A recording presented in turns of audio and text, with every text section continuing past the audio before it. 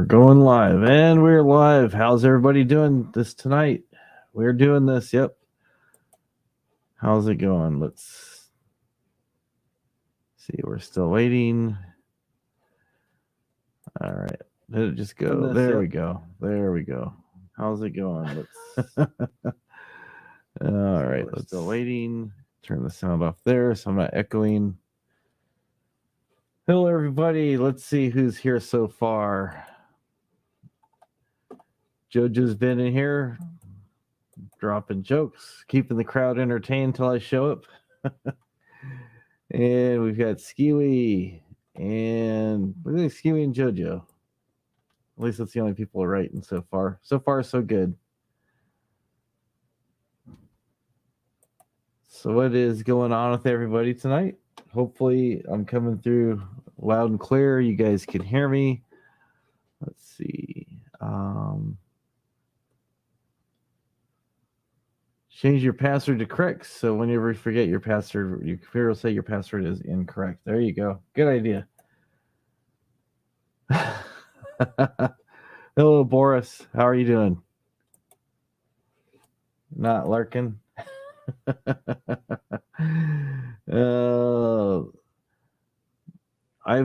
clear like Windex. Thank you for that. Boris is not lurking.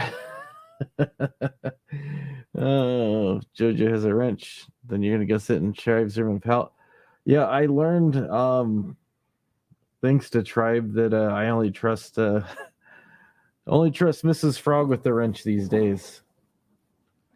She usually because last time I let Tribe get a wrench, he says, "Hey, can I get a wrench to post something real quick?" I'm like, "Okay, sure." And then he just like played whack-a-mole with everybody and kicked everybody up. Huh?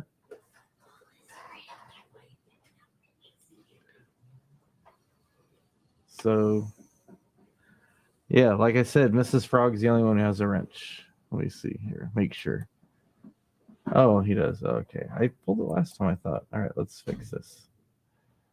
All right. Oh, that's right, because we were letting Jojo share something last week. There we go. All right. Make all the kids happy so the playground is friendly once again. Don't want all the kids to have a bad time.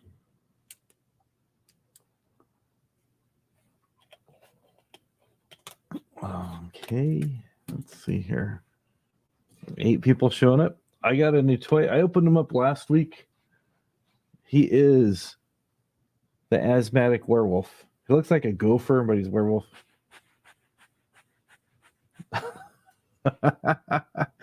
I'm sorry, Skiwi. You could be Tribe, pretend to be Skiwi, then you'll play whack-a-mole and make everybody mad at me. No fighting in the back seat. Don't make me turn the station wagon around. We'll go back home. No trip to Disneyland. I will definitely turn the station wagon around, and you don't want that.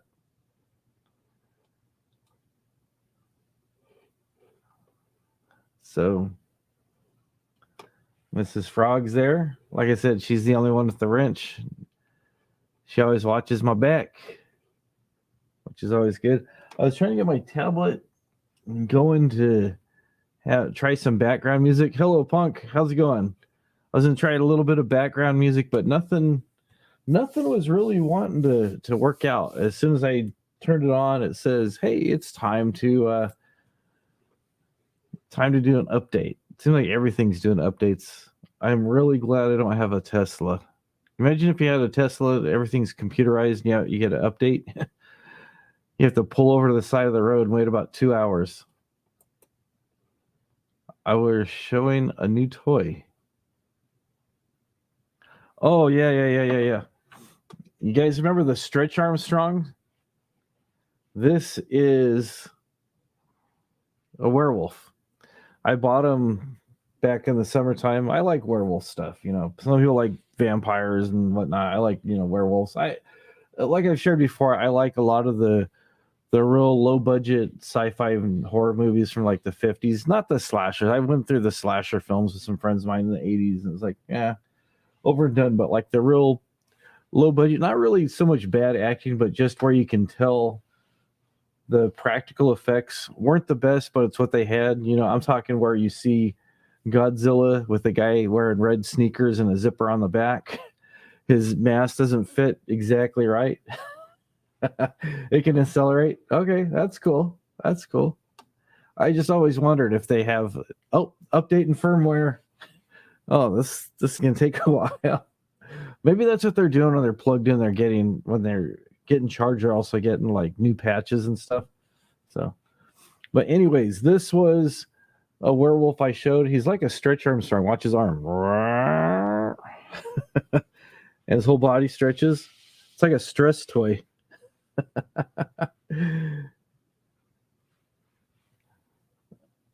I don't remember that movie. I remember Transylvania 65000. I saw it on one of the cable channels.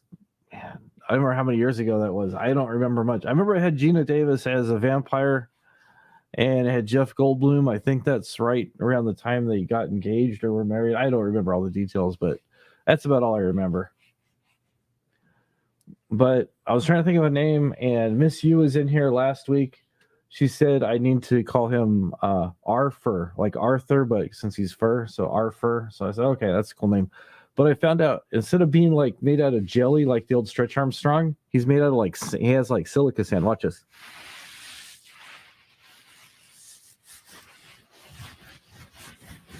So it's like ASMR.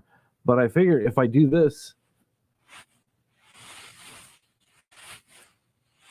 it's almost like he's asthmatic. Oh, the Monster Squad. I never saw that movie. Hello, Sapphire Blue. Good to see you. Yeah, I got my asthmatic werewolf toy. And I think his mother was a snake. Anaconda. No, just kidding. Watch his mouth. He goes, his head when we get over here. I'm amused by this most stupidest things, I tell you. Werewolf, their castle. Werewolf, their wolf. And then it turns into me singing Putting on the Ritz before you know it, right? All righty. Yeah, I always get toys, you know, I always have fun things to share, fun things to look at. I still got my wah down here. Boris sent me a wah. Still got that all hooked up.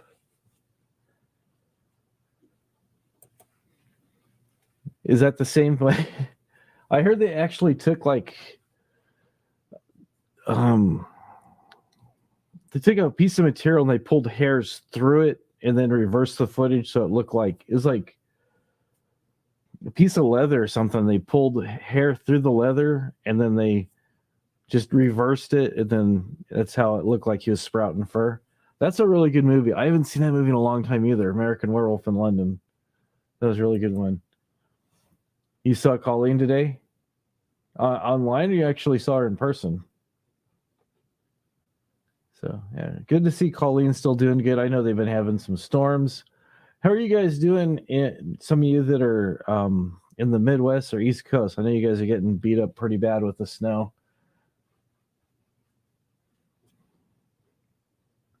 I heard some people are getting like 2 feet of snow, but it's been in the 70s. It's in the high 30s tonight, but during the day it's like in the mid 70s. Okay. Boris says we got pounded with snow. All right, let me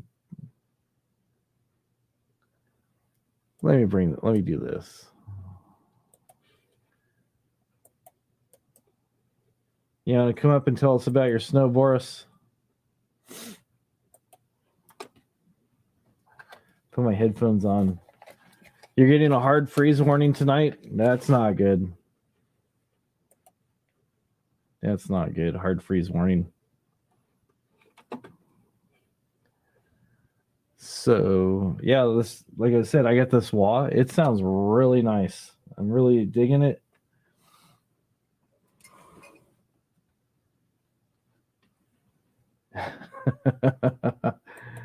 You got a foot of ice in your fridge? Hopefully you don't have a foot on ice, because that's what my neighbor used to do. One time I found a head in there. No, I'm just kidding. Actually, funny story. We were living next door to my sister-in-law and her kids, and somebody went pheasant hunting that she knew, and the kids wanted to save the pheasant. I guess they're gonna like cook it or something. I don't know. They just thought, hey, it was a good idea. They're gonna cook it. So I came home from work, and I look, and I see I've got this skinless bird or featherless bird with its head still attached. I'm just like staring at me. I'm like, what the heck is this? But it was one of those things. It was pretty wild. So, dude, do me a favor. Next time you're gonna give a blue thing. I never thought I was gonna be demoted in life from a businessman to a blue collar worker with a single wrench. At least give me half a toolbox. There you go. You need a whole toolbox, right? I need something to work with. One fucking wrench. What am I gonna do with that? Yeah, I know. How you doing, guys? Good, doing good, doing real good. All right, you gonna do a Berg song or a Elvis song? I don't do Bergs. I'll say. I keep hearing that guy's name, and it's always negative. I don't know what this guy's doing to ruin his name. It's always negative. I've never heard anything positive. Oh yeah, he's just another loudmouth. Poor guy, dude. I feel bad for him mentally. Yeah. Some of these people, they get on here and they start drinking and they start going after people, calling people names, and just. I'm on my third beer. That doesn't mean I'm gonna go AR-57 on people. Yeah. Some people shouldn't drink. That's why I stopped drinking years ago. So. I don't blame you. Me, it calms me down. At least it knocks me out at night after dealing with a child and a wife and a this and work and that's the just chills me. Yeah. I'm not getting on a motorcycle and hitting the road on Pacific Beach Highway. Yeah, that's a good thing. Some people remember what was it? What was that guy, Nick Nolte, or was doing cocaine off of his gas tank, and he hit the curb? Oh, it was probably Gary Busey. Gary Busey. Yeah, Nick Nolte, I think, was just drunk driving in the car, but yeah, Gary Busey was. Gary Busey, yes. Yeah. Whenever people say, "Man, I hate wearing a helmet," I go, "I got 2 words for you: Gary Busey." Gary Busey. That guy made it onto The Apprentice one time. Yeah, I saw him on there. And that was a fun show. Yeah. How many more beers does it take to knock you out? Oh, hey, squeeze me. A lot more. He's a funny guy. I'm going to call him Squeeze Me from now on. Squeeze me. Let me take these off. Is this person a man or a female, or what is he? Oh, he's male. He's male. Oh, he's male. Hey, he's confused then, because women are smarter than men. Let me take this off. Need to get some earbuds so these things. Miss South Park. That time there was no helmet law yet. That was, I remember that there was no helmet law. Yeah. I mean, right now they should mandate a helmet law for YouTube, because a lot of people are banging their heads. Yeah. My stepmom worked she'd been a nurse. She worked in peds later, but at that time she worked in the ER, and she had some nice horror stories to talk about people not wearing helmets on bikes, and even people with open face helmets. Just. Oh yeah. I respect all the ER workers, doctors, nurses, man. They're lifesavers. That's a hard job to do, especially in ER, because you're the initial contact. Yeah. Yeah, I wanted to be a paramedic, but I just couldn't afford to do it because they were only paying minimum wage to drive the ambulance. So I was like, I mean, when I was a kid, my friend tried to get me. We actually ended up at the recruitment office of the Army recruitment oh, okay. office. When I found out it was $720 a month, Yeah. I'm like, dude, I can't even pay a rent with that money. What Yeah. am I doing? Yeah. No, it was fun. I took my first part, the EMT certification. That was pretty easy, the class and stuff. I it came naturally to me. It was fun. And then I did the time in the hospital. I did like 3 8-hour shifts and stuff. And I kind of thought about maybe I should kind of change direction, going to nursing and stuff. But then other things started happening, and it's just like, you know what? I Yeah. just had to keep doing what I was doing and just go in different directions. So somebody wake up Bonnie. Bonnie works hard. Bonnie definitely works hard. Okay. Trying to Kathy for no reason. Oh boy. Yeah. Yeah, we need our medical people for sure. Nurses, paramedics, firefighters, and everybody. Especially those paramedics that fly in helicopters and have to land in awkward areas that they've never experienced before and try to rescue people. That's some balls, man. Yeah. Oh yeah.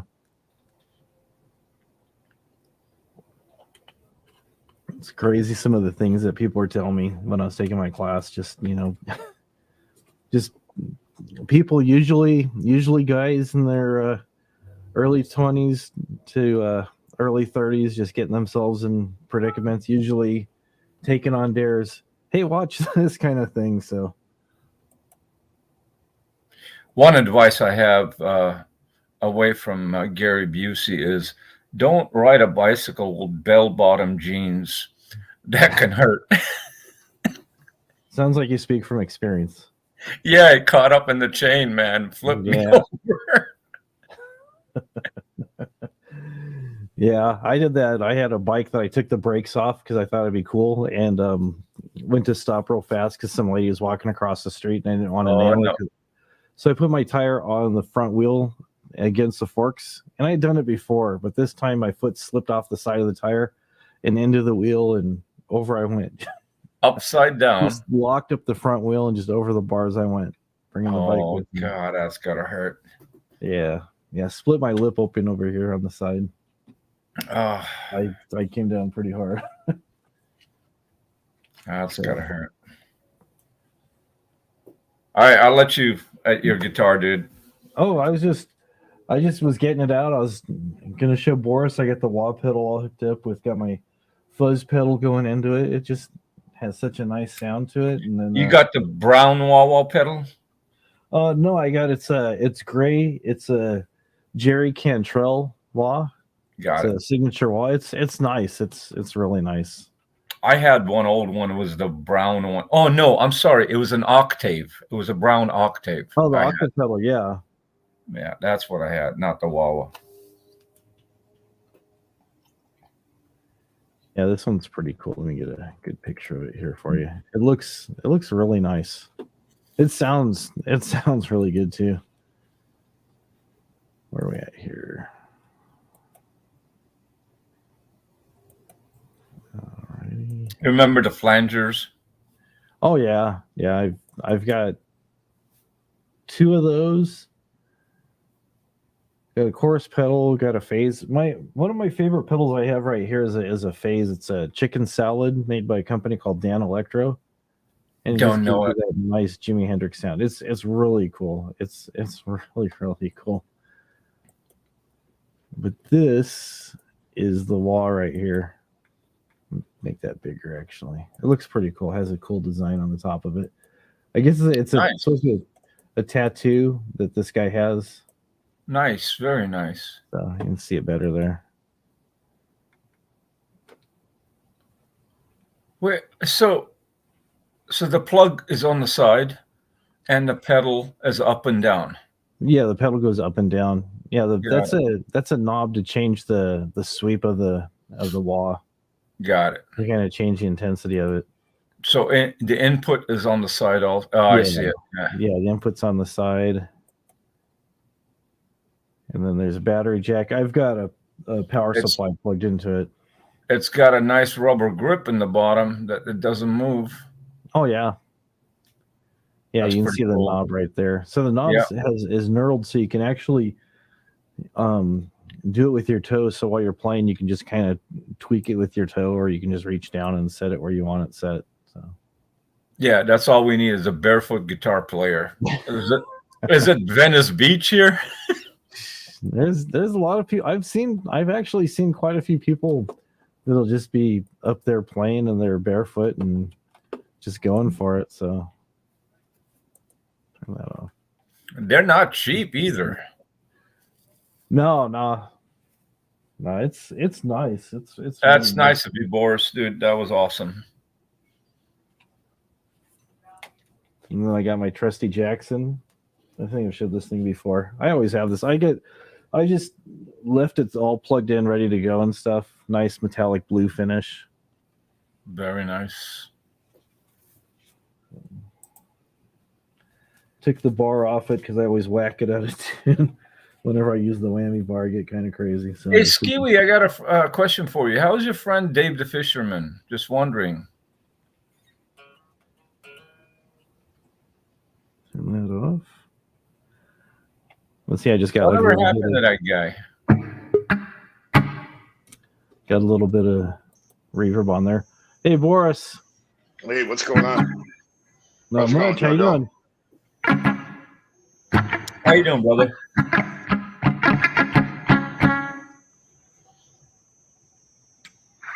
That's nice. Nice sound to it.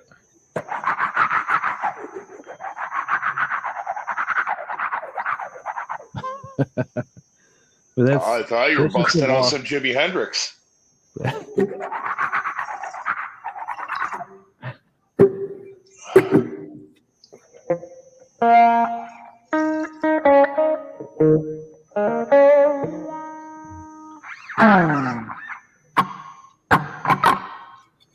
And what you just did right now, without bending a string? Yeah. No bend. Just going. Wow.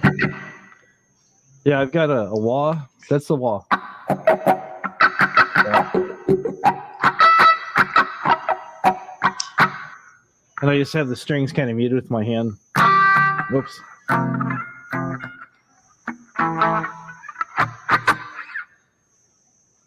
Yeah, it's a very advanced guitar technique that Bergs isn't aware of. Oh God, you had to ruin it, Boris. You guys were talking about him. Oh my God, I made a mistake. I apologize. But here's my phaser. I have the speed set a little higher, but it just kind of gives it like a warbly sound, for lack of a better term.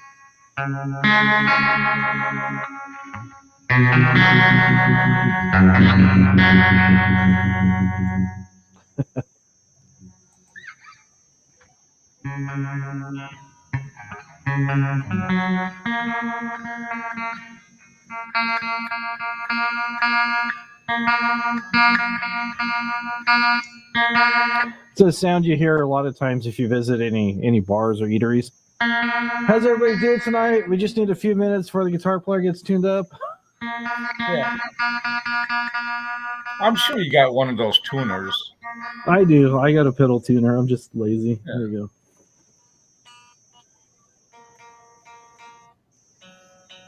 All I know is in West, the cops have showed up to your house a couple times. And if you got that pedal, I'm not going to be happy.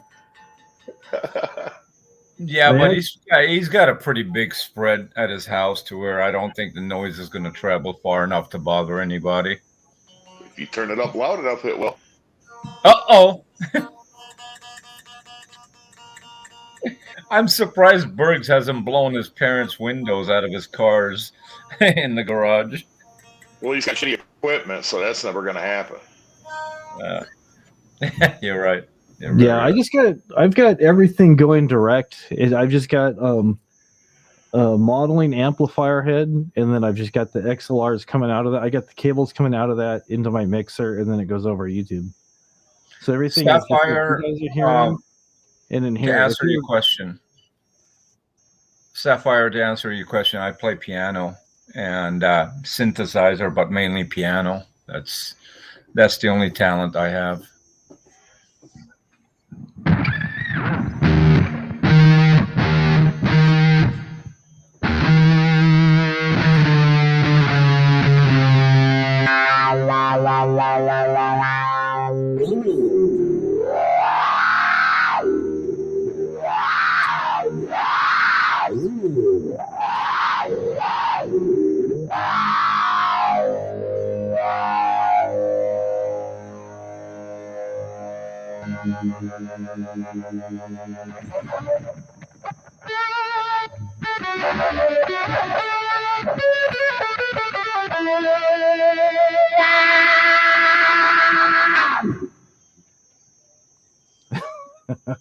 All right, that's enough. I don't want to torture you guys too much. My wife's all, man, my ears are bleeding. But it sounds so awesome, this wah. It just sounds so killer.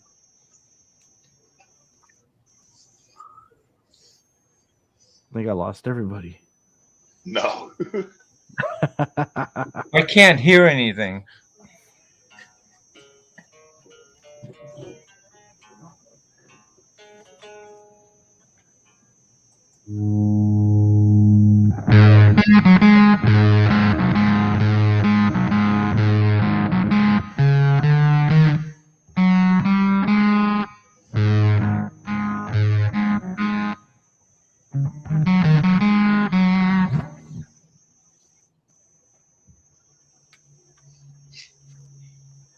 But yeah, that fuzz and the wah together, and just then kick on that phaser. It's just that's the sound.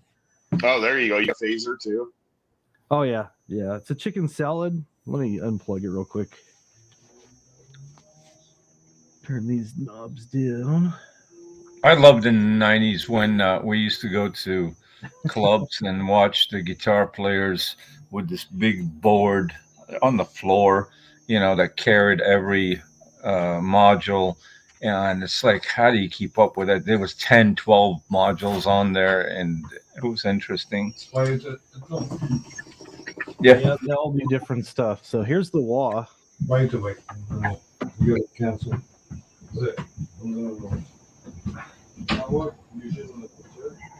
It's a lot bigger than it looked in the picture. That's it. That's a beautiful design too. That's cool. It's really cool. And then the tread on there is your foot stays in place, doesn't slip off. It has little rubber feet so they stay in place too. And then it has the lyrics to a song that they did called Rainier Fog. Yeah, that whole album is awesome. That's a good song. I finally got around to listen to it. I've listened to it like 5 times now. It's good. I like it. That whole album's killer. I'll be back, guys. All right. That whole album's killer, and his use of the wah on that is just insane. And then here's what I'm using. I've got a couple different phasers, but this one is actually, I really like. This is a chicken salad phase. Oh, okay. It's made by Dan Electro. There is a mod you can do, and you're supposed to drill a hole because there's another knob right here. And I was drilling, and then the plastic kind of it grabbed, and then it kind of cracked. I'm like, oh well. But you can adjust it, and you can kind of fine tune it. And then also the way this works is it's there's a light bulb inside that flashes, and you can change the intensity. The faster it flashes, it's the speed of the thing. And to make it more intense, some guy online was showing how there's a little black cube in there where the light bulb is. You take the cap off that, and you put a piece of aluminum foil, and you glue it, and it. I'm like, okay, I'll try it, and it actually worked really well. I was like, wow. And then I found one of these, and I did it for another friend of mine, but I was more careful the second time, so I had to make this big old nasty hole. It's just more of a straight hole, and I sent it off to him because the guy he sent me a chorus pedal, so I traded him. I sent him one of these instead, and he goes, dude, He goes, "That chicken salad is like my favorite pedal. It's like always on." I go, "Oh, it's cool." Yeah, the electros are nice pedals. Yeah. Oh, yeah. People don't like them because of the plastic case, but you know, if you're not touring and stuff, they last a while, and they do a lot of cool stuff.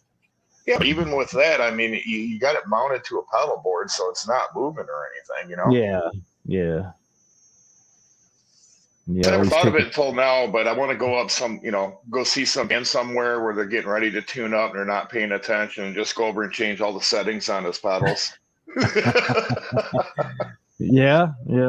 Some of the smart ones, they have these stickers that you can buy that actually have like diagrams at the knobs, and you can put like little marks where you have all your stuff.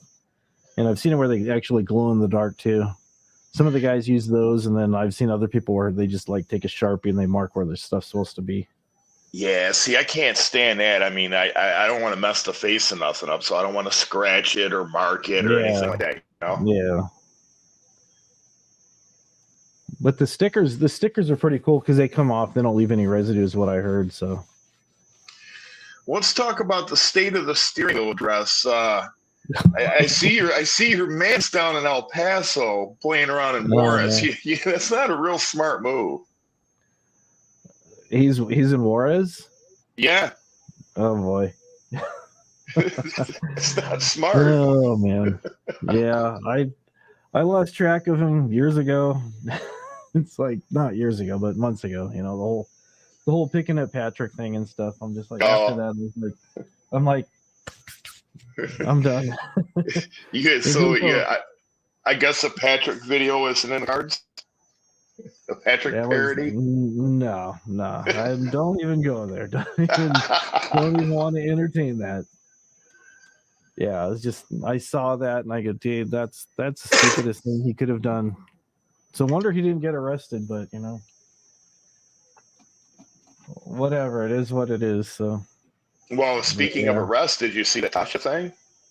I heard bits and pieces. I guess she had a breakdown and went crazy, and so that was about it.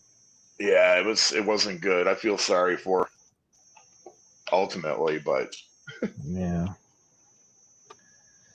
When you get to the point where you think your van is talking to you, it's problematic. It's either that or it's the OnStar, you know. Right. Yeah. Yeah, but yeah, that's, I mean, you know, mental illness and all that stuff's not nothing. It's not nothing. It's not anything to make jokes about. But, right. Know, I feel bad for them. Hopefully they get the help they need and stuff, but you know, it's like I don't know how anybody can stay sane living in the confines of a van. I know I couldn't. I can barely stay sane inside my house, or maybe it's just my ADHD. It's one of them. It can be done. It's not, you know, it just you got to get out though. You can't just sit in your van all the time. That's bad. Yeah. You start doing crazy stuff like pooping in Walmart bags, and it mentally breaks you down. It's just no good. No good at all. So then, I was, I've been talking to people about, I've been collecting records and stuff lately and stuff. And that's been fun. I've been meeting some people in some of the vinyl community and different areas and stuff. And it's like, I'm just rediscovering some music from my past. It's pretty cool. Yeah, I seen a couple of your videos on that. That's the thing, man. I mean, some of that vinyl. Well, first of all, that Ozzy record, you got that Ozzy album, The Diary of a Madman. Yeah. That's a classic on the Jet label. That's a classic. But yeah, that's the thing. I mean, even with YouTube going, listening to music and stuff like that, it's almost like the 7 Degrees of Kevin Bacon. I'll hit a music video and then look in the list as far as what's going. And you know, it's like, oh yeah, I forgot about that song because shit always pops up.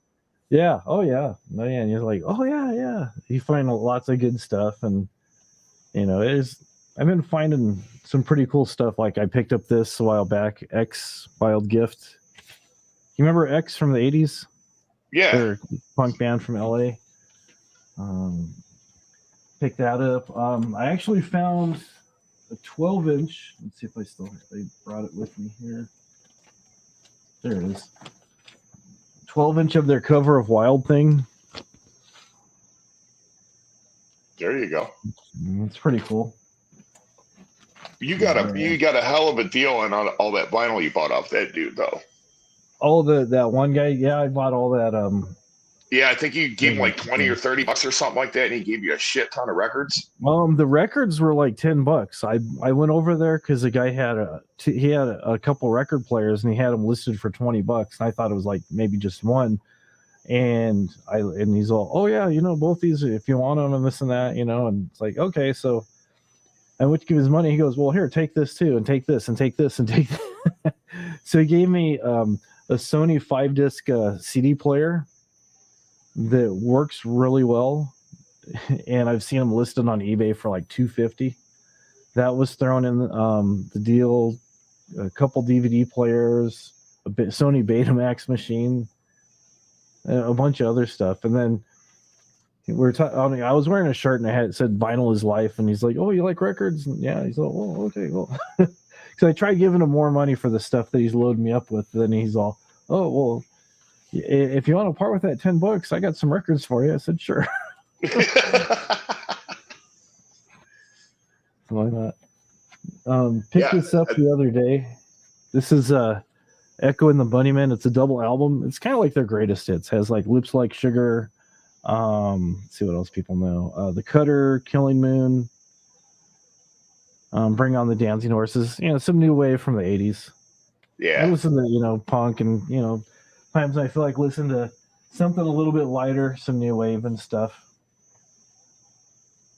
Listen, that was our era. I'd be lying if I told you I never listened to Missing Persons. Oh, speaking of Missing Persons. There you go. Yeah, my favorite song that they do, everybody talks about like Walking in LA and what are words, what are words for? Mental Hopscotch. Mental Hopscotch, yep. That's like my favorite song by them. Is it on that album that you got right there?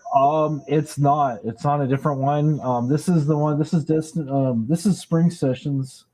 It's Spring Session. Well, the reason why I ask is because that particular track I don't think ever made a formal album. So you know how it goes. Sometimes you buy an album and it's like, wow, this one's rare because this track's on there, and now they're printing it. They're not putting it on there anymore. You know what I'm saying? Yeah.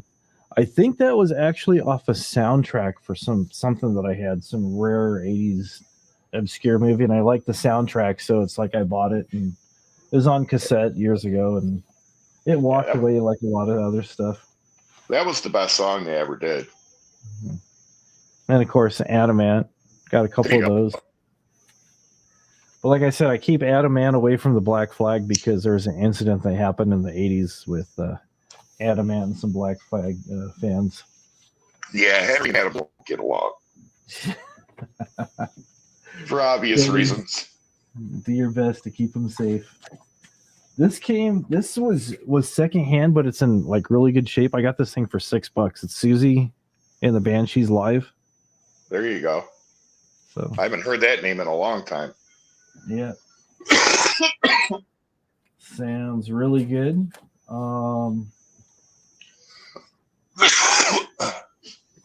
X Los Angeles, another X. Been listening to a lot of X lately. Remember Fear back in the day? Yeah. Yeah. This one's cool. This one is on bubblegum pink vinyl. That's interesting. I thought it was pretty funny. I'm all Fear on pink vinyl. Okay, yeah, I need that. It's just conversation piece, but I like Fear. This is definitely not new wave. It's punk, but same time period. So it seems like I'm drawn to a lot of music from my early teens and later. It's natural. It's the same for me. Well, I really don't listen to the radio, but the other day I put that's cool. I put the radio on, and it was like, for us, the main rock station is Riff. So I put Riff on, and it was like, I didn't even recognize any of the shit I was listening to. I know it's newer music, but it's like, man, this is garbage. Yeah. Yeah, this is Devo, Duty Now for the Future. There you go. It's on that Burgundy. Yeah, Beef Bologna is another Fear song. Yeah, Fear, one of the many bands to get, not many, but one of the couple of bands to get kicked off Saturday Night Live to never be allowed to play again there. Blondie's Greatest Hits. This is an original one. All the good songs in the back. There you go. I like a little Blondie. Yeah, Blondie's good. She's always been good. This was interesting. I picked this up as a recommendation at the record store I go to. They're a punk band out of Sweden. They're called Imperial Leather. They got a girl singing for them, but sounds really good.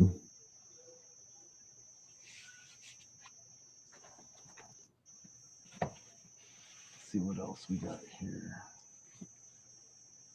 Have you ever seen those? Have you ever seen those YouTube videos for the like musicians and shit? They call them icons. Oh yeah. Yeah, there's one with Jerry Cantrell, and he's sitting on the thumbnail. He's sitting in front of a huge wall of vinyl. It's like, Jesus, look at all those records. Uh huh. I mean, literally, it's a wall of vinyl. Yeah. But when you got Jerry Cantrell money, I'm sure you can afford that. Yeah. They got kicked off the show because they started a big mosh pit that turned into a riot with people rushing the stage and throwing stuff around. So they're worried about people getting hurt. So they got kicked off and they are banned from ever appearing on there ever again. Wow. Yeah, it's pretty wild. There's a video on YouTube where you see a little bit of it, and then we had a sports arena ban all the rock bands for, well, now the arena's tore down, but they banned like all the rock bands and shit from playing there for a long time. It turned out to be a very glorious thing. It was Sepultura, Biohazard, White Zombie, Pantera, and they made the mistake of putting chairs on main floor. And first a chair or two started getting ripped up, and then a couple chairs started getting ripped up, and then rows of chairs started getting ripped up. And so what they did is they banned all the hard rock groups from playing there. So what ended up happening is they all had to find other venues to play Detroit when they came here. So they started playing like State Fairgrounds, Coliseum, and shit like that. Mm-hmm. Well, I see White Zombie on the Astro Creep tour at the State Fair Coliseum. It's a general admission ticket. And there's not a bad seat in the house. It's almost like no matter where you're at, your main floor. So it turned into about a year and a half of all the bands that you wanted to see. You were damn near on stage with them. So it turned into a great thing. Yeah. That's awesome. Yeah. That's awesome. Yeah, but records, it's like people go, oh, records sound terrible. I've discovered if you just, keep them clean and keep your cover on, don't get anything dust on stuff, and then clean stuff when it does start to get dusty or looks even suspect, you're fine. But yeah, a lot of those people that say that though are a lot younger and they've never listened to the vinyl. There's something to be said about that little cracking and popping of the needle when it's going through, you know what I'm saying. Yeah. Oh yeah. This was something I found a while back. I'm not sure if I shared this on here live or maybe it's just a video I did. But this band here, Organized Crime. I went to school with a couple of the guys, and then they, a lot of these bands, they have, different musicians go in and out. One of the guys that played drums for them, not on this one, but on another one, he was good friends with my wife, and he passed away last year. But it's pretty cool to find something. I found this at a record store by me, like 50 miles away from where I used to live. Wow. Well, your vinyl collection will not be complete until you have some David Hasselhoff records. Yeah. That or Buster Poindexter. But I do have some New York Dolls, so that's a start. Well, I think if you get some David Hasselhoff, you'll take the vinyl community by storm. There you go. People will be leaving records on your front step saying, "I'm not worthy." Yeah. And this is pretty cool. I picked this up. This were these guys, the Huntingtons. They're Ramones cover band, and they got to play at CBGB's before they closed with Joey Ramone doing vocals, which is like super cool. There you go. See, I'm hating on you, dude, because I mean, California kind of sucks, but where you live at, man, there's so much cool stuff there. Yeah, there's a lot of cool things. You just kind of keep your eyes open and stuff. So I mean, there's the good and the bad. So yeah, well, you get that with everything. I just try to look for the good. Yeah. Oh yeah. You have to.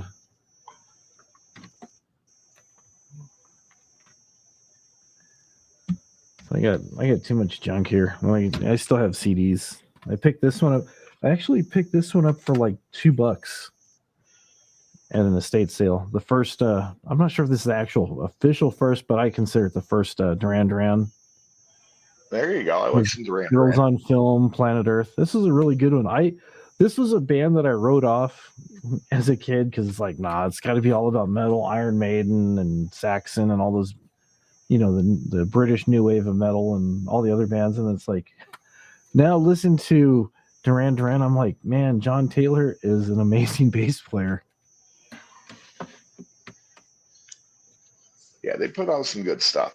Yeah. When I was pretty formative as far as music goes, my best friend, he had a very, very wide range of musical tastes. So he kind of influenced me on that. So I'm listening to anything basically. Yeah, I do the same. It's like, I would have friends I'd hang out with and they're like, oh no, this is, and I'd listen to like anything pretty much other than country because I just kind of had an oversaturation of country as a kid, but that's like how it is with anything. I'll even do a little country too. I just don't like the old school stuff where it's like, you listen to it and it makes you want to pull out a blade and cut your throat or something. Yeah, a guy at work calls it suicide music. There you go.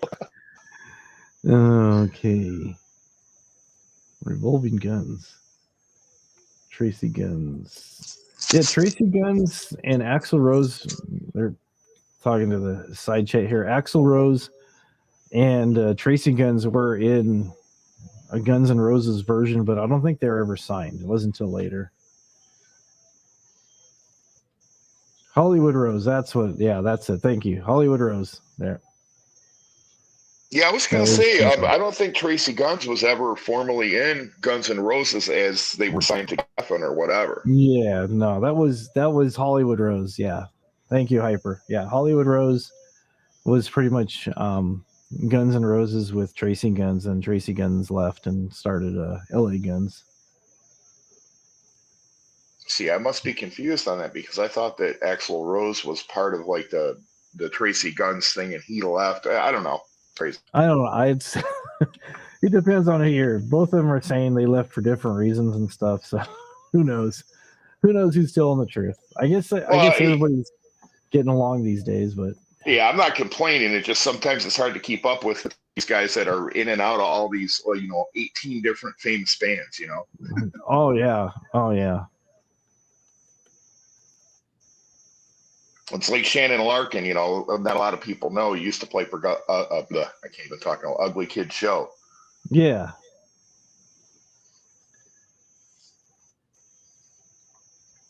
Okay, yeah, because he was in there before. According to Google, he was in the band before Slash. It was pretty much him, Axel, and Izzy. Oh, okay. So, but that's but Google, you can't always trust Google. Well, I know Duff was kind of a walk-in, or whatever you want to call it. Yeah.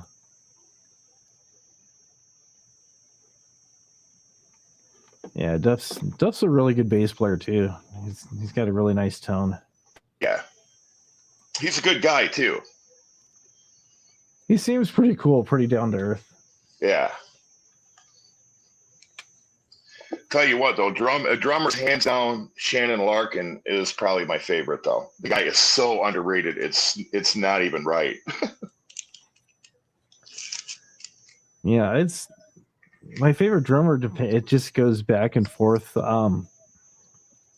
Lee Kerslake. He was with Uriah Heep for a while, and he also played on the first two Ozzy albums, even though they have Tommy Aldridge on the album. It was actually Lee Kerslake that was doing all the drum parts.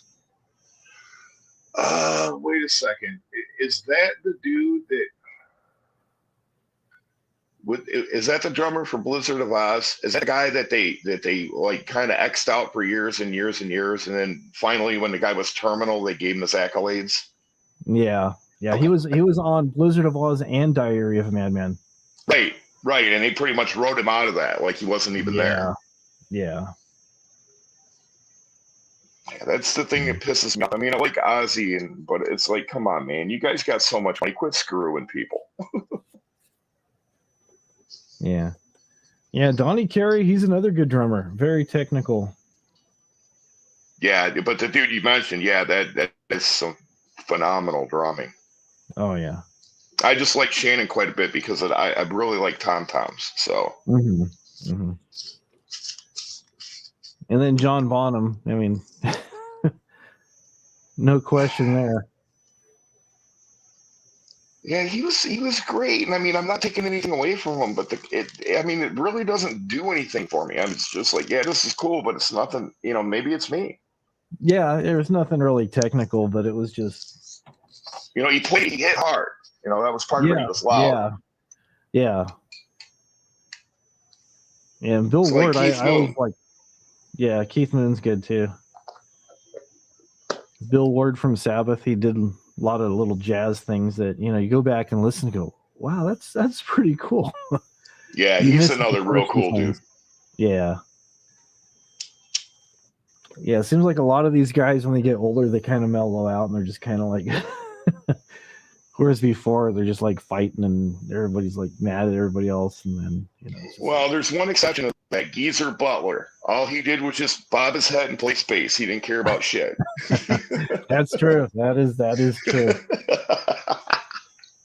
Yeah, a lot of people say, you can't even hear Geezer playing. He's like, I don't know. Listen. That distorted sound that you think is a guitar, that's actually Geezer. Right. You hear the higher pitched guitar, that's Tommy. They don't have two guitar players. They have a bass player and a guitar player, but kind of like he played lead bass, I guess you could say. Right.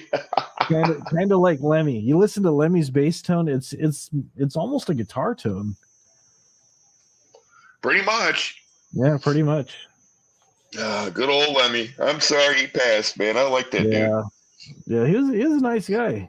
I never met him personally, but I heard him on different interviews and stuff, and it's just like when you see him playing and stuff, it's in his stage presence, you go, wow, this guy's not too cool, but then you get to hear him and he's like super down to earth and super chill, and you're like, wow. The thing that cracked me up.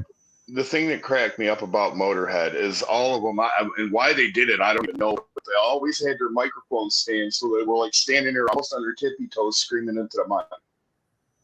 Mm-hmm.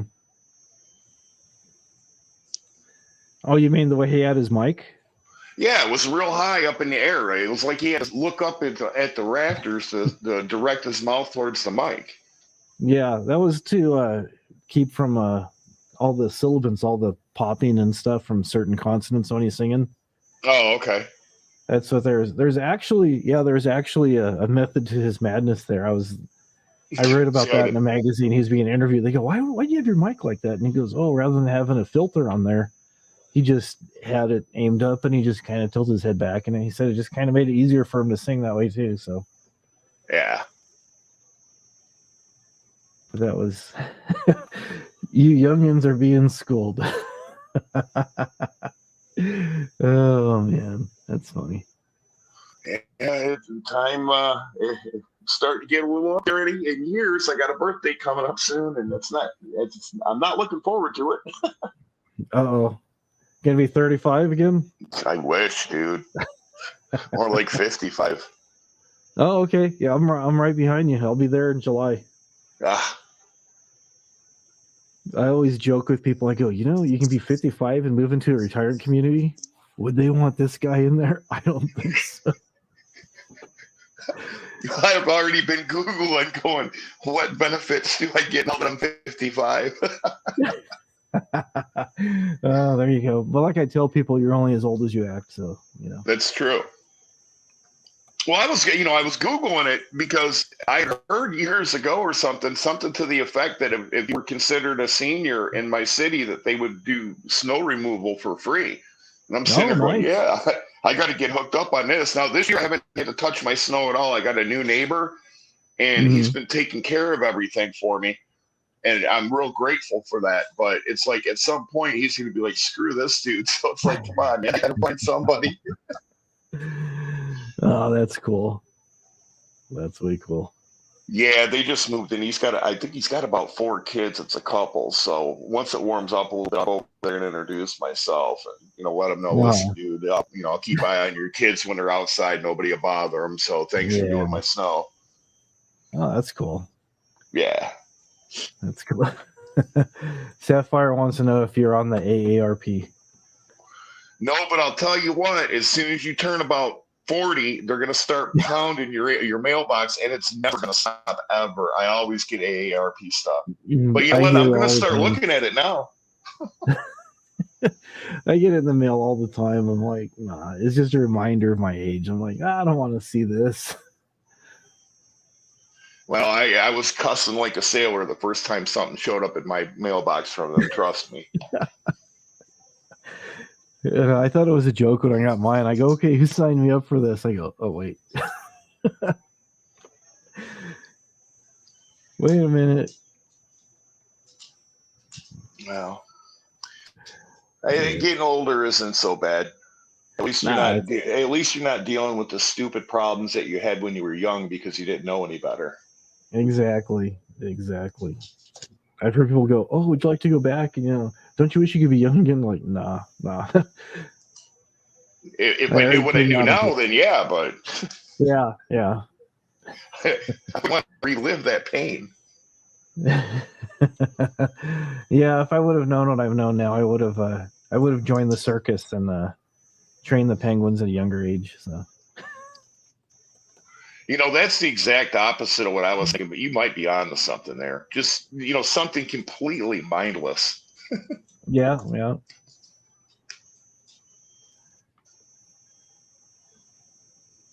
Where'd Jojo go?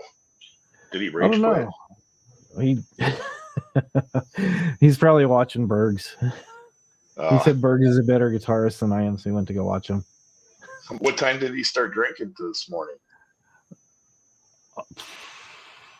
I don't know. I'm talking about Jojo. Oh, I don't know. He said he came on here and he said he was already had 3 put away. So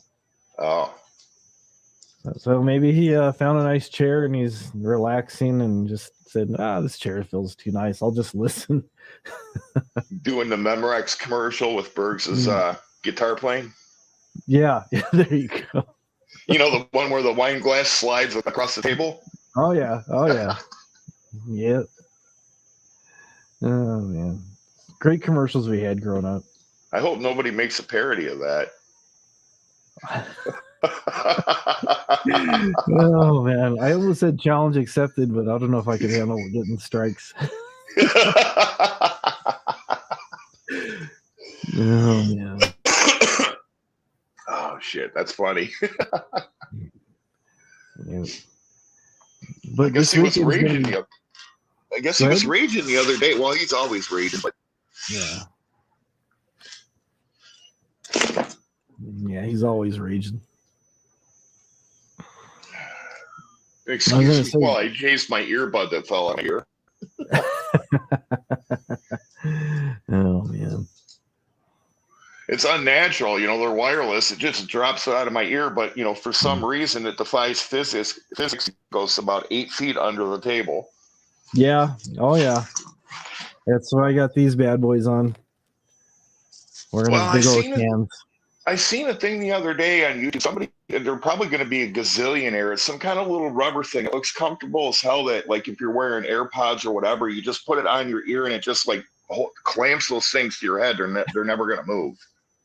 Yeah, but that could go bad. You ever seen The Jerk with the Optograb? No, I've never seen that movie. Well, you know what it's about, right? With Steve Martin, he finds out he's adopted, and he goes across the country trying to find himself, and he invents this little thing because this guy's glasses are sliding off his face. It's a little piece of metal with a little piece of foam that hits the bridge of his nose. He calls it an optigrab. So, and then it's a little handle and stuff. And what happens is he becomes a multimillionaire over this thing that he invented. And then he ends up getting sued because people became cross-eyed from focusing on the. It's great. So I think here are people inventing something like that. It's like, okay, people are gonna sue because they're getting a rash, or they're gonna get their earbuds stuck in their ear or something crazy. Right. No, I've only seen. I don't know why I've never watched that movie. I've only seen clips of it. My favorite one is where he's at that gas station and that guy's shooting at him, and he's hitting the oil cans, and he's like, "These cans are defective." He hates these cans. Yeah. No, more cans. It's a pretty funny movie. I mean, it's in light of today's environment. It's not too politically correct, but just take it as what it is. Don't take it too serious, and it's like it's a good laugh. Wow, that's the thing. I mean, the politically correct shit. Throw that out the window. I mean, loosen up a little bit, for God's sake. That's part of the problem. People need to laugh a little bit more. Yeah. People don't laugh. There's so many stupid things that people are getting all riled up about. I forget what the last thing I heard. It was something like super, super stupid. It was like, I can't even remember what it was now. It was like, I don't know whether your milk carton has a screw cap knob on the side or you open it from the little pointy thing. It was like, it wasn't that, but it was something as insignificant as that. You're just like, really? We're going here? Wow. What can you do? And that's the thing. People worry about shit like that, and it's really dumb in grand scheme of things. I mean, what they really need to be worried about right now is what's going on in the border of Ukraine, but, whatever, I guess. Mm-hmm. Yeah. Oh, well, as long as we got Bergs to entertain us, we're good. There you go. You can call it entertainment. Right.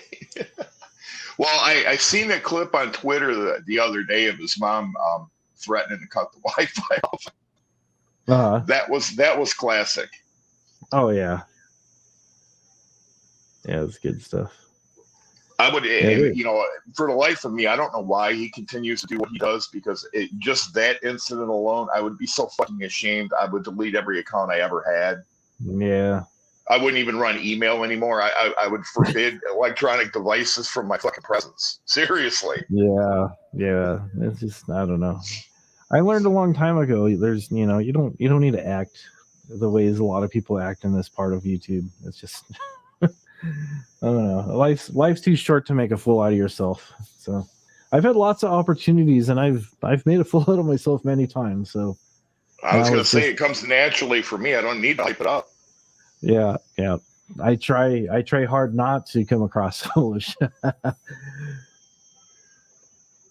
So yeah, Dusty's in here. Good to see you, Dusty. He's somebody that I met recently in the vinyl community, and he lives like about a half hour, 45 minutes away from me, which is pretty cool. There you go. He's a record guy. I gotta start playing some music on here one of these nights. Figure out what I can play and not get a strike, because I told you before I had my acoustic out and I was playing Hotel California, and then Mrs. Frog Jen, she asked me, she goes, "What happened to your video? Why didn't you post it?" I go, "I did." She goes, "Well, it's not showing up." So I went into the YouTube studio, and this has been blocked due to copyright issue. And I go, "Okay, let's see why." And I go, "Oh, okay, Hotel California." I think there's a way you can do it where you won't get struck, and it's some kind of premise where you have to do it, in the premise of a tutorial or a critique, or you know what I'm saying? Yeah, it's just like I didn't even play the whole song. I played through the verse twice, I think. Right. I think I've heard that before. It's very easy. All you got to do is grab your guitar, and while the song is playing, play on top of the song. It alters the rhythm, and you won't. Yeah, well, just playing with my acoustic by itself, I didn't think it was going to be a problem. I'm like, oh, I didn't know that. Yeah, it was just me playing my acoustic guitar by myself, just strumming the chords, not singing the words, not having any words on screen, just me playing my guitar. That was it.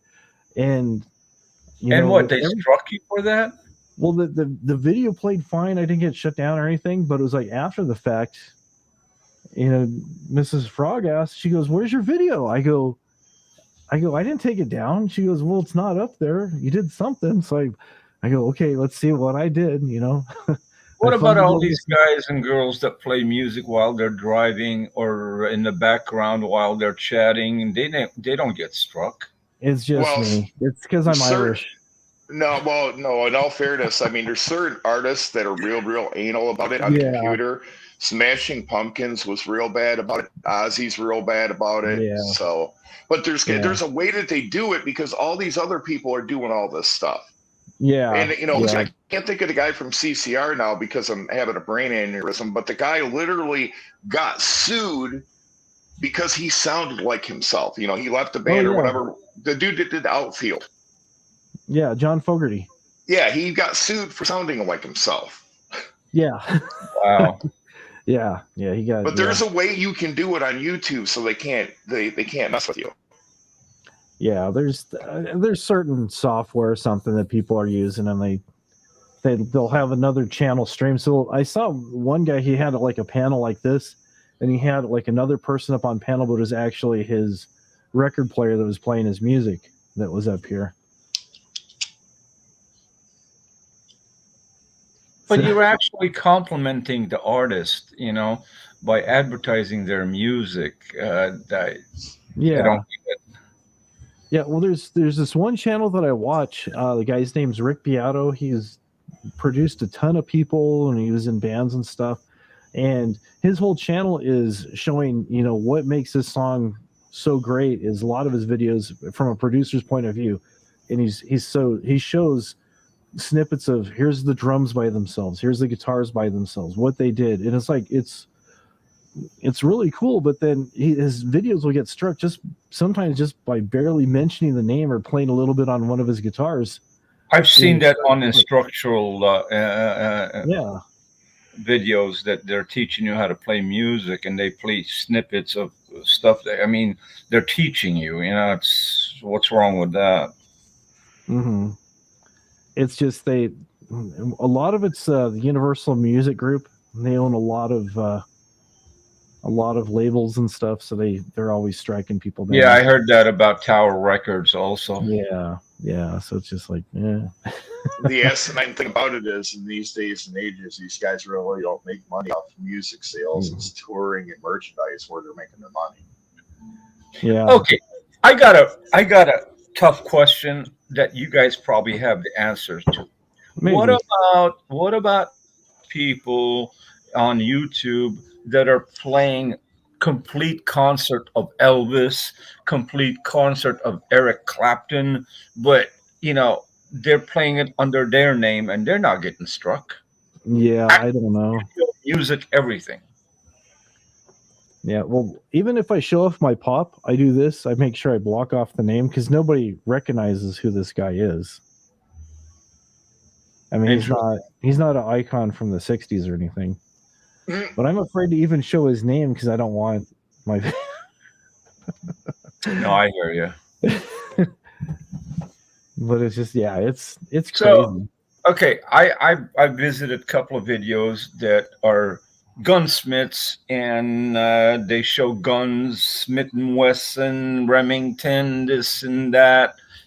They don't get struck, and they're showing you displays of the guns, how to use it, how to protect yourself, how to do this, but it's not their actual product that they built by their hand. It's someone else's product. They don't get struck. I'm talking only like guns, airplanes, simulators, all kinds of stuff. Those guys don't get struck; they get arrested. Oh shit! Oh shit! Okay, yeah, I'll close that chapter. I'd rather have the strike. Yeah. I'm sorry, Pasadena. My finger like a gun. Well, way back in the early days of my YouTube career, I guess you could say, I got struck a couple times because I was making a video and I had Airplane Repo on in the background, and I got I struck. love with it. It's that like, show. yeah, so do I. But it's like, who cares about airplane repo enough that you're going to strike a YouTube video? Yeah. Speaking of that show, Boris, that one gentleman that was the lead repo man in that show, how he found his way to penetrate through warehouses and so forth, so on, get into planes. He doesn't know the condition report. He doesn't have logs. He doesn't have books, and take a chance and get up in the air and get it back to where the repo location is. That is some balls. Oh my God. It was one way. I think it was him. If not, it was somebody on that show, but they snatched a plane from like Alaska or Canada, someplace up in the mountains, and they were up in the air. They were having problems with the plane, so they actually had to land the thing on a friggin' iceberg or something and do something to the plane and then take back off. It's like, talk about cojones. Wow. But yeah, you're right though, man. I mean, that's a lot that guy goes through to do that. And I mean, just snatching the plane, just getting to the point of being able to snatch the plane is a huge feat anyway. Yeah. To get a hold of the plane to begin with, just the initial entry. And what about, remember, Boris, the yacht repo guys? Yeah, that's another good one. That's another crazy one, man. I used to become mesmerized. I used to just watch that show like crazy. They would repo a yacht right off the dock in front of the owner, and balls, just pure balls. Yep. Well, yeah, you're going to get this yacht or whatever. You don't really have it yet, and not necessarily with a yacht, but you're going to get this boat. You don't even have it really yet, and the guy's coming for you. The guy looks like he's about 45, kind of skinny, and here's this big, young, buff dude coming. He's pissed because the buff dude. Yeah, the buff dude. He was a little off though, but yeah, all he had mostly is the muscle and the what do you call it? The image that will scare you off. Mm-hmm. Yeah. The guys that are really nuts are the repo guys going after cars and stuff like that. The stuff they do is insane. Yeah. But yeah, it's a great show. I got struck because of that show, though. Unbelievable. Another show that I really liked is the ones the fishing show, not Marlin. Deadliest Catch? No, you're getting close. The ones that go bluefin tuna.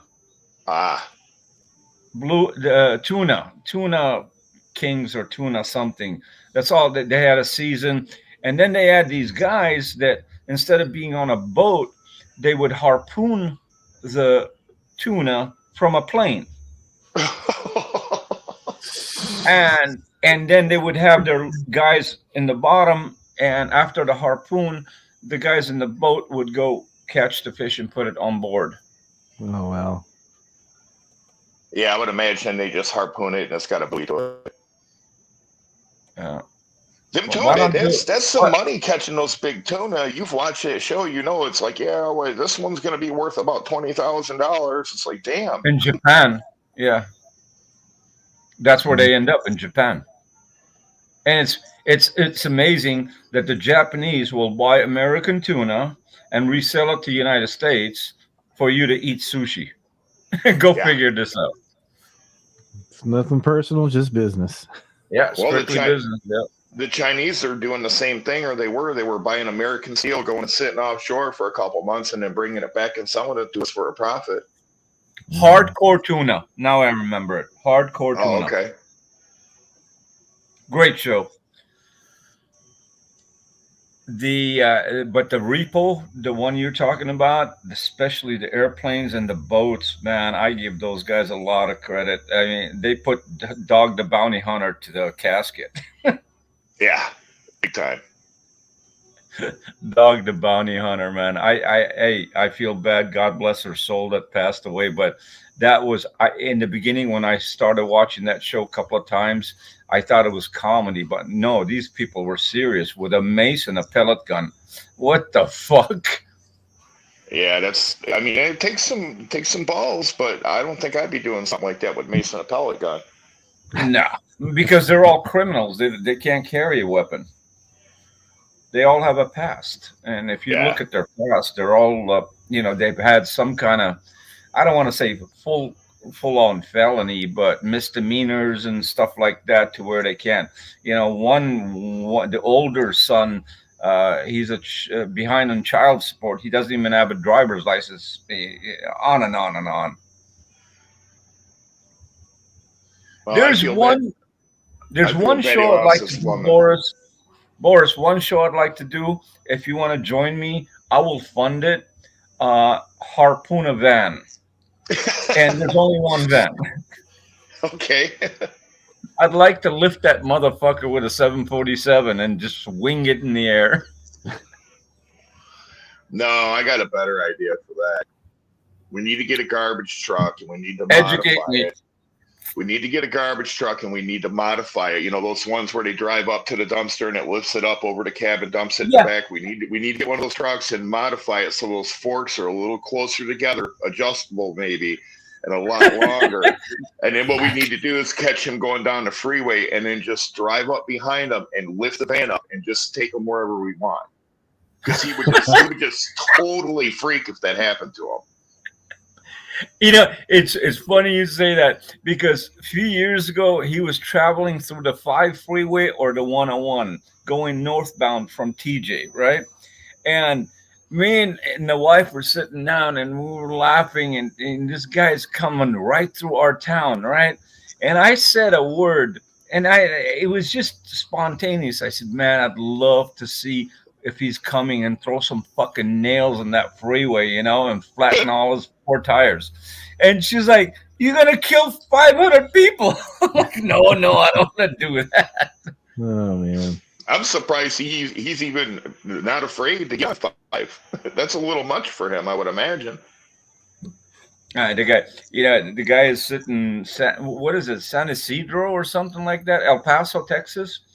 Yeah. And Ciudad Juarez. Ciudad means city. Juarez. It's Juarez.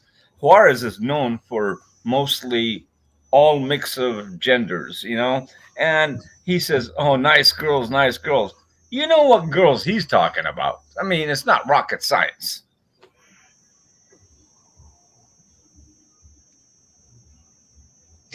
I like T-bone steak. I don't like T-bone girls. Well, he just needs to worry that he don't run across the wrong people that kidnap him and force him to give him his PIN number to his bank account. Oh, shit. Well, they're going to be fucking disappointed. He'll give him the Google AdSense number. Listen, I've been on those border towns many, many times, and I've had many, many opportunities to go over to Mexico. But you know what? There ain't nothing over in Mexico worth my life. Yeah, I've done it in my early years. When you're young and you don't care, you've gone there. I mean, I've been to the border to where they're washing your windshield and trying to sell you chicles. And but we used to go down because we were underage. We can drink all we want over there.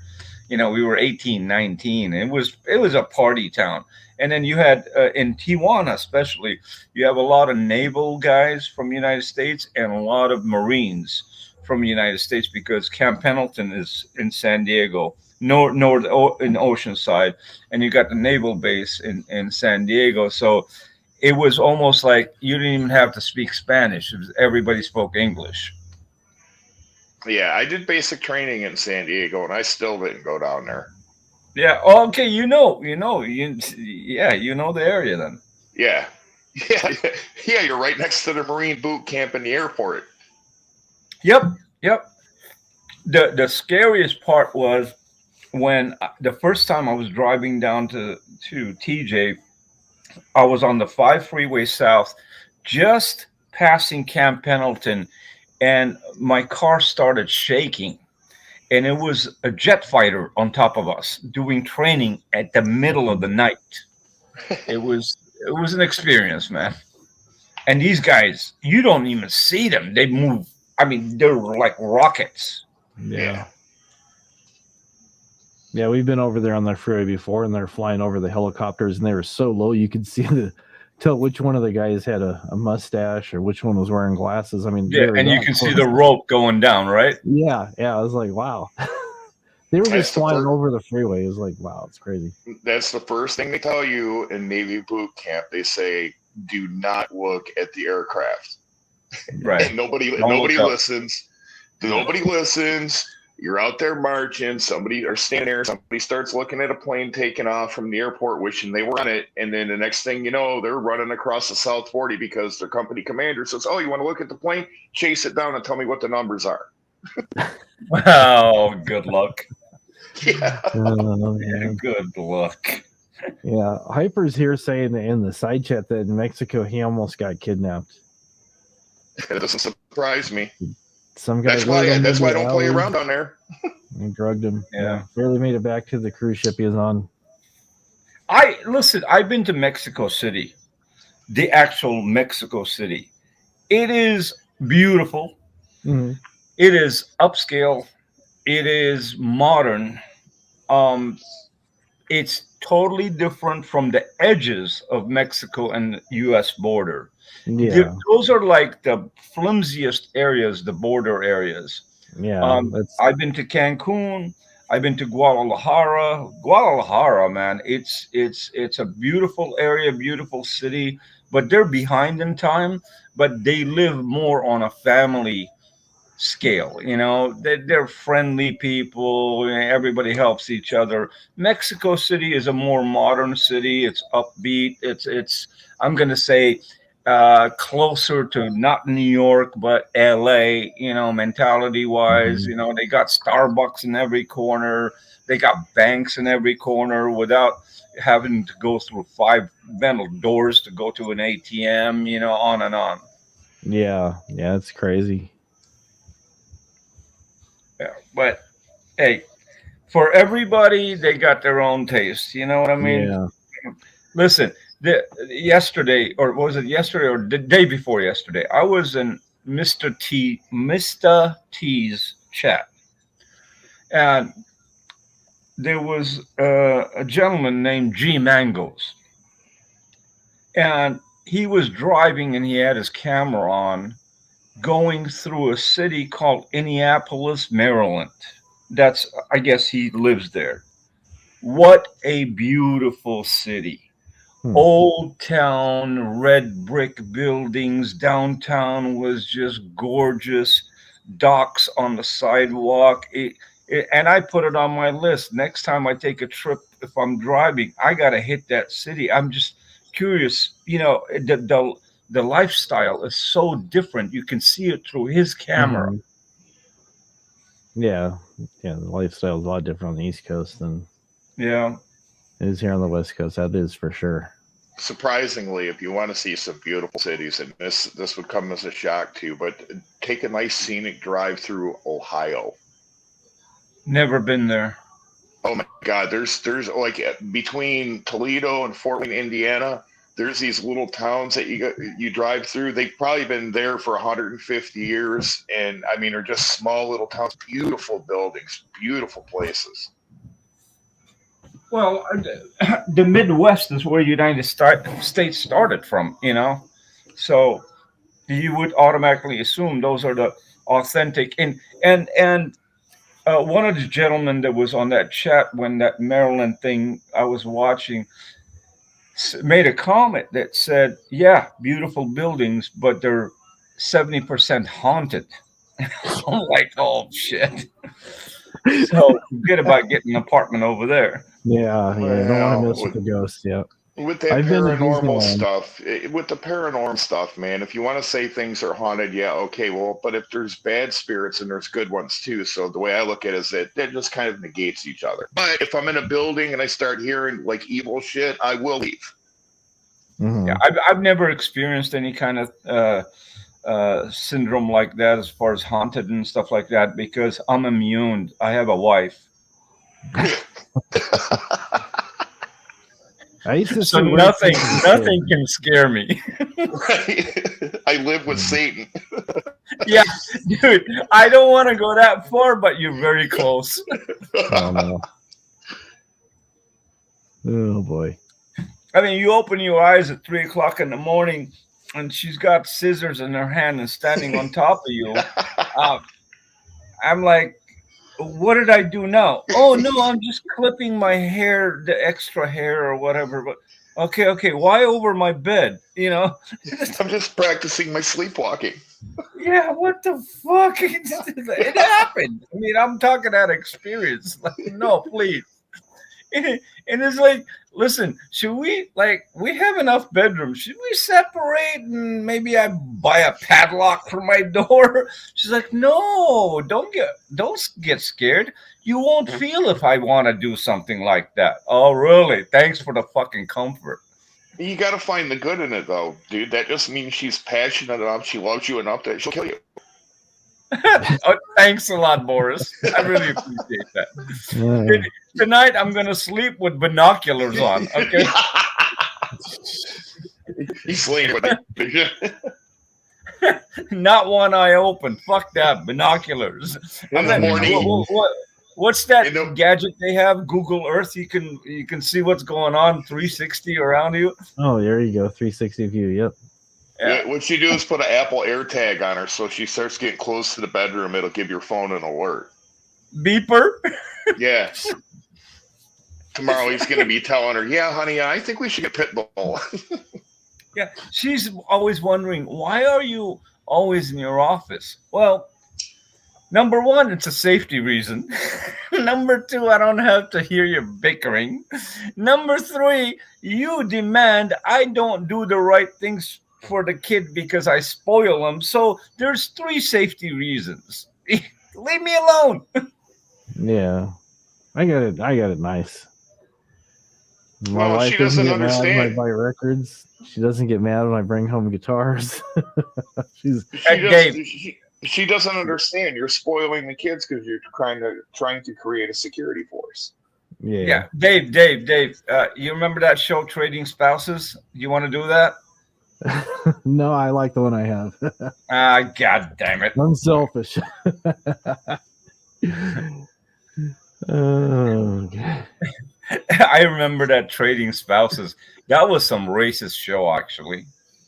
You know, they take a. I don't even want to get into it, but it was racist. It was just racist. The ones that amaze me are these people, these couples where it's a man and a woman, and then they bring another woman into the relationship, but it's like 2 wives type thing. I don't even know what you call it, but that's just crazy to try to deal with 2. It's called suicide. One of them is going to kill you. Right. It was crazy. This one, the original wife, they were bringing in a second wife, and her thing is she had to control the second wife's diet because. Is this like the Mormon thing? No, it's even worse. This is like mainstream shit. But she was wanting to control the woman's pH so that their cycles would be something crazy. Oh. And her diet, it was just, and it's like this dude's sitting here all happy, and I'm thinking, dude, your happiness is going to turn into misery in about 3 months. So, Jesus Christ. Yeah. Oh man. Yeah, there's a lot of weird things on YouTube. It's like after a while you just go, nope. One thing I would have loved that show to do, the Trading Spouses, take a redneck from Mississippi, from the bayous, and put him in New York, in Manhattan, with a elite woman from the fucking Champagne Society. Yeah, somebody like off of Duck Dynasty. Duck Dynasty, yes. Or what about the Gator Fighters? Oh, the Gator Fighters, so they have to put subtitles underneath because you can't understand what they're saying. I don't know. Was it half French and half English? I couldn't. I think he's speaking like French or Creole, or he's just mumbling. I'm not sure what he's doing. It's interesting. Yeah, half the time he's talking normal, then all at once he's all. It says Troy says we should go over here. And yeah, but I want the specific dude off that show. I want the dude that he never shoots it with a gun. He's always using a hook and pulling it in with a hook by hand. Yeah, he's always snagging them. He doesn't set traps. He's always snagging them. Yeah. That show put Crocodile Dundee out of business. Yeah.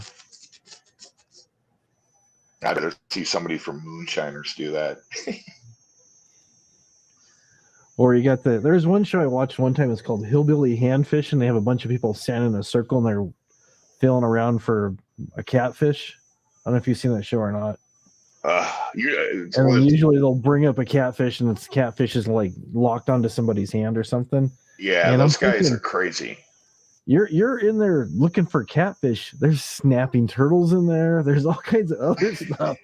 Yeah. You can't lose a finger, lose a hand, you know. Oh man. Well, I worked with some guys one time that, hey, the guy tells me, he's like, yeah, after work, we're going to go up to this place and we're going to bob for trout. I'm like, yeah, you're full of shit. I'm like, I'm not interested anyway.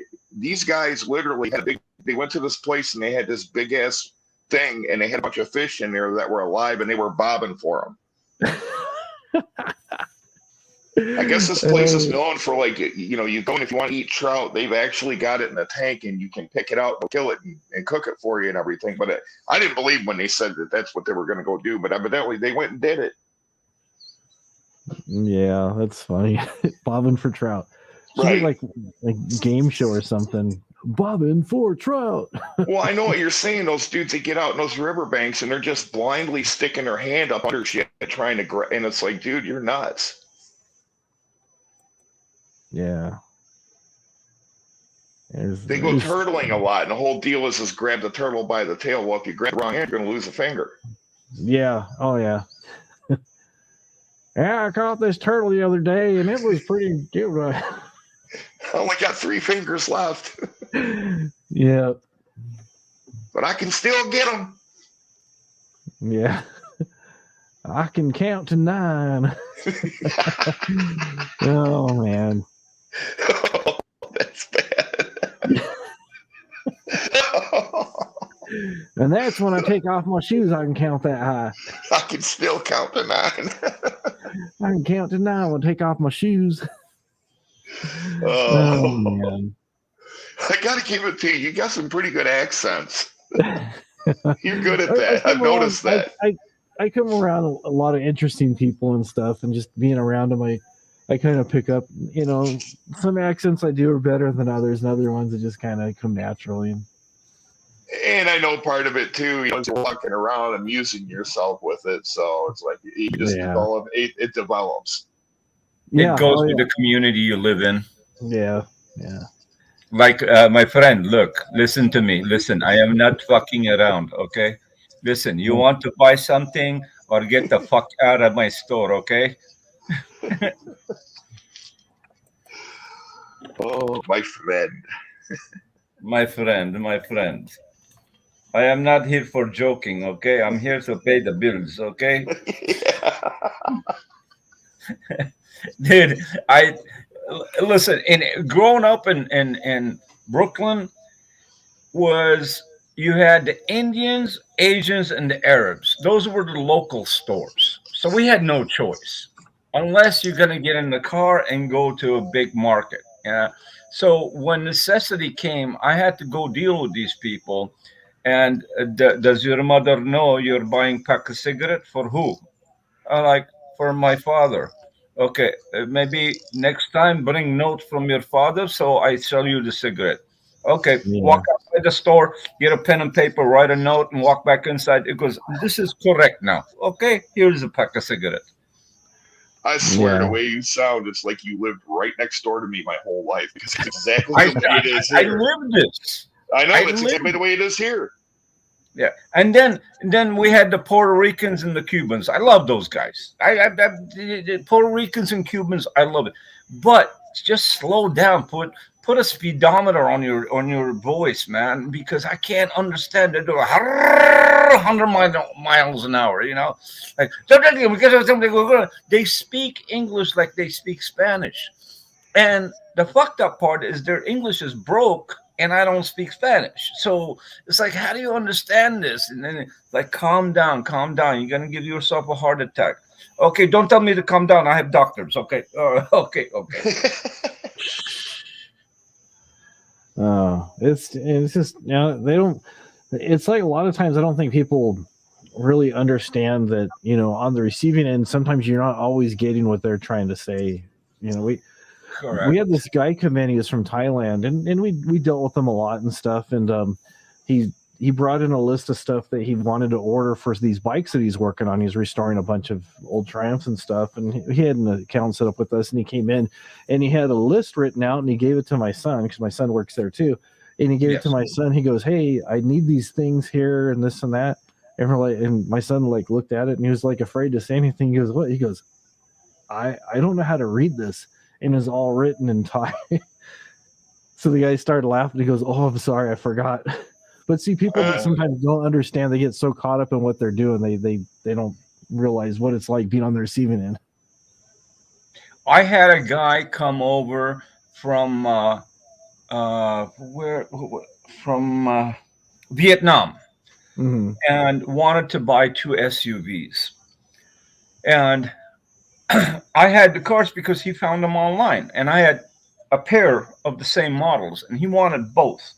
And my salesman came up to me. He goes, "I got a weird one. We have no communication right here. This guy starts writing on the paper what he means in half-ass English, and some Chinese, Asian, Taiwanese, whatever language." I said, "Listen, man, do me a favor. Here. Tell him, wait, put your hand, the right hand, on a timeout, okay? Here's $100. Go to Office Depot and buy one of those translators." So I sent my salesman. He got the translator, came back, and he had to program it from that guy's language to English. And then he told him speak, and the guy starts speaking. And then we understand what he's saying. He wants to transport them. He's willing to pay for the transport. He doesn't want to pay the sales tax because he wanted shipped. So he's avoiding the sales tax. Great. As long as we take him to the port and we get a bill of lading, we're good. All right? Fine. Deal is done. Money transferred, wire transfer, all done. And finally, he tells my salesman, "I want that machine." And my salesman tells him it's $500. He gives him 5 $100 bills. It was $89. Oh, wow. Well, there you go. I'll never forget that day. This is a few years ago. Yeah, those translating devices, I'm sure they've saved a lot of people's bacon a lot of times. Yeah. Yeah. It helped. It helped us. We sold 2 vehicles, and it was in the middle of the hard time, this pandemic, man. Yeah. It's not like people are flocking in to buy cars. No. So it's good that that guy showed up and stuff. And yeah, those translators, they save you a lot of time. I know I had to use a Google Translate because I did something to a phone that I had, and I accidentally switched it over to Russian, and I couldn't get it off. Did you get a Russian bride out of it? I did not get a Russian bride. I already had a bride. I didn't need another one. So I'm like, what am I going to do? It's called a spare tire. Yeah. I was going to try to contact my carrier and ask what to do because it had it was called Robin. It was like Siri, but it was on Android. Right. What do I do? Then I'm thinking, oh yeah, Google Translate. So I go switch back to English, and I transfer it, and then I put my phone down by the speaker, and as soon as I did that, it fixed it. I was like, nice. Thank you, Google Translate. I thought my phone was toast. I'm like, okay, I'm never gonna fix this phone. Either I'm gonna learn to speak Russian better than Putin, or I just need a new phone. And I'm just like, I was trying everything. I was resetting my phone. I'm trying to remember. Okay, I think the third one down, I think is the language. I'm not sure. It's been a while. I don't really get into there. I'm like, wait a minute. So I'm like, it was a last ditch effort. I'm like, okay, let's see if this works. And it worked instantly. I'm like, oh. Here's one for you, Hot Frog. So I had this Harley Davidson Deluxe, 2015. And we get a phone call. My salesman tells me this guy's coming over, and he said, "Take it off the internet. I own it. That's it." So I said, "Take it off the internet. Just make it pending, Mhm. So he makes it pending. The guy comes, Australian guy, super nice guy, walks in, looks at the bike. I said, you know, our insurance doesn't cover you to ride the bike. He goes, no, I don't need to ride the. He pays for the bike. It's a done deal. And he goes, I'll pick it up tomorrow. Mhm. And he didn't pay sales tax because he said it's for export, which we're used to, you know. Mhm. Mhm. And he comes back the next day with two other guys and says, can I borrow a corner? I said, a corner to do what? He goes, I need to work on the bike. I'm like, no problem. I got plenty of room. And then he's got a U-Haul van, Mhm. and they dismantled the bike down to bolts and nuts, Oh yeah, yeah. put the whole thing in the van, labeled, itemized, boxed. And I didn't say anything until I finally, when he's saying goodbye, because he was a very nice guy, I had to say goodbye to him. I said, why'd you do this? He goes, because the taxation. Yeah. We take him into Australia as parts. Yeah, And exactly. Exactly. yeah, I had no idea. It was like a fresh experience for me. And they Yeah. Wow. take them as parts and they put them together in Australia in order not to pay the excise tax or import or export tax. I don't know, whatever tax. Yeah, it's from what I understand, it's quite a bit. He probably saved, I would guess, probably a couple thousand by doing that. I swear to God, when they were done, the biggest part of the bike was the frame. Yeah, yeah. Everything else was just minute. Wow, that's amazing. How long did it take him to do all that? 4 hours. Wow, that's pretty good. That's pretty good. It was three guys. Yeah, It's not it was bad. interesting. God, if I ever did that, I'd never be able to put it back together. I get well. The guy knew what he was doing because he's looked like he's done it before. Mhm. I'd be bolting a piston onto a fork going, is this right? The only thing he asked me for and paid for it is to dispose of the fuel and the oil. Hmm. And we put them in containers and we took them to AutoZone and they take them. And that's the only thing that he asked me for. Wow, that's pretty good to strip down a whole bike in 4 hours. Wow. Yeah. Can you imagine these guys were thieves? Where's Shit. my bike? It was here yesterday. Where's my Scion? God damn. Yeah, All I got yeah. is a hubcap. Yep. Life goals. Oh man, sorry, I didn't see Seal Hater. How you doing, brother? We were just Yeah. talking earlier. Yeah, Still Haters. He's been here for a little while. Yeah, I seen him earlier Yeah. when you posted his comment. I don't have the side chat up. Yeah. We were talking earlier. I had a live stream. I had to run to Bob's Big Boy because I like to make the round and get a burger and see what's for sale, but there's nothing for sale. And if there is something for sale, they're asking the moon. Yeah. Yeah, last time I went to Bob's was about 6 years ago. About maybe 7 years ago. They're back. It's hopping, Yeah. especially the car nights. I go to the one in Toluca Lake, which is between Burbank and North Hollywood. Hmm. It's on Riverside Drive. It used to be a buyer's and seller's place years ago. Hmm. Now it's become more of a show place. That rhythm is dead. It's like you don't hardly see for sale sign. If you see one, it's double the price. Yeah. See, I live in perpetual car show. They're everywhere here. It's just now the snow's out, so but as soon as it gets nice, you're gonna see everything under the moon. That's the nice part about living here. Boris, I'm sure you told me before, but I forgot. What state were you from? Oh, I live just north of Detroit. Oh, the good life. Yeah. Okay. Yeah, I live like 4 miles north of the city limits. Yeah. All right. Yeah, you're living good. Yeah, so I mean, at any given time, I can be sitting at a light, some badass vet with a blower pull up next to me. So Nice. That's a visual you cannot take out of your head. Yeah, well, there's some guy I've seen for years. He must live around here. I see him running around in the summer. He's got like a silver and gray two-tone Chevelle. It looks like it just rolled off the showroom.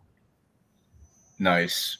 Yeah, Nice. he's got chrome wheelie bars on the back and shit. A parachute. It's real nice.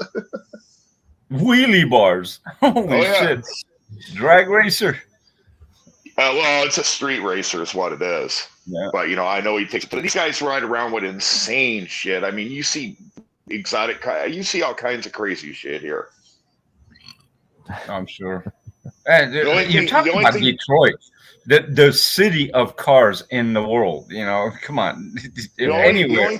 The only thing you really don't see a lot here of, you see it in Houston, is like those guys down there with the slabs. They get like the big Ford LTDs and put those wide ass spoke rims on there that stick out like 3 feet. You don't see that type of shit here, but you don't see a lot of shit on switches here. Yeah, well, if you ever come to LA and you see a car bouncing up and down, don't get scared. Right. And I'm talking about lowriders. I mean, these things stay on one wheel. I don't know how the hell they do it, man, but they do it. Well, there's a YouTube channel. It's a big channel. The guy's hilarious, though. It's called That Was Epic. That's the name of the channel. And he's got this character that he plays. He's like Cholo, the Mexican gangster or whatever. And he runs around in a lowrider. He does a lot of three-wheeling and stuff. He'll go through a drive-through and order a Coke. And then when the guy goes to hand him the Coke, he'll start hitting the switches so he drops the Coke on the ground. Holy shit. Here's pretty funny. You said a word that I haven't heard in years, a cholo. Okay, the handful of cholos left are like 80 years old over here. I swear to God, that whole trend is, the cars are still around, but the actual cholo with the tattoos and a tank top, wife beater, that's over with. Yeah, well, that's what he's doing. Is he's running around with the wife beater and the plaid flannel With the headband, and he's doing crazy shit. But he does a lot of other stuff that's crazy too. He's got money. It's a huge channel. He goes to these colleges and he'll like sneak up to somebody listening in headphones, and he'll take scissors and clip the wire on their headphones, and then he'll give them a pair of Apple AirPods and go, "Here you go. I'm just doing a video." Oh, okay. You know what's funny that you're saying that with the clipping the headphones? This is what I dealt with half an hour ago. Is with my kid, this computer and Minecraft. I mean, goddamn, he's not even 3. He's on that goddamn. I don't want to say the word, but it's like, get off. And I thought to myself, I'm thinking very intelligent. Let me kill the Wi-Fi, right? And then he will think the computer went bad, right? Meanwhile, I'm screwing myself. I'm gonna lose Wi-Fi too. So it's like it's a lose-lose fucking situation. Well, you got to get creative. Put his stuff on a password, and when he says, "Why is yours still working?" and be like, "Oh, well, this is downloaded to my hard drive." See, I would do that, but when I step away 10 feet, I would feel guilty. Right. Mm. And then when the kid is telling me is that, "Daddy, no school tomorrow." Oh, man, it burns your heart, Daddy, no school tomorrow. I sleep till 10 o'clock. And then 10 o'clock, I sleep to noon sometimes, But then I just feel guilty. I couldn't do it. I said, listen, how about getting some food? Once he eats, he gets a little bloated. He'll fall asleep. No, he ate. It's like I gave him 2 9-volt batteries and went right back at it. Oh, yeah. Well, you're kind of screwed because kids these days, they learn so damn quick. If you turn the Wi-Fi off, he'd just be like, "Well, why don't you turn your hotspot on your phone for me?" So okay, Boris, let me relate to our age. Back in my day versus today, I'd rather have my kid indoors in front of me doing computer gaming or whatever versus when I was growing up, I was on the street playing with bicycles and strangers that I don't know from Adam, and my mother would yell out the window to get back in the house, you know? Mhm. Oh, I agree. I agree. Yeah, so there's a up for everything, and hey, he wants to play here. At least he's in front of my eyes, in front of his mother's eyes. That lady, whatever, who she calls herself wife. I don't know. I haven't seen the marriage certificate in a long time. I want to have it re-verified, and I'm gonna use what's his name, Giuliani, to verify my marriage certificate. Oh, you know it's serious when Giuliani's getting involved. Yeah, I'm gonna hire him. I want this recertified. I want the vote count again. How many witnesses were there when I got married? Well, you could have a loophole on that because, if you've been married for a long time, you could go and just verify and see if the witnesses are still alive. Oh, thank you. That's the thing. See, if you whoa. can get rid of all the witnesses, you might be able to get out of it. Then I gotta call Sammy the Bull Gravano. I think he's retired. Yeah, he's the only one can handle that problem for me. Yeah, he might know somebody. Yeah, Maybe. He's good at witness intimidation. You know, he knows how to talk to them. You know, in a nice way, over a donut and coffee. Right. I hate politics, man. All politicians are criminals, and all criminals are politicians in my There book. you go. Yeah. I don't like that crap, but I want my marriage certificate recertified.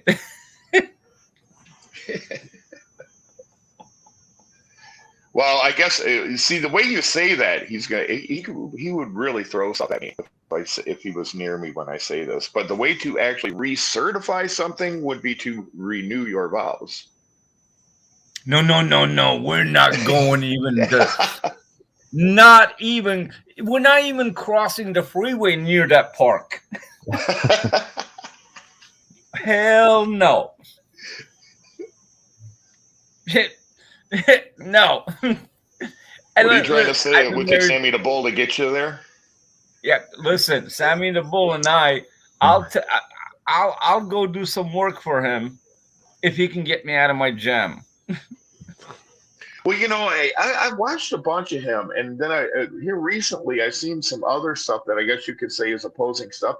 He's actually confessed 18 murders.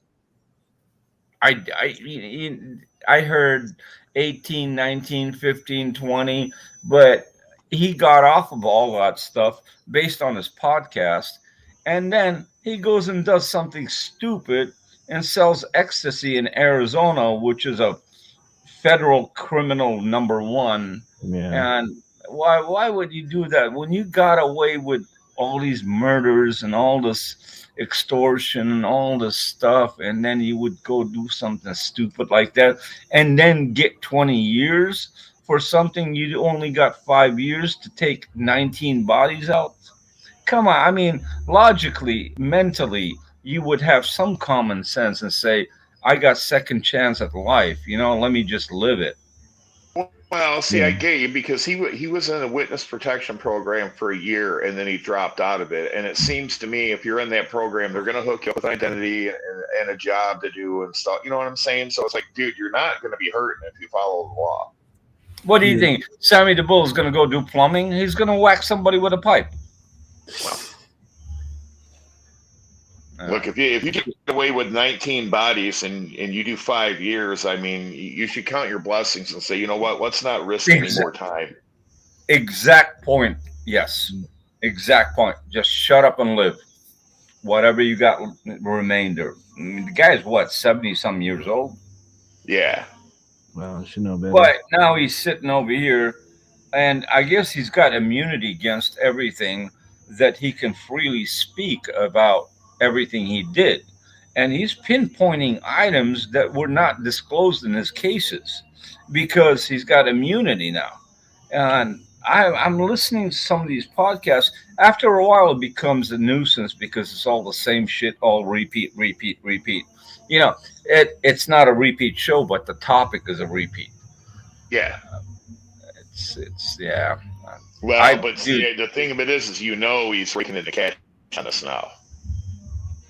Say that again. He's raking in the cash on us now. Oh, yeah, probably. Hey, God bless him, dude. He's still right. alive. Yeah, God bless him. But dude, I see a line of ants on the sidewalk. I step on the side. I can't even step on an ant. Nevertheless, to take a life, forget the stomach. That's some mental shit, man. Oh yeah. I think I ran over a squirrel by accident, and I pulled over. This was like 15 years ago, trying to see if the squirrel was still alive, and I was crazy enough to call animal shelter and said, they're like, just drive away. I'm like, no, maybe you can help this. We're not coming out for a squirrel. And I just drove away, and I still can't get that out of my mind. Yeah, going back to something you were saying earlier, me and Mrs. Frog, we did renew our vows.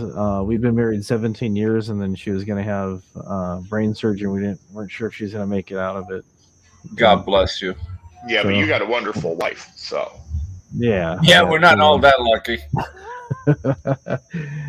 Yeah. I told you, Dave, I'll do the wife swap.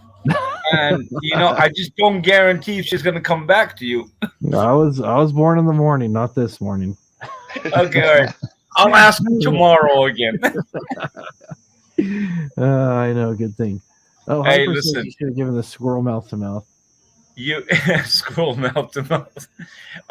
But on a serious note, we all bicker and laugh, and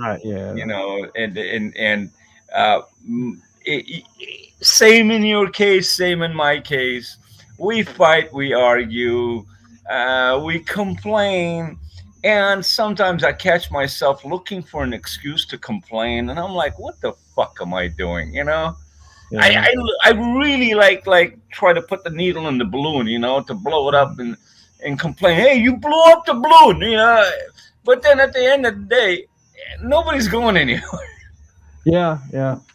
But rather than raising my blood pressure and fight, I do this. I have a great wife, but I love the shit talking. She talks shit about me. I talk shit about her. Yeah. And I enjoy it when I talk shit about her towards with her friends. Oh, that's the best. Yeah. She burned the cookies yesterday. You know that? Oh, okay. She left the toilet, didn't flush it. Oh, okay. And women defend each other. I didn't know that. Holy cow. Oh, man. They gather all the information and flip it on you. Well, when you see them going to the bathroom together, that's when they're getting the intel. Yeah, in the 80s, they used to go there to powder their faces. And then in the 90s, they used to go there to powder their... And now they go in there to gossip about their husbands and how fucked up life is. Meanwhile, they don't appreciate how they're living. Mm. I'm not talking about anybody's wife. I'm talking only about my experience. Your experience, generalities, yeah. So, yeah, thanks, Seal. Seal, come on up, dude. Well, I say this kind of tongue-in-cheek, but I am serious about it, and I've said it recently, as a matter of fact. What people don't realize is women do run the world. They just let us think we do. Yeah. And I've had people argue it with me, and it's like, listen, I'm just going to end your argument right here. Women control the population. That's a win by default, because if women say, you know what, I think mankind needs to go extinct, they control that. I'm going to agree with you to disagree with you, Boris. You have a great point. But the fact that you said women run the world, if I didn't have my woman next to me, I would be lost in both financially or not knowing what to do in life, but she keeps it together. There you go. This is my case. Yeah. I'm only speaking about my case. And you know, I don't need a calendar with a wife. She reminds me every day what needs to be done. There you go.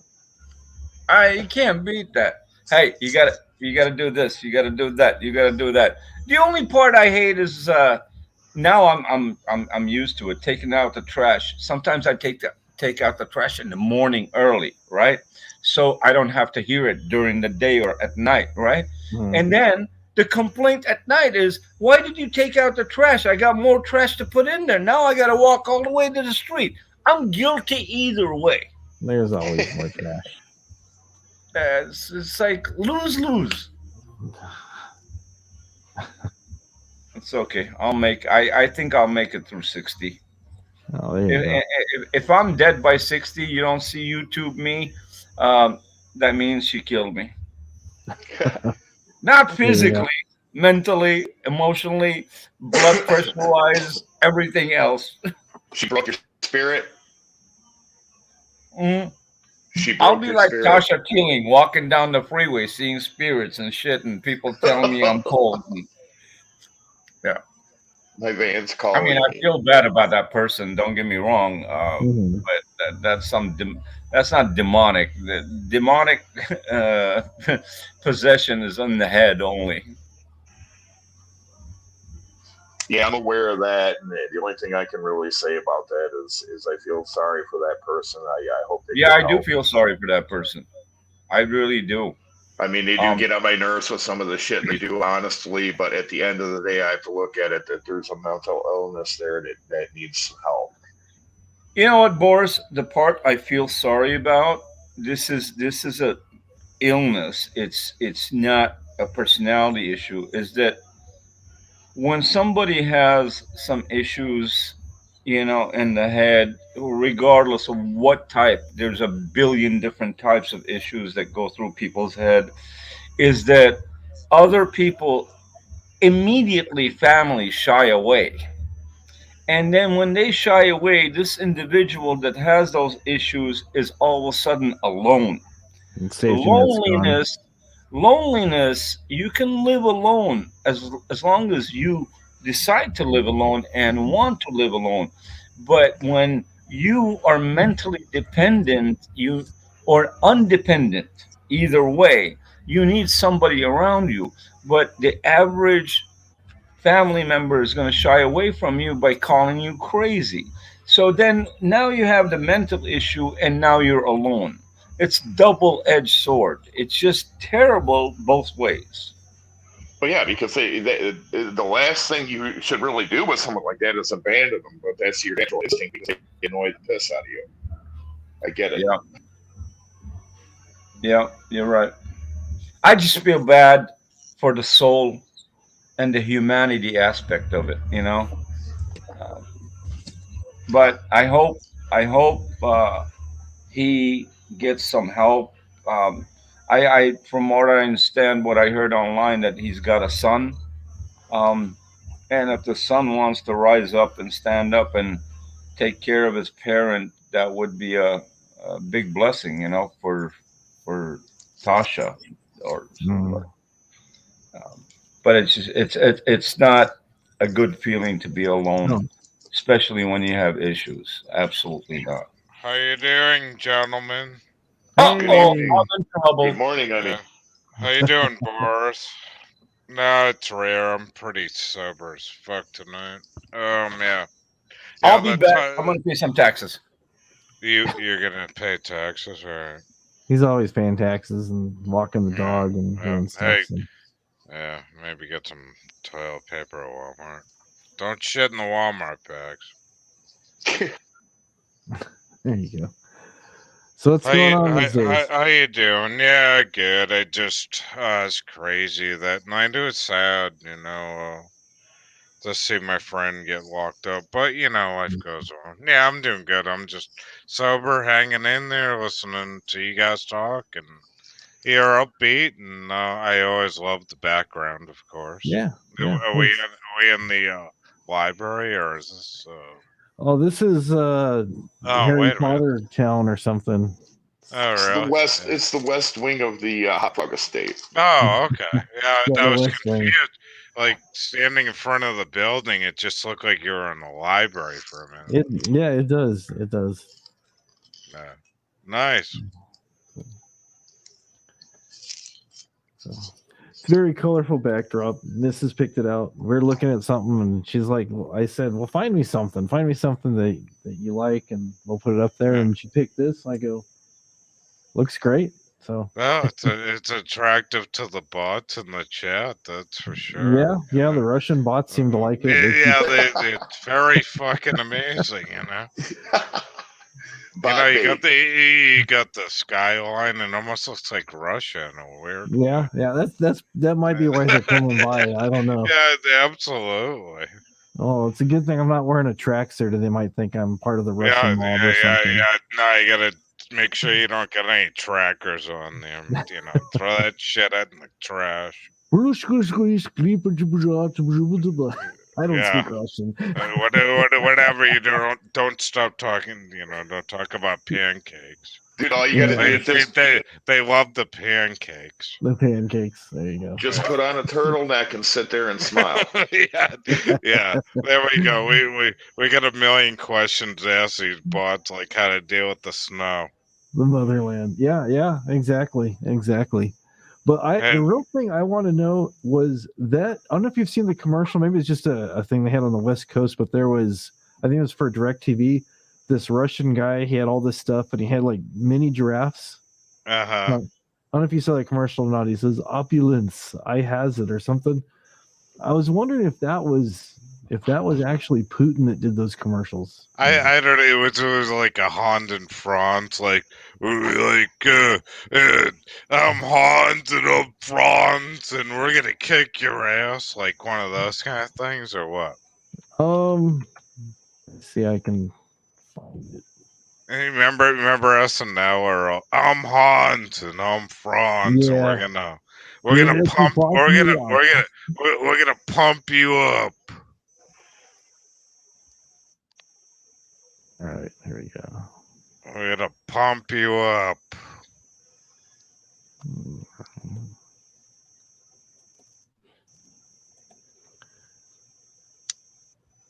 Let's see here. What are we doing? Yeah, let me get over here. Bring this up here. Okay.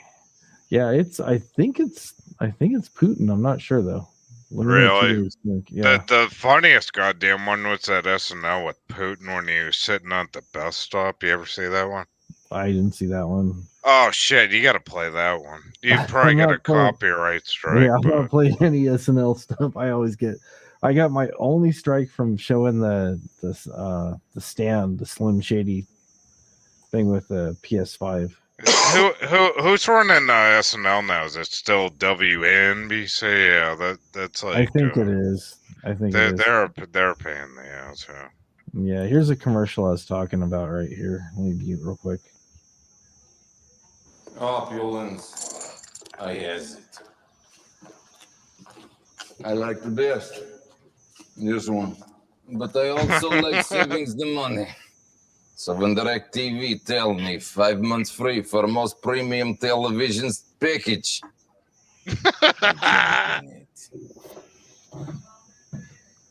Yeah.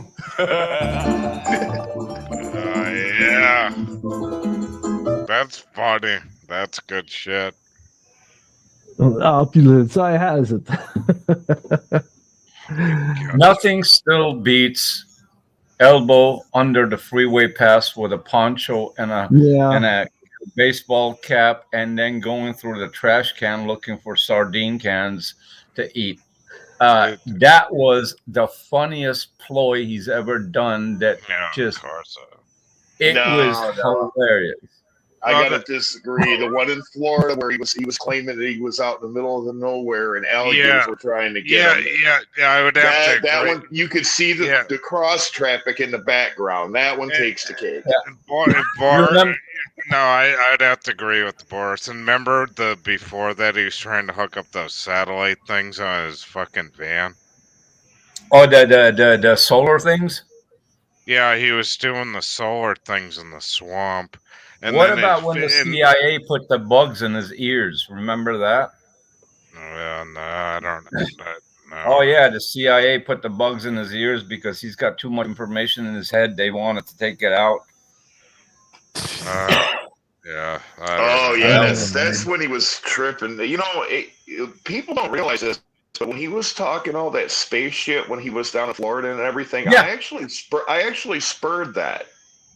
Well, that's what I listened to him for. I think it was an hour and 40 minutes on Facebook tonight, and he was talking about Tasha, about the aliens coming and having the the biggest thing. If anybody ever watches, I really think that somebody hacked her phone and went right through the fucking Wi-Fi and made some kind of weird noise that freaked her out. If you got Technology is beyond average imagination. Anything is possible. well, anyway, Well, with the crazy yeah, stuff that he says, I do have a theory. There may be something to sitting in a van by yourself all the time because he's not wrapped too tight either. right. And I find it interesting he's bitching about that all the trolls should get jobs when we were the ones bitching about him getting a job for years. You know what? You're so right. Yes. And remember, well, everybody's going to remember this when he was sitting. Karma's a mother fo. Okay, he was sitting bragging about you ham and eggers, ham and eggers, ham and eggers. You sit at go to jobs 9 to 5. All of a sudden, he's one of us. He's got a 5G conspiracy theory. Ham and egger. I've never heard like that ham term and eggs. before. That was interesting. It's amazing how the life cycle spins around, and all of a sudden you got to work to eat. We all work to eat. I don't know. I find it interesting to think on the real scam behind the whole thing. They're always scamming. They really are. I don't. I've seen so many people since 2018. I've seen so many people come and go with all these scams and stuff like that. And I'm not going to name them particularly to identify who it is, but we all know, they come and make this big fucking splash and, get everybody wild up. And, you're taking money from some people that probably doesn't even have $3 to buy a frozen can of food. They believe in you, and you become another guru in hindsight, and then you disappear, and then your bullshit comes out in the air, and on and on. It's just like the reason I still like Berg staying on. Everybody hates him. If you watch his stupid videos, been on YouTube in 2 months. Well, you get the whole overview of what's going listen, on. I'm not a Berg's follower, but I'll tell you one thing about Berg's type of people. They're asking for money. They're not building up some bullshit story to help some charity, or they're gonna do this or do that for some fundraiser and stuff. Of course They're just not. strictly asking you for money. If you're willing to give it, great. If you don't want to give it, no problem. He's moving on to the next case. I just do it for everybody else that hasn't been on YouTube in a while to get an overview of what the hell's really going on, a quick, whether you believe it or not, through stupid quick videos. Don't watch them live. That's a complete if I went online and started, I want a fundraiser. I want to buy a brand new $180,000 Porsche. I'll probably get $50,000. But I'm saying I want to buy a brand new Porsche. At least you know what you're paying for. But I'm not telling you I'm going to save UNICEF and go save. It's a different way of doing it. And some of these people, they use like this poor guy Norm F, and I'm gonna say his name. It's obvious. It's not. I'm not the first one to say the name. Uh, this guy's hawking his condo or townhouse on and on and on to where the bank locked them down and said no more. You're maxed out, and he's passing away the money, but he's doing it willingly. Nobody put a gun to his head. No, he enjoyed doing it too. Right. You know. Yeah, Hop Frog, I'm gonna start a GoFundMe next week. I want to buy a Lamborghini or a Porsche. Which one should I get? The Turbo S? Get one of each. Get him a One of McLaren. each. Okay. What color? Pick the color because we gotta identify the color because I don't want to disappoint my audience. Classic black. Let's go with Okay, classic all right, black. done. See, here we go. We just started a fundraiser. You There got we to go. go with the S series too. Yeah, there we go. We're done. You know, with all the stupid compass and those idiot directional things. Yeah, on the car that $8,000 nobody clock in the uses. dash. Yeah. Yeah, or you can invent something and just do a Kickstarter and pocket all the cash. There Now, we go. what I personally would love to do, Do you play this? huh? Play this? What I would personally love to do, not individually by myself, but with a group of people, is find an actual foundation or somebody that is not going to take 90% of the money and give 10% away, but pool the money together and actually hand a check to a foundation or somebody that can use it as a children's fund or elderly fund or something like that. Yeah, of course. I'm in for. But why don't we just throw the money back into the boy? Like trust somebody, and then we can just roll the money around. Yeah, I mean, listen. Here's the problem with the boy. Okay, how do you verify that's actually needed? The verification process is very hard. Well, it would be very simple. Anybody that holds the money is fired and they're terminated. No. I'm talking about the receiving end that actually deserves it. How do you verify they really deserve it? How do you guarantee that person actually needs help? Right. That's the hard part. Yeah, that is true. I mean, listen, I've lent money. I've given money away. I've lent money, and I've gotten paid back. And perfect. And when I lent money on YouTube to people that I don't even know, it was on a basis that they needed to pay a utility bill or get the AC or the heat on or stuff like that. But I verified it. It was legit. I actually paid the DWP or the power company directly. Okay. I didn't just hand the money directly to that person. And I got paid back. I was surprised I got paid back. I was like, wow, okay, this was legit, And it's good when that happens. I mean, you try to help people and then sometimes you get burned. Not that's always. fine. You get burned one time. Kind of like, but I was wondering if you could do it in a way where you could do like a write-off on taxes. I honestly don't know how that works. Yeah, that's getting way up there. I mean, my personal write-offs is my personal checkbook that writes checks out. That's a write-off. But you can't go to the IRS man and say, hey, I loaned this guy money and he never paid me back. Is that a write-off? I don't know. Yeah, I'm thinking about doing this YouTube thing full time now because I got my statement for the year, what I made in my all my funds is $148. I was like, yes.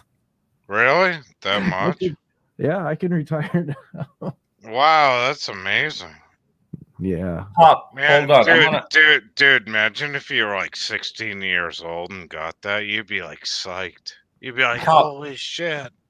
Hop, hold on. Guys, hold on. Let me get my bucket for my tears. $148, dude. Yeah, I don't monetize my videos. You do it out of love and entertainment. No, I know Yeah. he does. Yeah. It's $148. I'll double that for you. Not a problem. That's good. No, I just got the thing. I'm all, well, I better, I'm the guy, if I don't claim that on my taxes, I'll get audited. That's the way my life usually goes. Yeah. What are they gonna do? Appraise your guitars? Yeah, I think so. It's like, no, yeah, you can't take it. Well, I mean, looking at the background, it looks like he lives in a friggin' amazing city. That's what that. Oh no, he owns Rome. He That's owns what I was Rome. He owns the whole city. Yeah. Right. Listen, we're all here out of love, and trust me, and we enjoy talking to each other, and Oh, the absolutely. people that, like I said, that actually deserve the money. I don't mind helping. I just want to make sure it's actually helping that person, not being $200. abused. Yeah, there we go. Yeah. Yeah. Oh, I gotta claim that now too. Damn. Oh shit! And then you pay the $200 taxes, and then you owe them like $150. So you get what, maybe $50? Your friend just blew your cover. That's an official statement right now. IRS is watching this chat. Oh man! Oh my gosh! Wow. They put the Russian bots out to distract us, and then get our guard down. Yeah. And then we put stuff out there. And it's like, They're no! totally checking out the background. We're totally Uh-oh. doomed. They're at the door right now.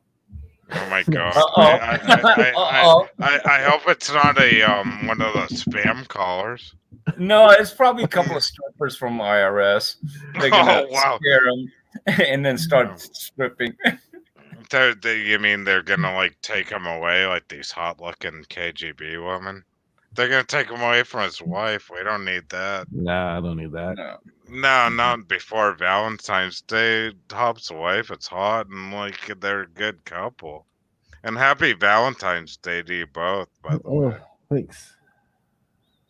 When is I'm glad. Valentine's Day? Don't remind me, dude. I can't afford it.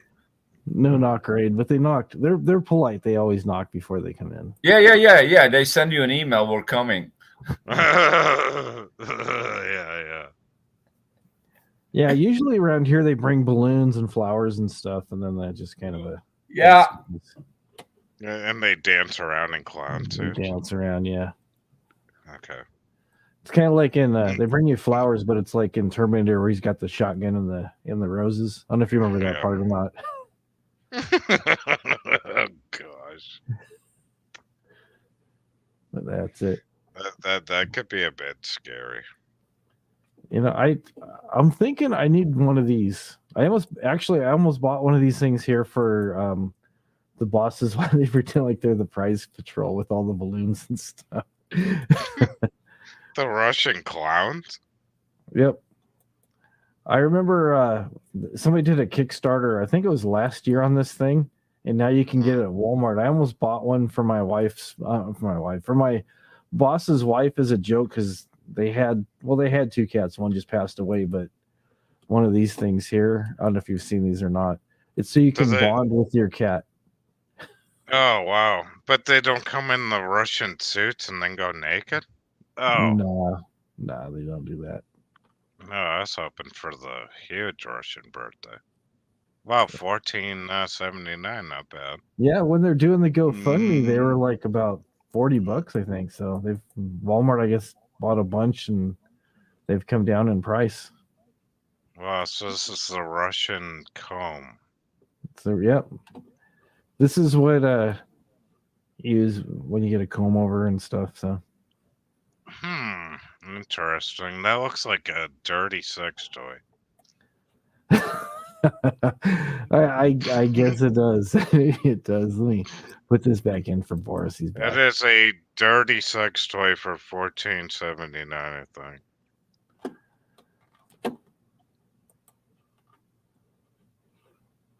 I don't know. It looks. I don't know. Doesn't look too comfortable. The cat likes it though. Oh, that's good. No touchy. Yeah, it's if your cat has problems with people touching it and stuff, you can use that. Yeah. Yeah. Yeah. But I mean, it's better as like a hand thing to pet your cat, but actually. Can you imagine me wearing that thing in my mouth to Walmart? How you doing? This is my COVID my mask. There you go. Wait a minute. What's the for the other one you get two? I see. Yeah, you get two for. You get a pink one and a gray one for $23.99, but they're out of stock. They're calling it gray and red, so you can get the gray one for $11.99 or $14.79. You get the red one. Nice. Man, we need glow in the dark though, right?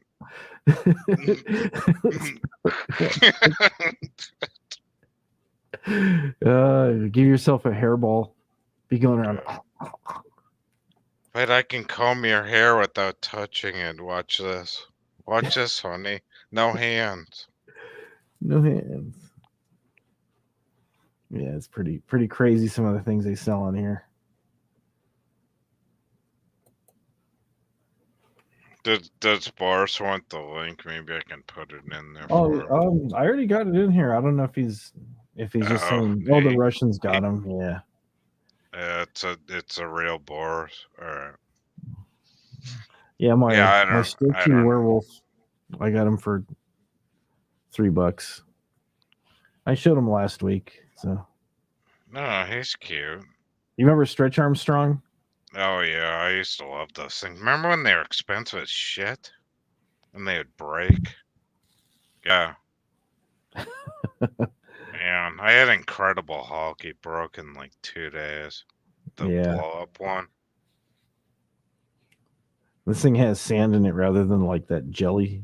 I remember my friend popped his. We were pulling it apart and it goes, bloop, and it started just using all this really stinky red jelly looking stuff. Oh man, what kind of rubber did they use in the old days? It was something toxic. It was pretty toxic. Yeah.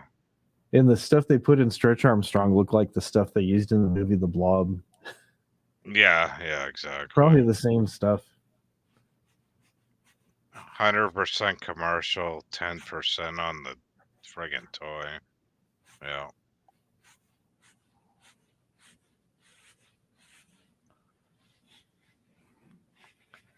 It's that AMSR stuff. I miss those old commercials though. Like, the Incredible Hulk commercial. It looks so cool. And then you got it. It's like a piece of shit. Yeah. The Marvel, what was it? Marvels or whatever that company was. I think it was run by the Mafia. All the companies are run by the Mafia. Yeah, I mean, it's which like one? the old ones, Yeah. You remember the old, like, you'd be watching, like, Scooby-Doo or Fred Flintstone. You're like, oh, my God, I want that goddamn toy. I hope I get it for my birthday. And you never do. And then you go out and buy it, and it's a piece of shit. And then your parents say something like, I told you so. You shouldn't have bought that. You should have kept your money. Yep. There's only a few toys that I've had that actually worked like they're supposed to. And not all of them, but a couple. Yeah. And one that actually lived up to the hype. Let me see if I can bring this up here. Was this guy right here? Where are we at? Share screen.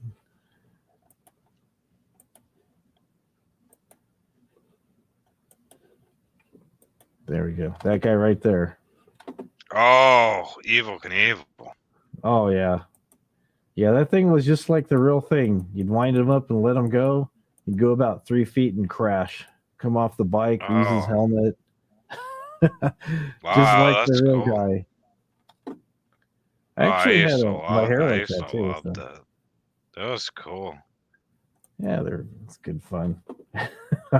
She knew as soon as I said anything. Evil Knievel stunt cycle. Yep. So cool, though. Yeah.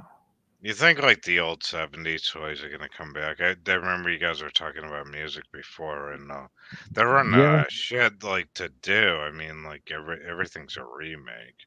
Yeah. They'll come back, but it'll be more expensive and cheaper made. Yeah. So, but Evil Knievel, I don't think they would call him evil because that might scare kids. They'll just call him like Mr. Motorbike Guy or something. Yeah, like American on Motorcycle or something. Yeah, something like that. You know, because then they gotta call off school, and it may like cause a disaster or something. Yeah, it's just bad news. Yeah, you gotta be so peaceful nowadays, you know. Yeah. Kids, wear a helmet. Don't be like evil. Or Gary Busey. We were talking about Gary Busey earlier too. So Yeah, there we go. I don't know. I don't get it. I mean, I was one of these kids that would come home and go, "Look, Mom, my arm is all bleeding." Well, put a band-aid on it, or let it bleed a little while. See if you really need a band-aid. You know. flush it out. Yeah, Right. You know, you'd put your arm in the sink, and does it really need that peroxide to get the dirt out of the, you know? Yeah, we'd get banged up on our bikes and stuff, and I was always worried I'd get the lecture when I got home about from my stepmom about being safe and just whatever. So we'd always stop and I'd grab the neighbor's hose and just wash off whatever cut I had. Yeah, right. And then if you had a really bad one and it was like, oh my God, I think we got to call the ambulance. And then the kids on the street were like, whoa, that was the coolest crash ever. Yeah. Oh, yeah. Your friends are all, whoa, dude, do it again. It's like, no. Yeah, right. Oh, we made the best jump. Like, we made the ambulance come. Oh, yeah. Like, what? Like, I don't know if you can tell my pinky is kind of jacked up. This one right here. It's kind of all crooked. We're hunting lizards one day. I was probably like about 8, maybe 9. I don't know, whatever. And we're catching these fence lizards, and there's this cart that somebody made to tow behind their car, and it was just angle iron and a flat piece of wood. And I caught this lizard, and I put my hand on right by this trailer thing. There's like a piece of angle iron right by my finger. And one of my friends thought it'd be funny to try to scare the lizard, so he jumped on the cart. So it goes like this, and when it did that, the angle iron just cut into my finger. And dude, you want to hear the funniest one? My buddy got into rollerblading. This is the last shit we did. So we got a Mustang 5-liter like LX that had those they had the wing thing on back, for the what do you call it? The hood for the wind thing. Yeah, the spoiler on the back. So he goes out and gets a pair of rollerblades.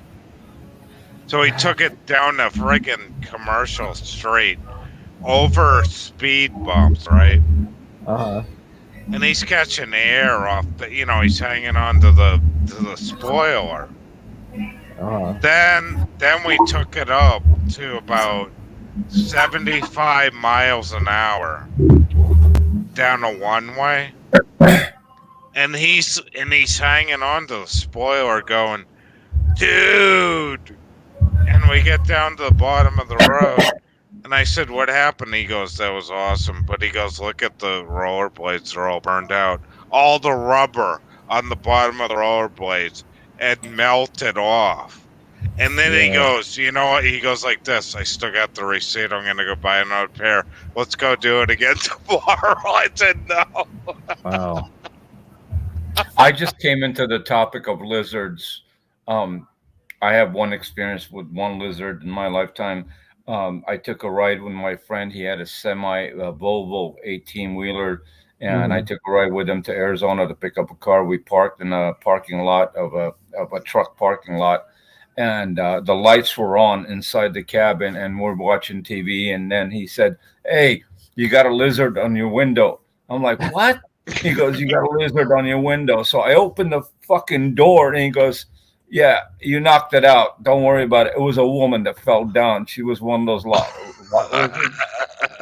Oh boy. Yeah, Yeah, I wasn't. so I hunting those went kind of down and lizards, picked her up, and I felt bad, man. She's like, "I was trying to talk to you. You knocked me out." Yeah. Yeah, well, we were talking about getting like cut up and scraped up as kids, and I was showing my fingers all kind of It's jacked like up. all It's all- done.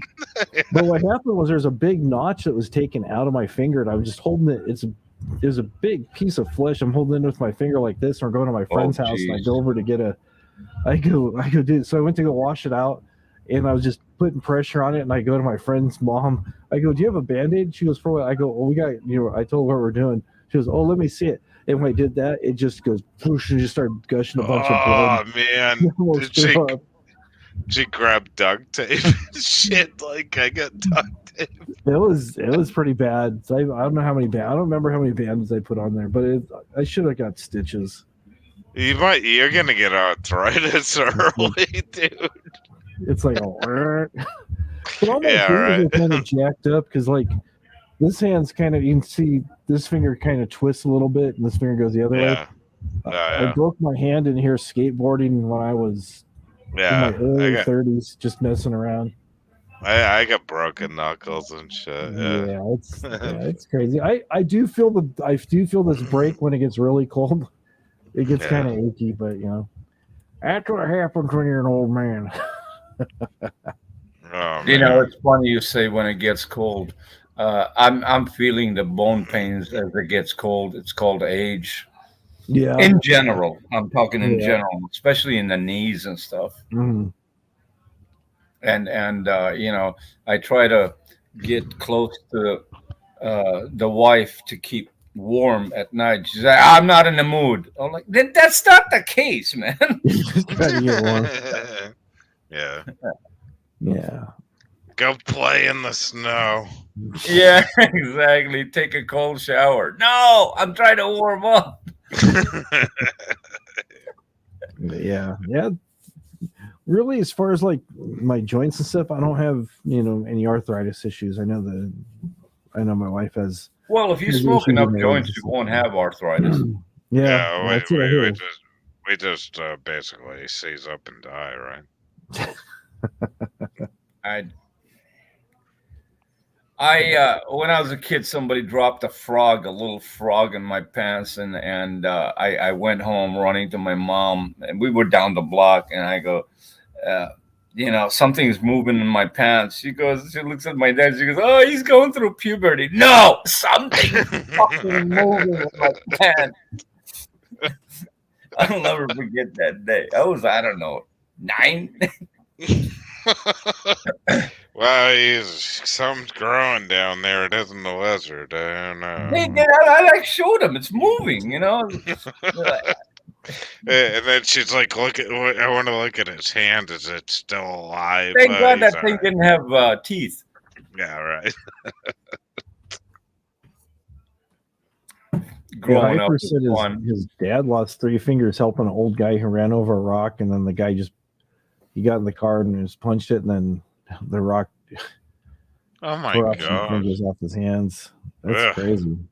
that's You talk about it right. Remember that Eddie Murphy movie where they were undercover and he went and he was being watched by police, Beverly Hills Police or something. He put bananas in the tailpipe. Yeah, the banana and the tailpipe. That was good. I tried that, man. It didn't work.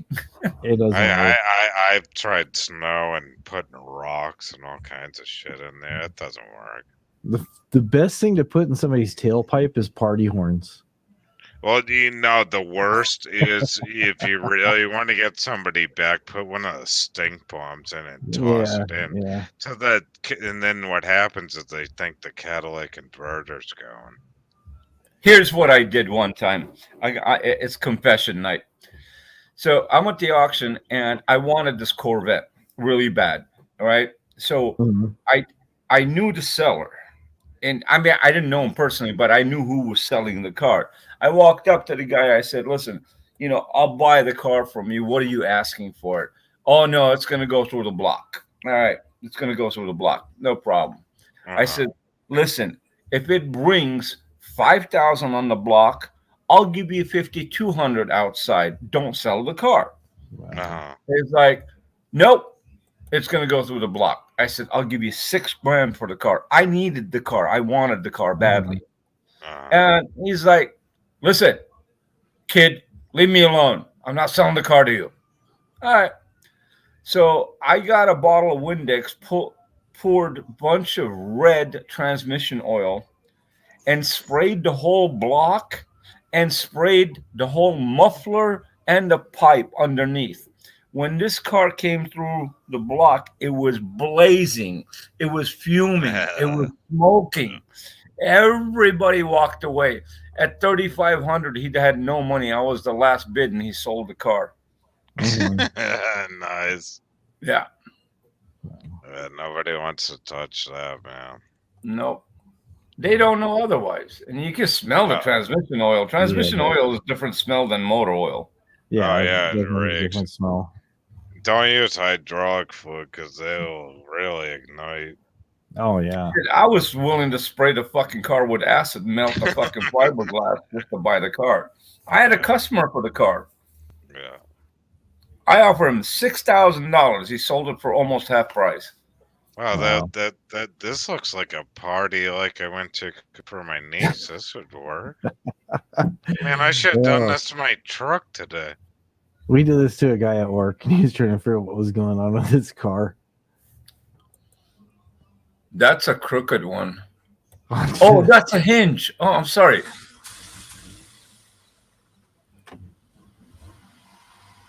Oh, that's pretty nice, dude. Yeah. And then, can you imagine if they had firecrackers in them? Actually, I could do that to mine. That would work. Get there through the other end. Oh, wow. Dude, that'd give you better back pressure. Yeah, I might do that to my truck. That's cool. That's pretty fucking cool. That wasn't the one. One of these. Oh, this one was, I think, the one.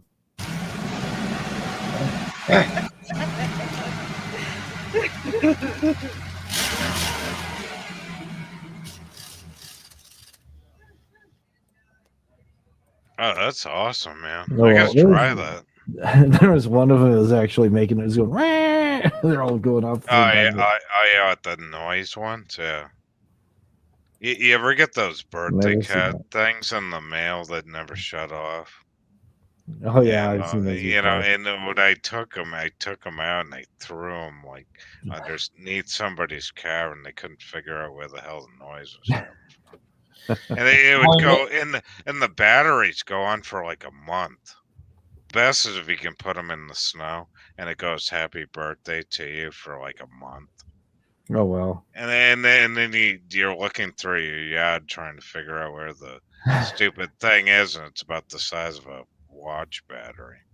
Oh boy. My old neighbor had one of those kids that are rebellious, that think they know everything, and he went and duplicated a key for a car. It was a PT Cruiser, and he would complain to me all the time. This kid just takes the car when I'm sleeping and just drives around town and creating he's got tickets, parking tickets, this and that. I said, you know what? Fuck that. He's got to chain the car to the ground, or chain the fucking car to the ground, right? Let him start it and put it in drive and see where he goes. He's gonna go nowhere. So my friend decided a month later to take my advice, and he bought this big ass chain from Home Depot. Wow. And he wrapped it around that. Now it's a front wheel drive, but he wrapped it around the axle in the back and nailed it to the ground. I don't know what he did. I was not in town at the time. Well, the kid started the car at night, and all he heard is a bash. The fucking chain and the rod he had in the ground came out and hit the back window. Oh no! and It took cracked the whole window. the whole windshield went out. Oh man, Gone. No. I Yeah, was thanks thinking a lot, like Jojo. the whole like axle fell off because it was probably. And he was proud of this car. It was he had the side Woody look-alike, which is plastic tape basically. But he was proud of this maroon thing with the wood side grain and the whole 9 yards and the chrome wheels, and he had the sunroof, and the back windshields was $1,100. Oh man. My God. I don't give car advices anymore. I don't sell cars to neighbors, friends, family. You can sell a car to a family member that you've driven for 5 years. They get a flat tire 5 years later. They blame you for having bad tires. You sold me the car with bad tires. Get the fuck out of here. Yeah. Nope. I'd rather sell it to a stranger where I don't have to see ever again. And what happens is on your own. Yeah. My relatives call.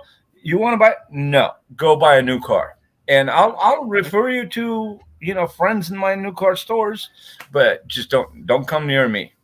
Yeah. Yeah. Absolutely, man. What happened to Boris?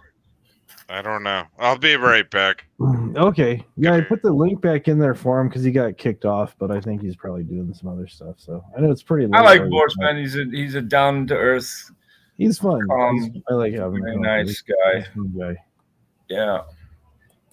Okay, this is too much for me to read, and plus I got the wrong glasses. Did you hear about the guy who owns? I sound like Coach 9500. You hear about the guy and the Mustang marquee got a towed on the flatbed and the trailer hooked the batteries and under the car causing $28,000 in damage, and no one will pay. He has to. It sounds like something that one of these trolls on here tries to do. I got Dino here. I just did some work on it. I always do the maintenance on my own vehicle. That much I got to give him. That man has talent to work on his vehicle. Yeah. Oh yeah, he does.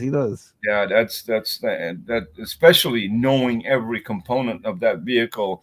And yeah, I mean, Google's Google, but actually hands-on to do it is a different story. A lot of hands-on. It's like I think his van is the same year model as Elvis's, and his looks. Don't jinx it, poor guy. I like the guy. Don't jinx it. No, what I'm saying is it looks 1,000 times better because he does the maintenance and does everything other than just. Oh yeah, the van's brand new. I mean, visually. Yeah. Oh yeah. Yeah, he takes care of it. So. But I'm gonna buy a class -A. I'm gonna go to what is it, San Isidro, or whatever the fuck it is. I don't know. I'm gonna try to park and block Elbow's view in every angle. So the class A-, it means you remove the shower and toilet facilities. Is that? I'm taking everything out. It's gonna be cargo. Just cargo, man. Just cut everything out. There's a fucking cargo. Yeah, put one air mattress in the middle. That's it. That's it. That's all you need. That's it. Yeah. Sorry, and a bucket. In a bucket. There you go. Yeah, you need the bucket. Yeah. Or you can just tie a hammock from on the ceiling of the thing. And drive it from the hammock. Yeah. Drive it from the hammock. Exactly. That'll work. That would be beautiful. Oh man. One of these days, Willis. One of these days. You remember the honeymooners? Yeah. Man, I gotta stop doing this weekend binging on old shows. It's becoming addictive, actually.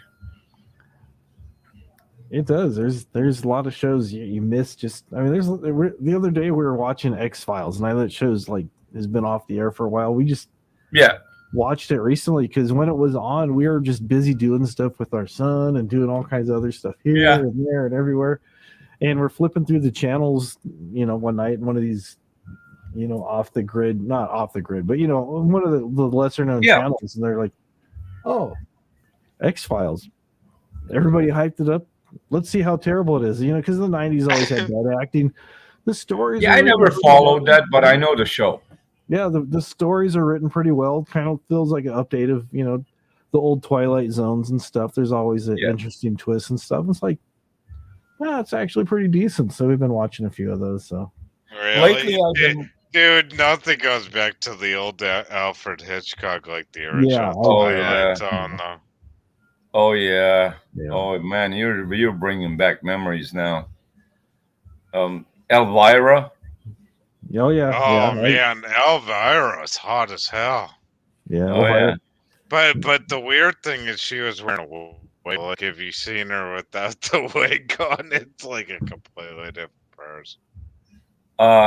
The show I'm hooked on right now, it's on Netflix, is Schitt's Creek.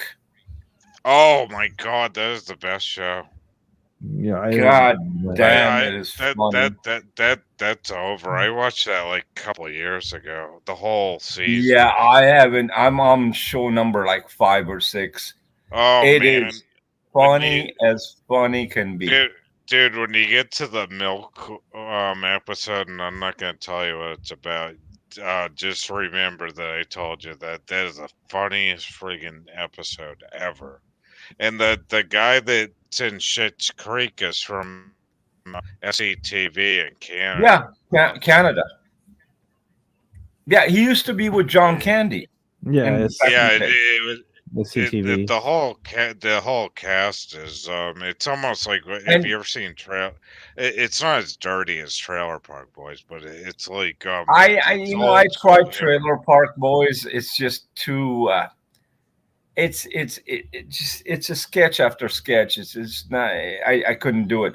But on Schitt's Creek, that's actually a father and son in real life. Yeah, it is, and the daughter in that show is actually his real daughter.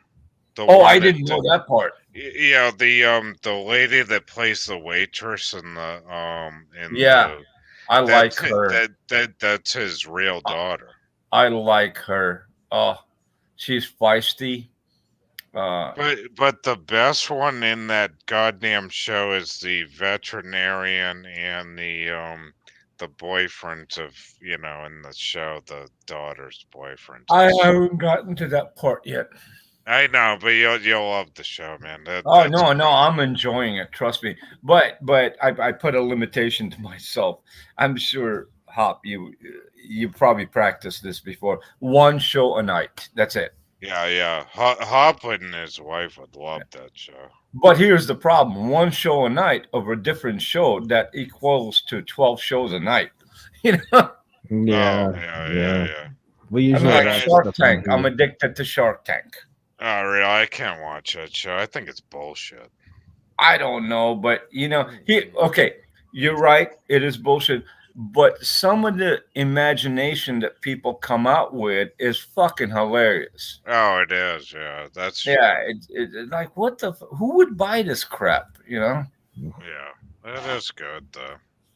Yeah, they still read stuff. So, oh yeah, I used to watch stories till I found out the whole show is fake. Which one you cut out?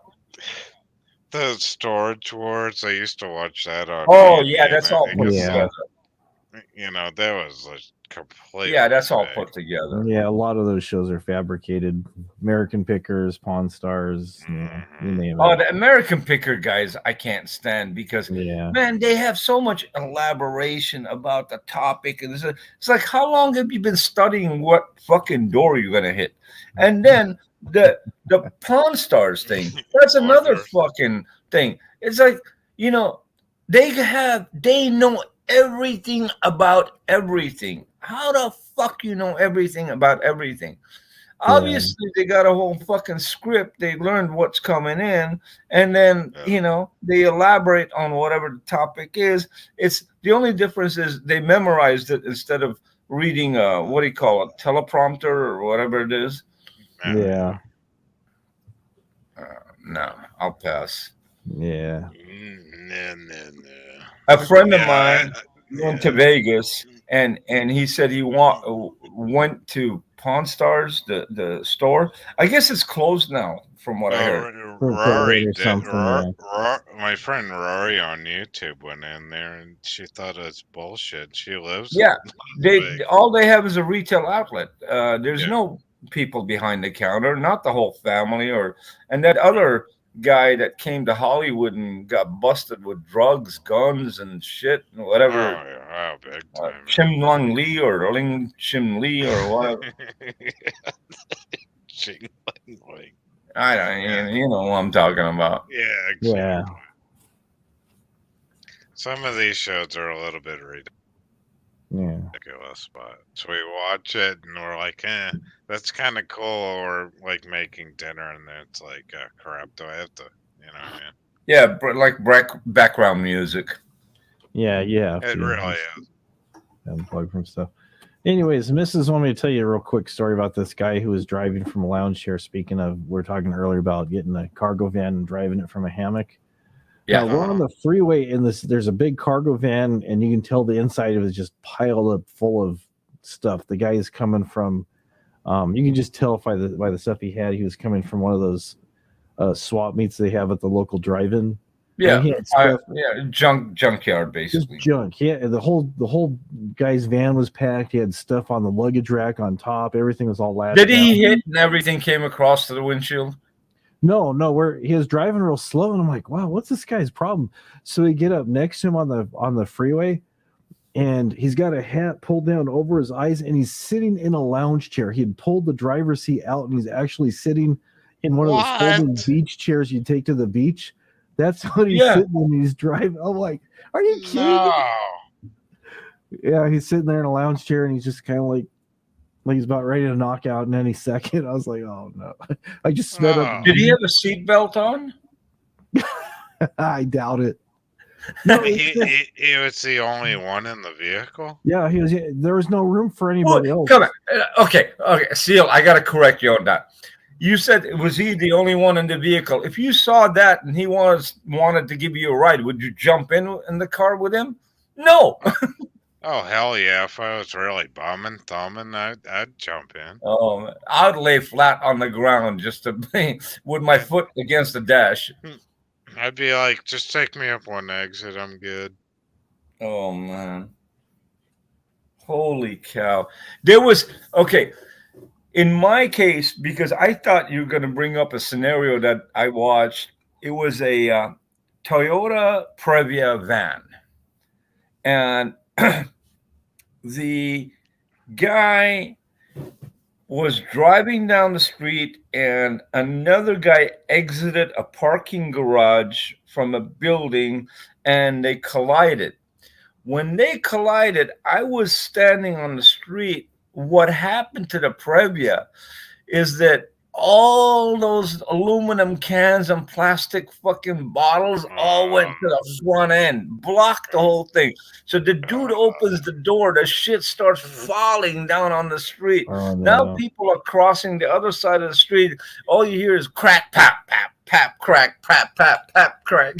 That sounds like one of these workers. He goes, this guy's like the your new mechanic you got to work with. And he opened the door and all these empties fell out of his truck. I said, shit, this guy drinks a lot.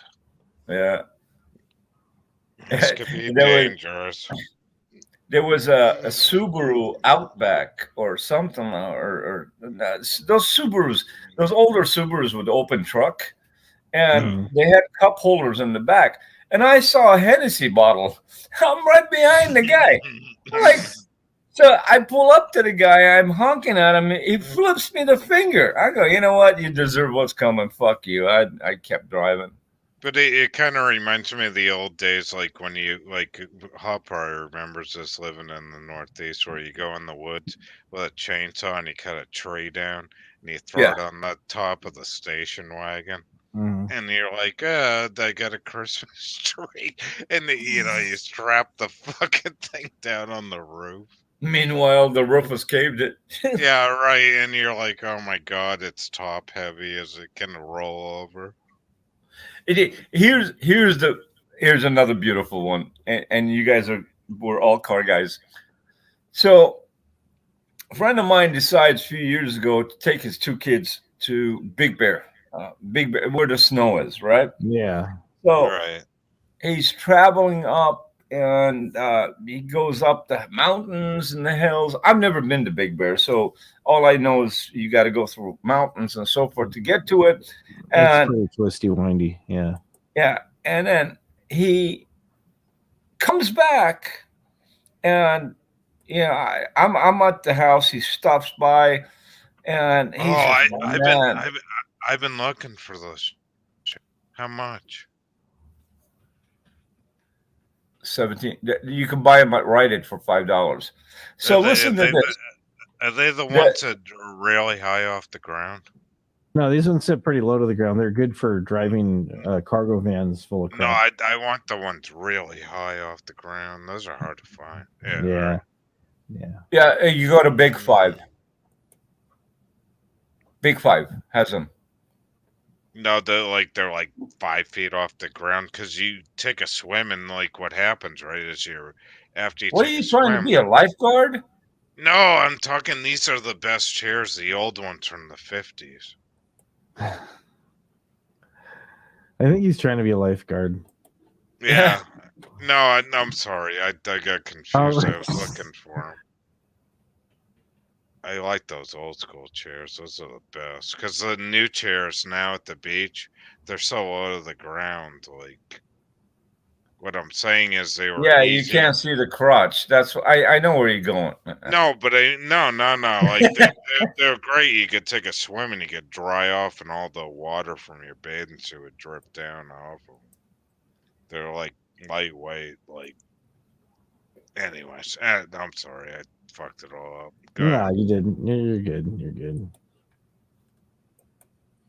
So bottom line to the story, my friend comes back from Big Bear, and he's like, "Man, this truck is used so much gas going up there and back."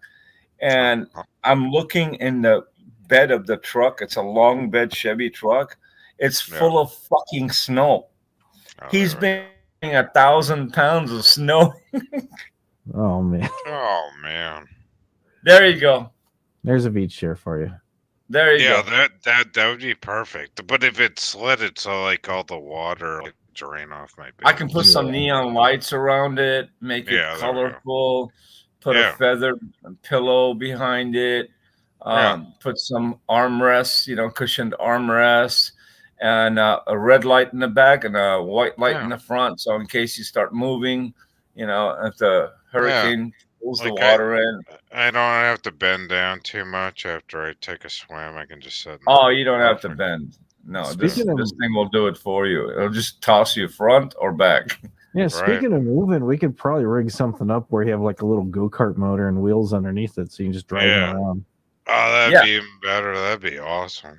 Go-kart wheels with baseball, cut up baseballs, Yeah, there you go. What else do we need? Christmas lights? I think so, yeah. Wrap it around. And what do you call it? Those boat horns, in case of emergency. If the elevation goes above 2 feet from the water, if you don't see the first step, I'll give you the horn. You can. The lifesaver is going to call for a lifesaver. Lifeguard for lifeguard. I also need one of those like loudspeakers on it too. Like so. You want to exhaust without a muffler so it can be loud when it's rolling? We can put a PA in there too and some loud. Take out the catalytic converter. Yeah. Maybe like a cooler on the side. I can grab some beers in that trash can with the Walmart bag on the side. Dude, now I'm tempted to build me one of those. Now I'm tempted now. Perfect. How it all starts. That's it.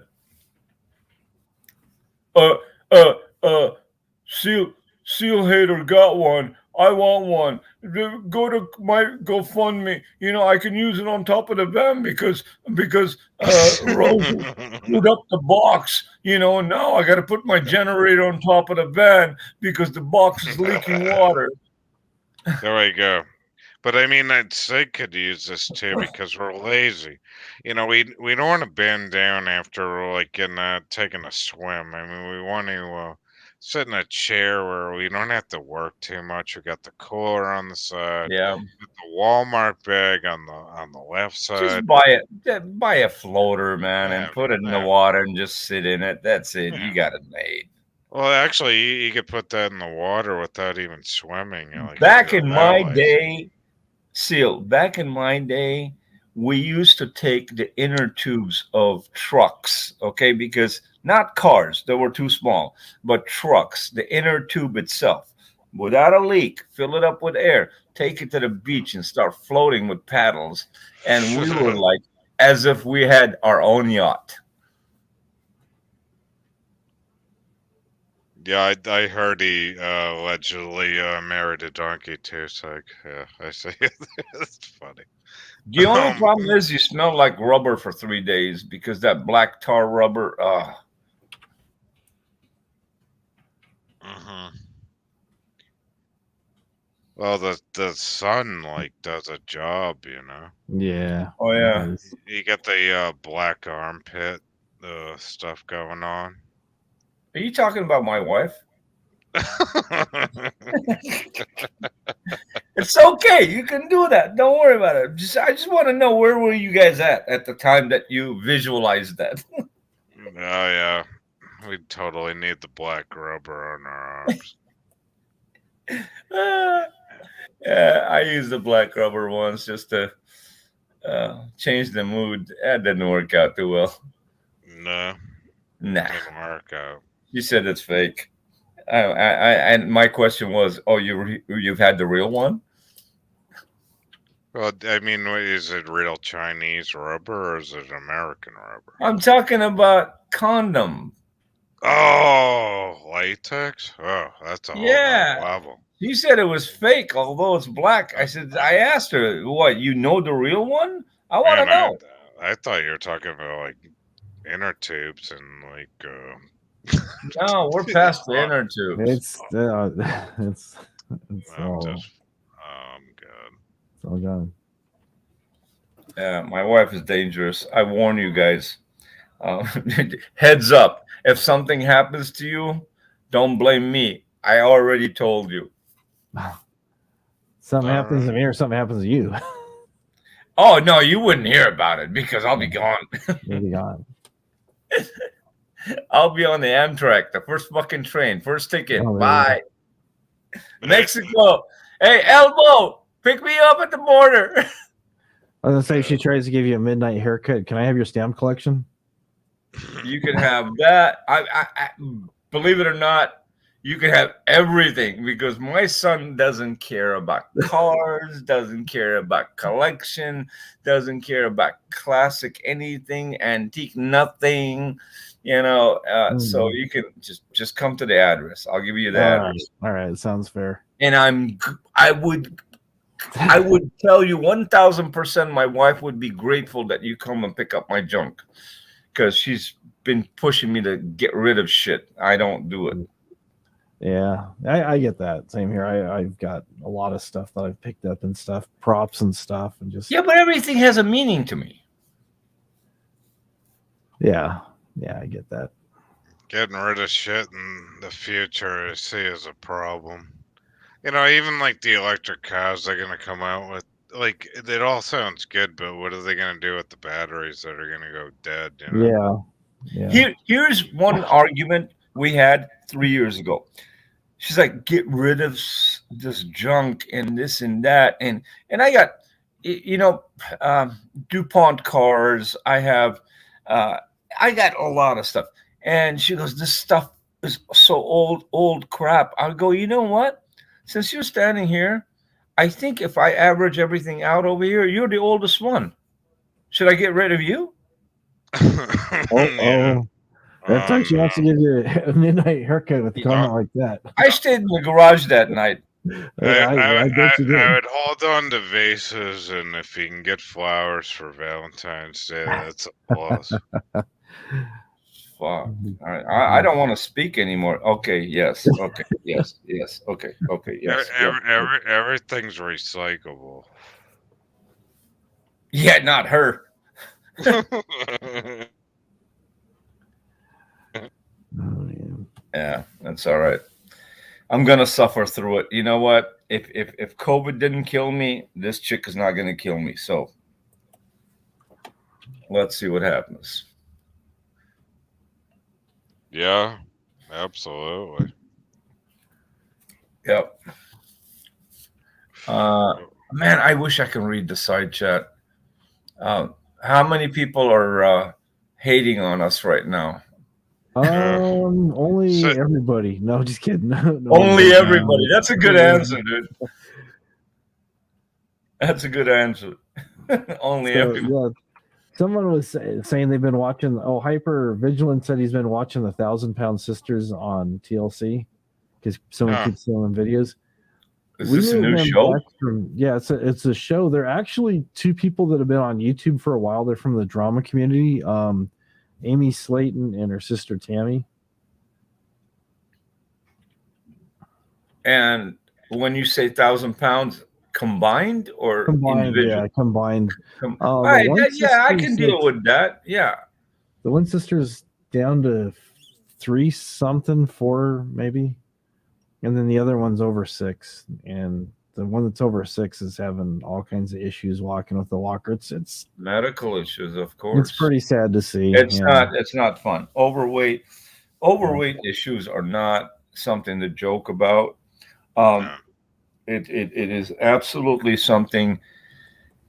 The inner person wants to do something about it, but the actual physical ability is not available to do the exercise and stuff like that, or to stop eating and taking a regimen, on a daily basis with a routine.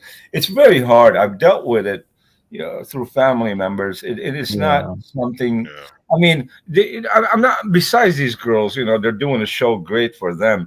But in general health, it's not. It's not a fun topic. The one thing that we're talking about, a handful percentage, is that if your internal organs are healthy enough, you could lose the weight. But if you eventually let it go, not every body is capable of handling the weight.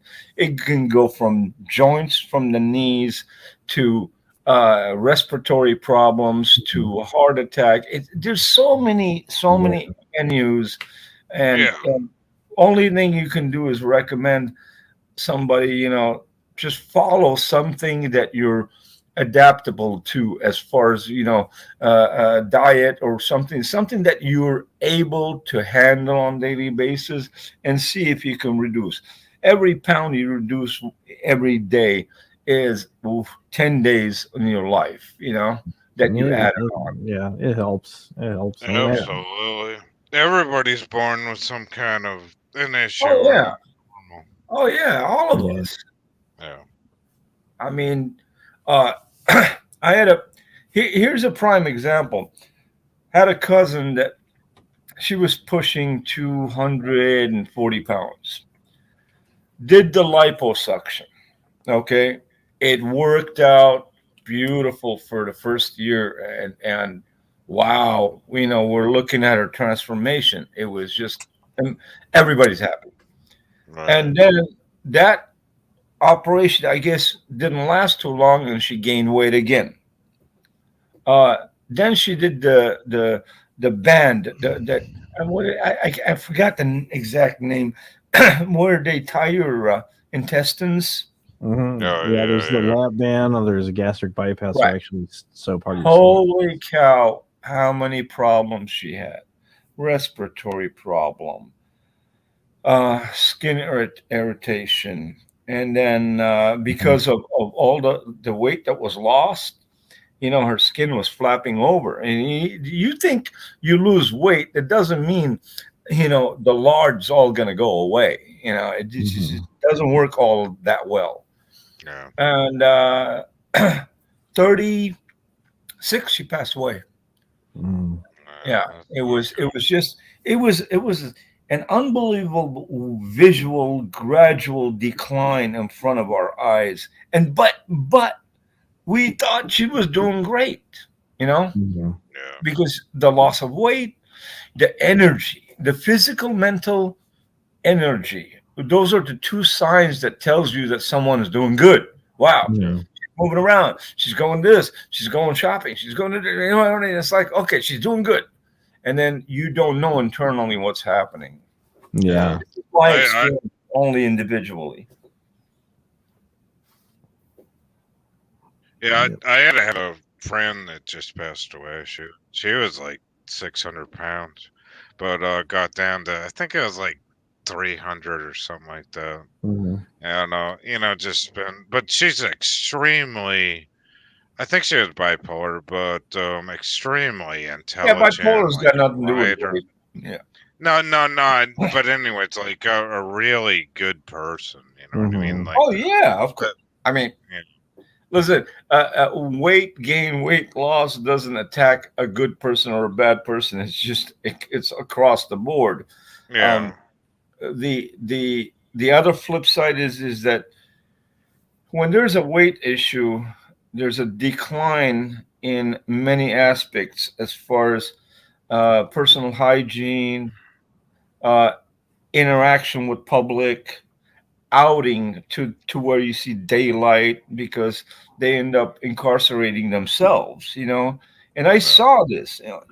I mean, I saw it with my eyes. So there's many other categories that follow that one problem. Oh yeah, of course. But the big thing, like with any of this, is you got to pull yourself out of depression and keep your humor up, no matter how Yeah, shitty yeah, your life is. You know. you're very right. Yeah, the depression is another. I think depression is one of the main categories that evolves around weight problem. Or Yeah, it doesn't matter if it's weight problem or depression or you lost your job or whatever. right. It's just you gotta somehow keep And your then, humor up and Seal, on the flip side, I know 300-pound people that walk faster than I do, that oh handle yeah, their daily business, that yeah, they're active as just like there's nothing wrong, you know. yeah, Um, it's two-way street, man. It's yeah, and on a high level, I just recommend if you can do it naturally without using any medical, you know, resolvements, without blap band, without, by yeah, guy pastric, whatever, if you can do it naturally, that's the best way to go about it.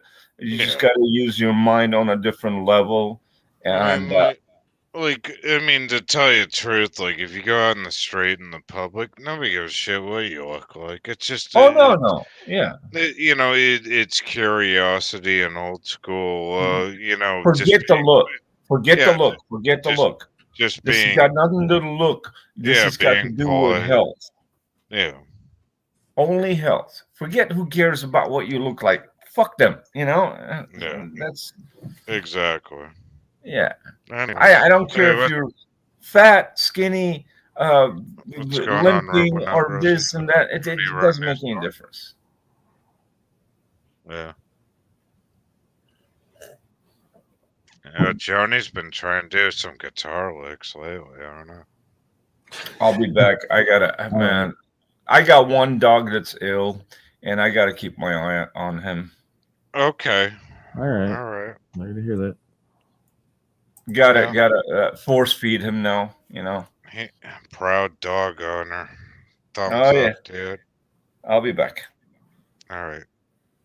Yeah, someone was telling me that I guess she's been doing stuff on the guitar or something. So Yeah, that's good. She's like learning the guitar. Yeah, I yeah. was talking to her the other night. Yeah, Joni's good people. Yeah, that's a big part. Cutting out processed food does help a lot, especially with sodium and other things. Yeah.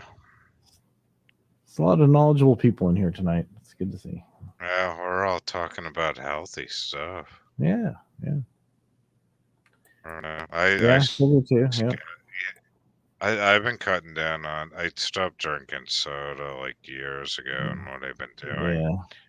when I wake up, I put about 10,000 things of sugar in my coffee as soon as I wake up, and then Yeah. I start leaning it down on the sugar, so I get down to black Mhm. coffee. Yeah. But as you know, I drink a lot of alcohol too, and I've been trying Yeah. to cut down on that stuff. Yeah. That has a lot of sugar in it too. People forget about that, but yeah, alcohol does have a lot of sugar in it. So Does it really? yeah. Oh yeah. Yeah. Get rid of sugar in anything good. But Oh, yeah, really? alcohol does have like sugars and stuff, or it converts to sugar and stuff. It's pretty crazy. It's Is pretty it? crazy Yeah. the way your body processes food and stuff. So Yeah. so Yeah. I don't know. I've been noticing ever since like the restaurants have been, not a lot of people going out to eat.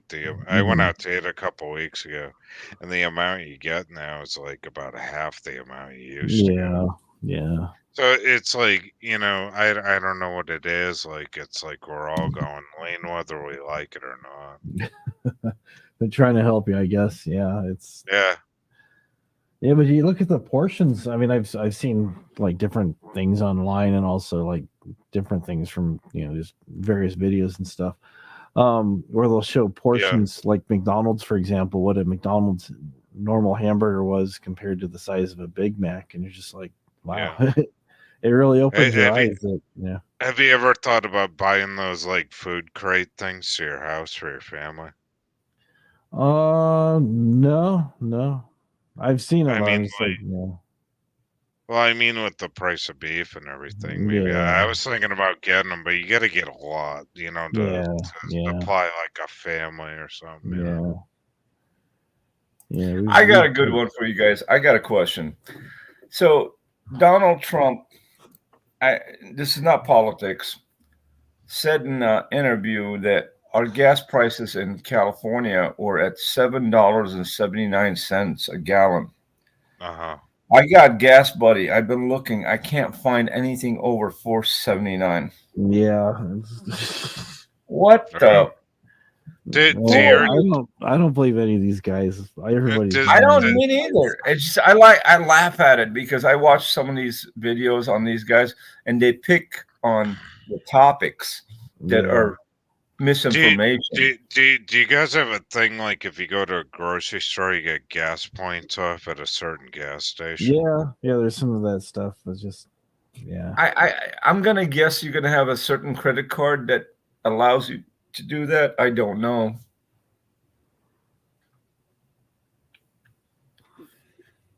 Yeah, I yeah. don't know. So, I cut up credit cards in December, man. I just cut them up, man.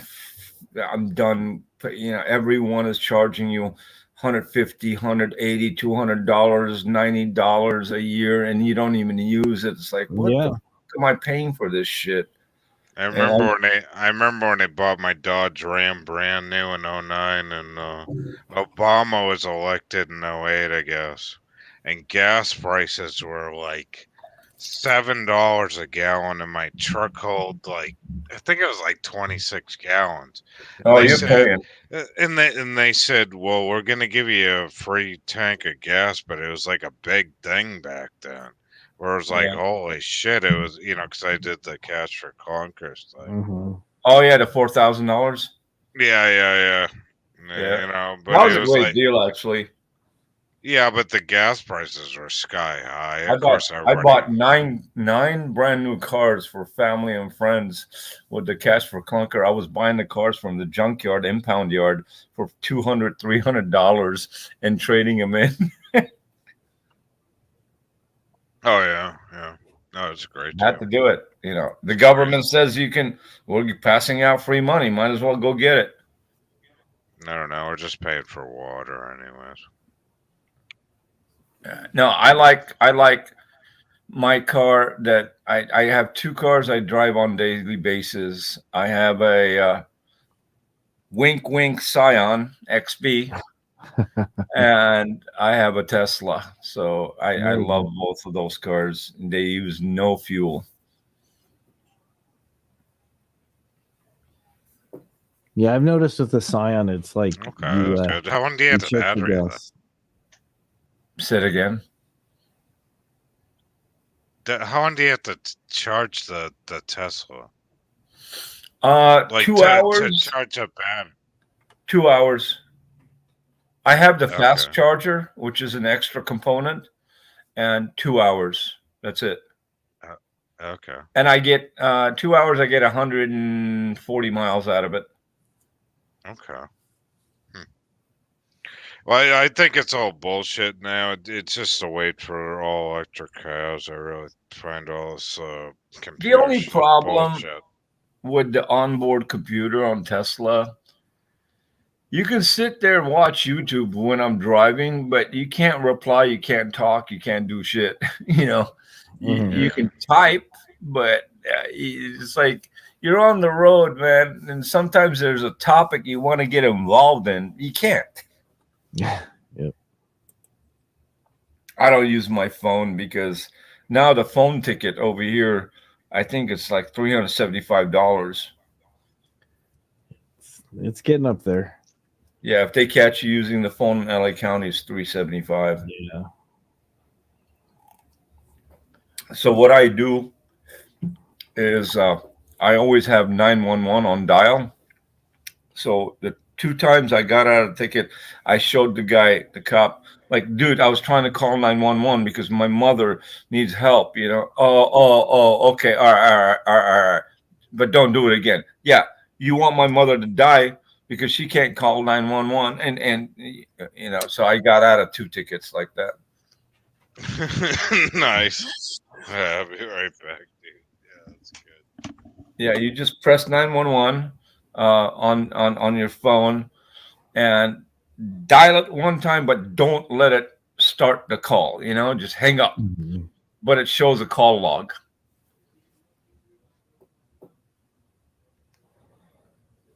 I think the next one I'm gonna do the suicide hotline. Here, call this number. Look what I was thinking of some crazy shit. That's why I called. Next thing you know, you're in a straitjacket going straight to Tasha Teeling's ward. Yeah, that's true, MSU. She says she used to text and drive, and a friend set her straight. It says, "What's the difference between a driver that's texting and a drunk driver?" Yeah, both are. Yeah, just, same thing. You're not looking. yeah. You're Actually, blind. the drunk driver's trying. Yeah, drunk driver might survive actually because Yeah. they're not tense. They're loose. Their body is loose. There's many studies about drunk drivers survive accidents more than a sober driver because their true. body is loose. Yeah. Yeah, it's true. So I always keep a bottle of tequila in the car. Yeah, fuck it. I don't want to get hurt. Anyways, guys, it was a pleasure. It was beautiful. And next time will be Friday.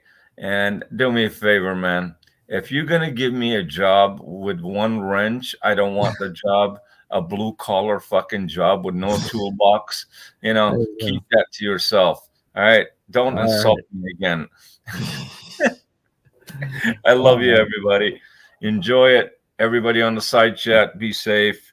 Hey, Jojo, it was good talking to you tonight, brother. Same here, man. It's always a pleasure. It's nice to see smiling, happy people that you talk to. Then once I shut this down, I got to go back to reality, which is ugly. No, she's not ugly. No, but it's just the reality is ugly. No, not the wife. Whoa, dude, was that all comedy, Jojo? No, not the wife. Miss Eve, all love, Miss Eve. Yeah, we'll see you guys on the next one, and then What was I going to say? There was one more important thing that I was going to say. This vaccination thing. I recommend. I don't know if it's against your religion or not against your religion, or against your will or not against your will. It doesn't hurt to have it.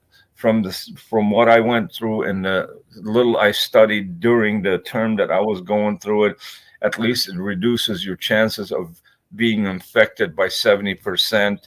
That Yeah. 70% is a big plus. You want to deal with 100% or take a 30% chance. So if you care about vaccinating yourself or your family members or so forth, practice it. It doesn't hurt. I did it, and I still caught it, but I didn't catch it as bad as I would have been without the vaccination and have Yeah. a tube through my neck.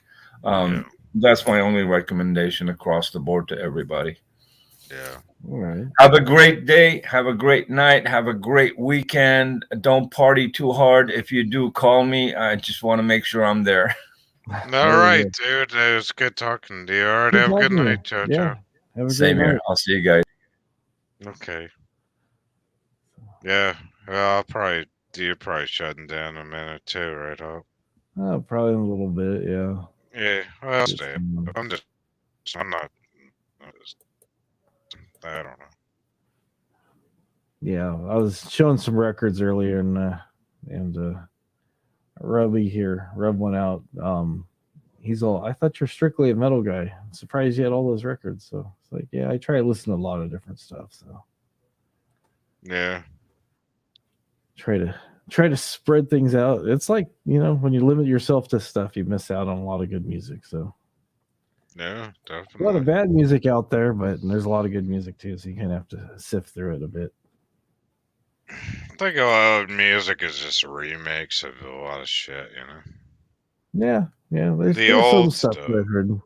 Yeah, there's some Yeah. stuff I've heard that's original, but it's like what I like is I listen to a lot of different stuff, and it's like I can tell, okay, by listening, because I'll listen through headphones and stuff, and I'll really pay attention. I can pick up different things and go, okay, it sounds like the drummer was influenced by probably this band and this band and this band, and the guitar player seems like they kind of have the influence by this guy and this guy and this guy and this guy. And then if I do some reading, I'm pretty close. I'm within the ballpark, which is kind of fun to do, Yeah. It's interesting.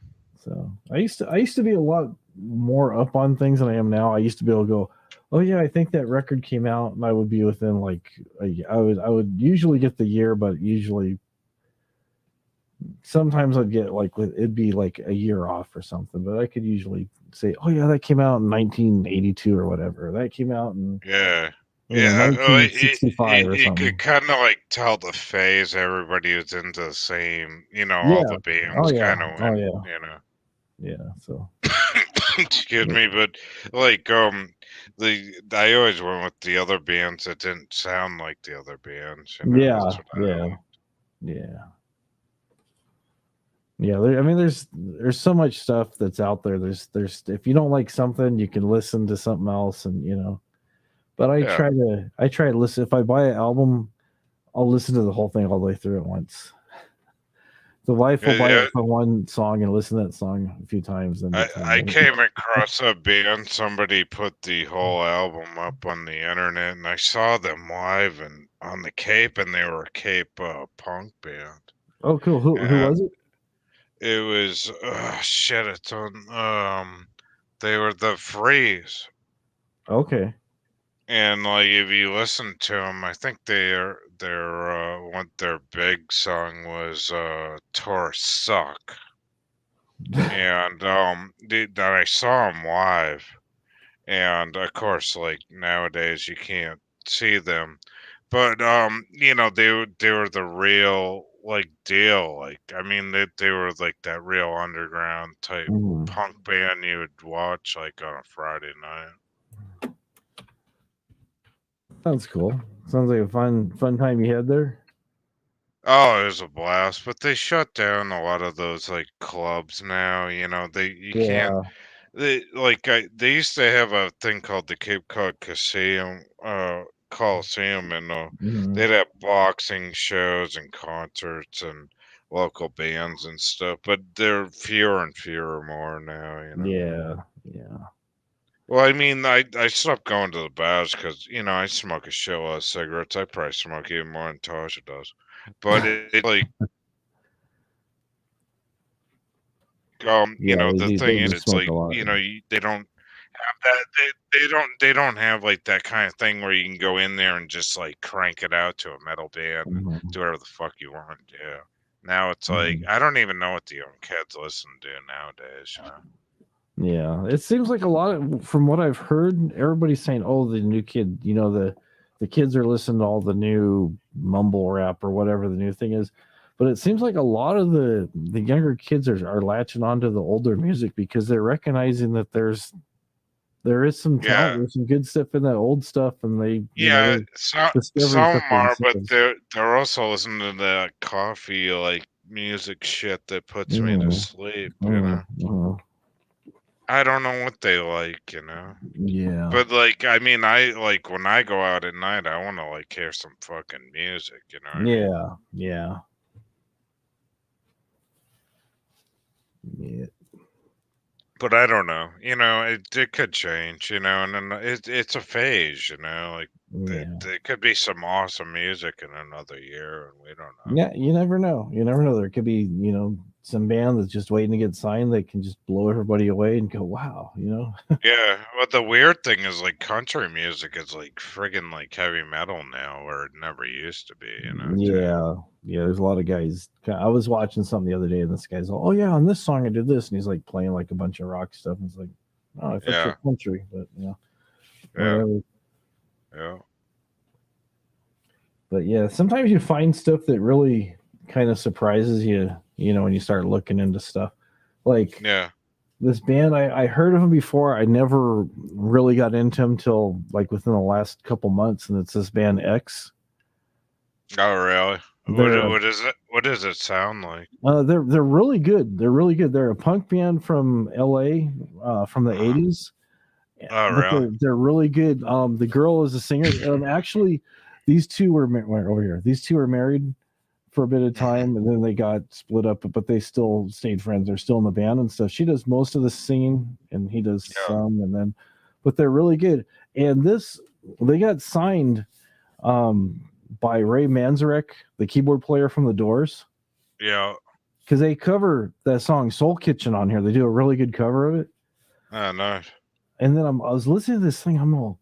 Why is there all these keyboard parts?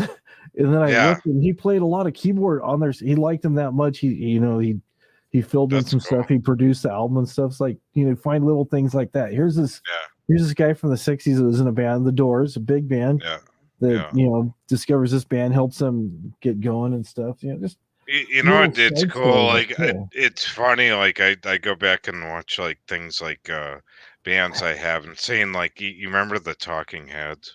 Oh yeah. And need to watch them live. It's like it's so goddamn. It's awesome, but it's Yeah. friggin' that's a show.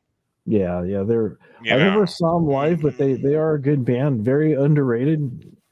A lot of these bands that I just go, okay, I just kind of, they were around, I listened to them, but now I'm getting more into listening to them on a deeper Yeah, level and stuff. And you realize how much stuff you missed. Like, yeah, the bass player from Talking Heads is a really good bass player. I mean, it's like, I mean, hmm, she had to be in the band, but you start listening to some of the stuff that she's playing along with the other instruments and stuff. It's just like, it's locked in, but at the same time, it's kind of doing some different things and stuff. It's pretty oh cool. yeah, Okay. yeah. That's old school. Yeah, it's really Yeah, good stuff. yeah, yeah. I was just listening to Psycho Killer. I had my. But I just it's crazy to watch them live, how they would like run the whole time when they Oh were yeah, playing. I oh, mean, jeez, like the energy is like insane. yeah, yeah. It's amazing. I mean, you watch like bands now and you think they're moving around, but they weren't even coming close. Yeah, no. A lot of those bands running around all over the place. A big stage too, running from one side to the other and back and forth. Yeah, yeah. But I like the original, like "Take Me Down to the River" with the heavy bass. You know what I mean, with Oh the yeah, yeah. drums. Nice. picked But then bass. there's different versions they did, because they put all those remember the black guy and the black people in it, because Oh, when they started doing, they started advancing the bands, and they it's just kind of trying, fun. It's funny to watch that too, though. yeah, just trying some different things and stuff, and sounds are always No, like no, evolving it and was stuff, good. I'm and not being racist, but oh no, yeah, I no, mean, it's good, yeah. Take me to the river. Yeah, it's good stuff, though. Yeah, I have it on CD somewhere in here. So yeah, stop making sense. I think it's what that's on. Yeah.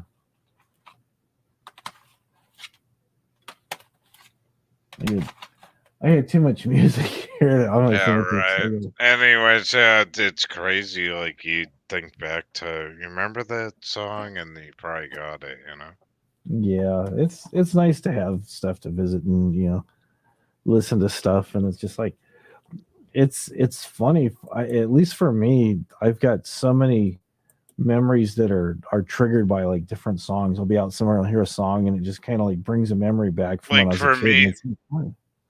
for me, I played like Led Zeppelin for like 2 years straight and Pink Floyd, and I'm so burned out of that. But then, like, when I'm like really depressed or something, it's on there, and I'll be like, wow, yeah, this is kind of cool.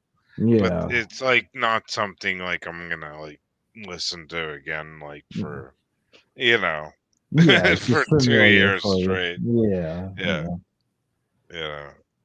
Yeah, I try to mix up what I listen to and stuff. So it's like I've always done that, and it's just like I couldn't just really listen to one thing straight. Yeah, dedicated to one band. Yeah, it's like I was sharing some pictures on Facebook a while back and stuff. I said, "Here's what I'm listening to today," and just like a typical day, I'd have like my CDs lined out, and I'd go, "Okay, I've got Incubus, Iron Maiden, Chaka Khan, Parliament." Yeah, exactly. Light of the Family Stone, and then I've got like Fear or Sex Pistols mixed in there with something else. It's just exactly. Yeah, It's like no, but it works. It just works for me. Exactly. That's what you got to do, though. Yeah, and then my MP3 player. It's usually I'll listen to it and I'll have it set so it just goes through the whole album and then goes on to the next one automatically. But there's sometimes where I'll set it to shuffle where it'll just give me just random stuff on there. Yeah, it's like the old MTV days. You're like, listen to crap for a second. Yeah. But yeah, there's I always have to have music going. It's just one of those things. Yeah, it's just absolutely. That's what makes us still alive, man. Oh yeah. Yeah, and I'm representing Sweetwater music tonight. Nice. That's cool. This is like the most comfortable shirt I've had in a long time. I forget what the brand this is that they printed on. I looked it up, and you can actually go to these different companies and have shirts made, but it's like super, super soft. It almost feels like a pair of sweatpants, not as heavy as sweatpants, but how they have that real soft feel. It's like kind of like that. It's a nice shirt. It's a nice shirt. Yeah, nice. Yeah, she says not like her. She'll play the same song 50 times. It's true. There's a lot of albums that she had when I met her, and cassettes too. And I go, "Oh, you have this?" I go, "Oh, this song's really good." She's all looks at me like, "What are you talking about?" I go, "This song right here." It's like I never knew that was on there because she'll just listen to like one song like a bunch of times, and she'll get tired of it and won't listen to it ever again. Yeah, all right, yeah. So what's up front like this shit? The same music. Oh, you're cutting out. What were you saying? It does your wife like the same music you do? Pretty much for the most part. I mean, there's some things that I listen to that she just said, it doesn't work for her, but pretty much we listen to the same stuff. So, but that's cool though. Yeah. It should be like, that's not one on my playlist. Yeah, there's a lot of stuff that I have on my list and stuff that I mean, I've always been just always interested in just all kinds of different music ever since I can remember and stuff. It's like I'd go through my stepmom's records and I'd listen to whatever she had. That's how I discovered Mott the Hoople, and I'd listen to Mott the Hoople, and then I would go to Helen Reddy, and then I'd listen to the Letterman or some Motown stuff, and you just get a appreciation for all this different kinds of music and stuff. And I noticed like there's times when we'll be playing by myself and stuff, either on guitar or bass, I'll start playing something, I go, that's familiar, and it'll be from something that I listened to over and over again years ago, and it's like, oh, okay, I'm playing it wrong, but it's like it's kind of influencing the way I'm playing, which is kind of cool. So I mean, originally, because I came from like an old Irish family, and we used to play guitar and piano and kind of sing as a family. Oh, that's and cool. I think that's why I think like music kind of brings that to me. That's kind of my good times. Even though people have passed. Yeah, my son. Yeah, good. Sorry. I was gonna say my son. Music's around. He tolerates it. He's not. It's just not his thing. And it's like, okay, that's fine. People are going, oh, you're into music. Why don't you get it? It's like, just wasn't his thing. He's more, mechanical and into, things like that. And just music does not. Really? Doesn't interest him. But yeah, like and then my dad. The only music that was suitable to listen to in the household, according to my dad, was like Beach Boys or Jan and Dean, something like that. Everything else was just garbage, and he hated music. Yeah, right. And he hated when I started playing guitar, because I'm playing, working my way through Black Sabbath songs and different stuff like that. It just drove him up the wall, and he couldn't understand why I had music going all the time. It's just like it just got under his skin. Right. Yeah. No Rush. We can't play we can't play Closer to the Heart. Yeah, that's a good song. I like Rush. No, I'm just joking because your wife doesn't like Rush. Yeah, no, I like Rush. She just can't get past Geddy's voice. She goes, I've seen some of the lyrics. There's the lyrics. The words are good, and she's seen pictures of them and stuff, and she says, okay. She's seen like little clips and stuff where they're just playing without Geddy singing.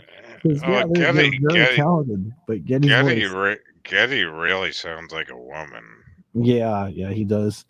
What's funny is when I was in high school, a friend of mine had a band, and they had a girl singing, and they're talking about doing songs and stuff. They're talking about doing Rush songs. She goes, I can't do it. I can't hit those notes like he can. And she had a good voice. She just goes, that's out of my range. That's above my oh wow. Because he shifts over and he's doing different stuff. Yeah. That's way too high pitch. Yeah, it's pretty high.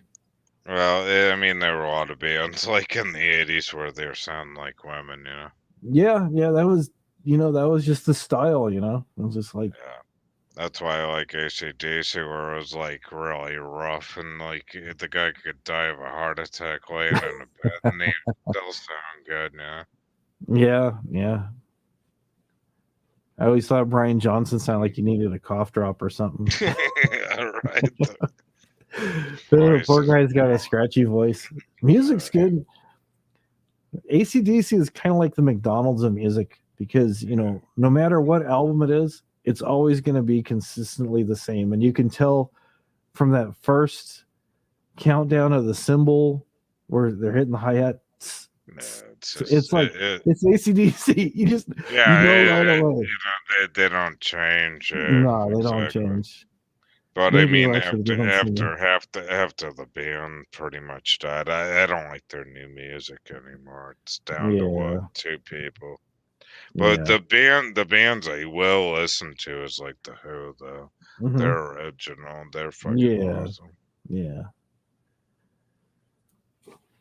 Yeah, I there's mean, not. it without the Who, there wouldn't have been no AC/DC or any of that crap. Yeah, there's a lot of guys that really blaze a trail. A lot of girls too. There's so much music. I start talking to people at work and stuff. And they're like, "Wow, you know a lot about music." I go, "It's just something I'm passionate about."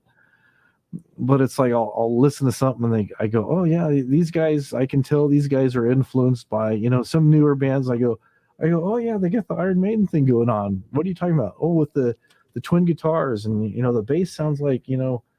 sounds kind of like the guy's been into Rush or something." He goes, "You hear all that?" I go, "Yeah." Yeah.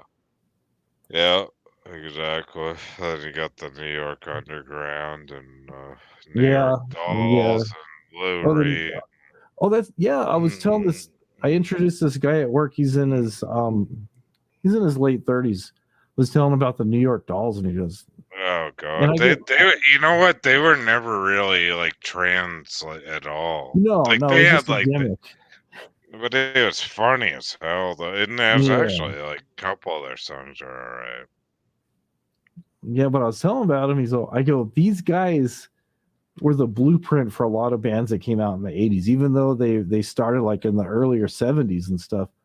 But Yeah. you look at the glam scene to like the metal scene. I mean, you look at a picture of the New York Dolls and you look at a picture of Guns N' Roses, and it's like, yeah, they got their fashion from the New York Dolls.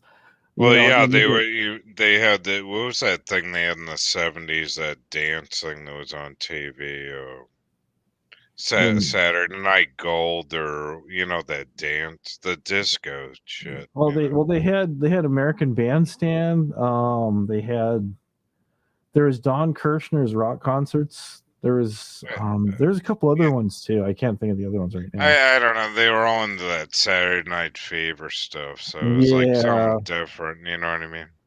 Yeah, and that's kind of why punk started, was because of the whole disco scene and the excess of that, and also the bands that started, in the before that in the 60s and stuff, that started off okay being small and stuff, then just kind of got bigger and bigger and doing arenas and stuff. Your wife's got it. Solid Gold. Solid Gold. There we go. She knows. She knows all the stuff. She's in the music too. So. She's got it. She's got it down.